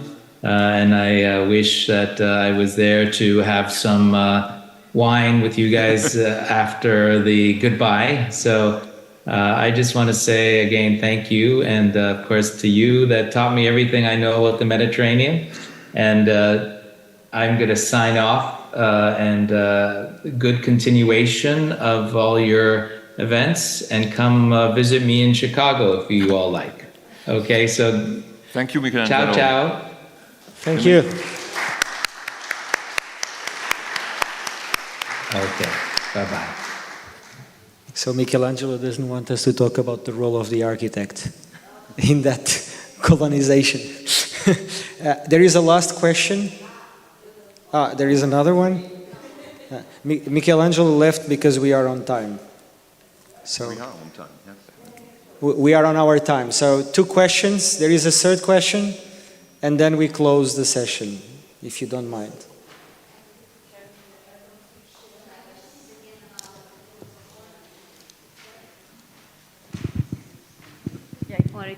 Okay. It's again a question about the topic of ornament. You said something really interesting about its return. I think that ornament is always related to a need of expression, which is a sort of a mirroring between the form of architecture and its owner in terms of character, even just a supposed one.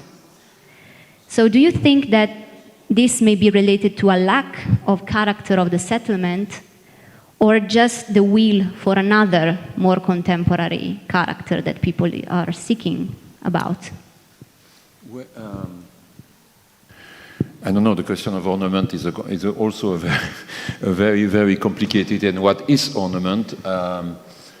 They are, I mean, Michelangelo presented the sort of genealogy, for example, of the research, which is, for instance, Joseph Hoffman, right? But perhaps the very first actor of that genealogy is actually Carl Friedrich Schinkel.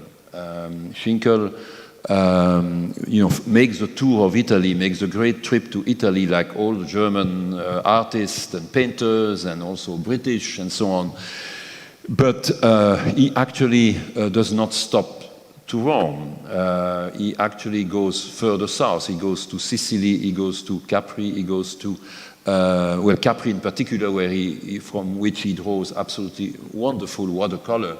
And he actually, in his commentaries about his travel, he actually mentions that. He mentions, the simplicity, the fact that the farmers use what is absolutely essential, what is absolutely essential, and that the character, as you mentioned, the character of their building is actually their plastic organization, which means that they have, for instance, they have staircases outside, they have terraces, they have arbors, they have patios in some cases. And so he really starts that genealogy, and if you know a little bit his work of Schinkel, he actually tries to introduce a white architecture in Berlin with very mitigated success, because with the weather, the white architecture is not particularly adapted to Berlin weather, or let's say rainy weather in general. So, but it is an important statement on his side. I also, when you talk about ornament, it's always important to talk about laws, of course, right? And but that also has been very often quite misinterpreted because, in fact, after the famous article about ornament and crime that has been quoted without stop in historiography, actually he never mentions the word architecture in that essay. The word architecture is not mentioned once, nor is the word building. It's only decorative. It's actually objects. It's decorative art. It's furniture. And 10 years after, he writes an essay which has not been translated nor published, when he said people did not understand what I meant with ornament and crime. They completely got it wrong. I did not talk about that. But he also, because he also considered that ornament was materiality. Right? So, but in the Mediterranean, materiality is in effect perhaps that's inexistent in the sense because it's mostly stone, perhaps, but not that often, and stucco, right? Intonaco in Italian, and so I think it's Hoffmann also starts building which are flat, flat facade, but I don't know if we can go further, and it's really a complicated debate. Thank you. I think I will just ask the two next questions to be very short and compact, if possible. Yeah, the question will be very short. I don't know about the answer. It has to do with the reference to Aspra Spitia, Les Maisons Blanches, the Doxiadis. And so my question would be if you can comment now a bit more on this statement you made, like they could be a more visible part of historiography. So what's the importance of this specific project to your knowledge so far? How would you discuss it further? Well, I knew the project from the book, the big book on that, but I had not really been able to find much information, let's say, globally, because even on the Doxiadis archives, there were not that much at the time. It was mentioned in our book, Modern Architecture, or maybe the other one that he did. I think it is important in the sort of history of new urban environments and new towns. In a way, it's a company town, right? In that sense, really a company town. But I had read mostly negative things about it, or let's say things that were like not that important. But for me, any urban creation, in the 1950s, 60s, where you feel a sense of urbanity in a civilization of suburbanization everywhere, right? Suburbanization or high-rise making, which I had forgotten about how Doxiadis, thought about the great crime of, which was the skyscraper. What would he think if he were living today? It would be really a disaster. But no, I think it's worth being placed in and the work that he did in the Middle East also, which I have not, obviously very difficult to investigate these days, but is important. Thank you. Your very important and interesting presentation created some thoughts in me, and I wanted to share them so that I can have your opinion on the matter. The patio, this building type, reminded me, of course, of the ancient Greek patio and the position of women in that time.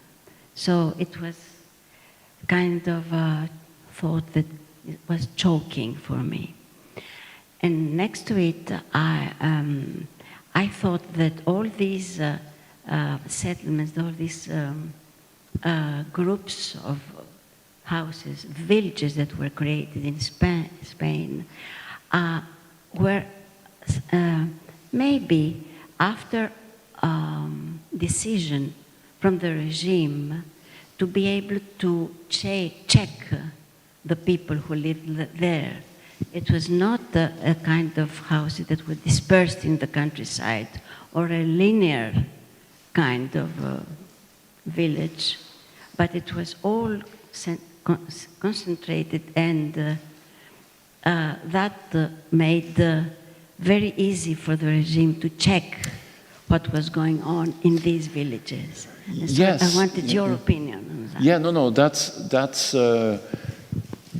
is true, but that was not made without debate. There is an important debate in the 1940s, continuing in Spain, right? Continuing until the early 50s, between those planners in the ministry who want to use the Italian model, which is essentially a sort of a service center with a church, a small school, and we saw that again today, and then relatively dispersed habitat, Casa Colonica, around those service centers, and we see that very well in the Pontine area, for example, south of Rome. And that model was promoted by some planners, both urban planners, but also, I would say, social planners, maybe. But then there was a second side, which were another group who said basically that knowing the attachment of the Spanish culture to the town, to the pueblo, to the concept of pueblo, which is actually interesting for me because the word pueblo, which is basically a village all the way to a small town that can go easily to 20,000 people, I think, in the category, is also the name of the people. Basically. So it's, I think, a unique situation of language where the physical place of the people is actually the same word than the people. And so there was a debate about that, and I've read some arguments where they say, if we do not put the houses around the service center, around the plaza, and we put the farmers in the countryside, well, they will kind of abandon their house in the countryside and they're going to build slums into the center of the village because they want to be at the center. Now, obviously for the regime, it was a way to control the places. But there were other forms of control, you know, like at what price did you buy the food that was produced by the villages, and there are a whole series, there are a lot of research on that as well, that, you know, and that's not my specialty at all, so I cannot comment on whether or not at the end it was a positive agricultural operation or whether it was a negative one, but it certainly was a partially ideological one. That idea that the soul of Spain, the soul of the Spanish men and women is in fact in the pueblos, and that was actually started in the education, you know, at the Residencia de los Estudiantes, for example, and José Ortega y Gasset, for instance. Those people actually started classes to bring students to the countries, to bring students to the countryside. So for me, there is a quite clear continuity. And at the end of the day, having a plaza at the center of a village is nothing specifically fascist nor Frankist, because in fact they still use it now, and it was just a way of. But it's true that if you put the church and you put the city hall and you put the church all together, you know, it's clear, and it's been very well commented upon. But personally, I'm not too interested in that. I'm most interested in what the form, the urban form, and I think that experience is unique in the history of colonization. But the Spaniards, as we know, have a huge history of colonization, right? I mean, Latin America, and there are articles also that try to relate the INC, the Institut Nacional de Colonización, to the American experience. But in fact, they don't succeed that, because some important architects will actually say it's unfortunate that they didn't use the Latin American experience, because we would have done more systematic villages. And in fact, they're not systematic. They're 300, but they're 300 differences. They're very different versus Latin America, which uses the same plan, La Plaza Mayor at the center of a quadricula. And so that was criticized, not at that time, but later, by Fernandez Alba and also other historians, that why did we go to... They actually criticized the somewhat picturesque design of the cities. It could have been more rational for later historians, but few people actually wrote about the fact that they should have been more modern. It also means what was it to do a modern village in the 40s, 50s? It's not a simple question. Maybe we have Le Corbusier, who had his own ideas, and then we had Sabaudia, and which, you know, they looked at Sabaudia, they looked at all the Italian places, and also the kibbutz. The kibbutz were a major reference in the 1940s, which is interesting because you have a Frankist program of colonization, which is looking at the same time at a fascist program of colonization in Italy and a quasi-socialist movement in Palestine. And they look at it, but in reality they didn't want any of those two, because Palestine is even more suburban than Italy in that sense. It's absolutely not urban. The kibbutz are not urban at all. It's landscape. It's very American in a way, very garden city. Thank you. Before we move to the last question, I will just mention here that there is some medicine that was lost in this building related to blood sugar and asthma. So if there is anyone in the room that is missing their medicine, you should contact those like Olga, for example, because you will get your... Sorry. No, it's okay. Stella, the last question. First of all, I would like to thank you for your acceptance to be here with us, and for your lectures, which were very complimentary. I mean, the one was complimenting the other, talking about historiography, about more theoretical issues, etc. But I was watching some of them of today's presentations. I was always also wondering why would why is there still an interest on Mediterranean modernism? We saw lots of young people still analyzing vernacular architecture, the typology of the courtyard, for example. And at the time that we are,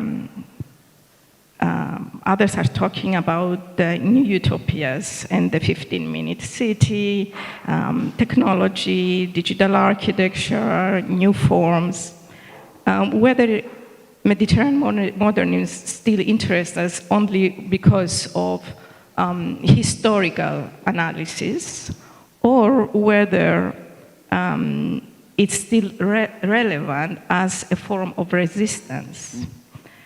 In a similar way, perhaps, as regional architecture was at a certain time. So it's just, I don't know if it sounds very mundane, but I mean, it's, one might wonder whether we are just anachronistic being here or just interested in historiography, or whether we're actually also searching about something else regarding survival. You mentioned CERT imposing almost courtyard in North America, but still we see people analyzing the typology of courtyard housing. Well, I mean, yeah, no, it's... I actually think that there is in fact Mediterranean architecture that is being done today. I mean, it's not, we look at it as history in this conference, and most of the books and so on, in fact, look at that architecture in a historical framework. But in reality, there are architects in Spain, there are architects in Portugal who are really using, I mean, isn't Cesar eventually, Cesar is probably not going to admit it. He's actually denied ideas about Mediterranean architecture. But I think you can say many of his buildings are actually directly connected. I mean, obviously, some people don't want to admit it, but eventually it is still being, it's still being made. And I would hope that it actually continues, because there is a wealth of possibilities. Obviously, you know, this morning we had the presentation about Costa Brava, super luxury market, where you can see these enormous Mediterranean houses, even in Miami as well. You know, it was very interesting, because everything until the 1980s was regionalist, kind of, you know, tile roof, windows, wing windows, very much based on the 1920s. And then in the 90s, it actually stopped. And now it's all white, all white architecture, flat roof, loggias, balconies, terraces, roof terraces, but it has become the architecture of the upper class. But not good at all, because so large that then all those references make no sense whatsoever, because those references are about typologies and very clear assemblage. But if you build a 1,000 square meter house, don't tell me it relates to the Mediterranean. I mean, that is not, that doesn't make any sense. In fact, they don't pretend that either in general. The developers sometimes use that argument about the Mediterranean, but they use it in a very, very diverse way, whatever it's useful to sell, right? But I would hope that, in fact, that architecture continues. And that's why I was mentioning Africa and maybe Middle East, some part of the Middle East, or people like, which are not in the presentation here, but for example, Pouillon, Fernand Pouillon work in Algiers, and in the hotel, and obviously the tourism industry. I could have added also those touristic villages, but eventually I wanted to stay within the idea that there was a moment where that architecture influenced social housing, you know, in a certain global way. Yeah. Thank you. I think Stella mentioned Montaigne. I would say, yeah, acquiring strength as we go. Incredibly on time, 10 minutes before the Thank end. you. Thank you very much, everybody. We hope Thank to see you tomorrow.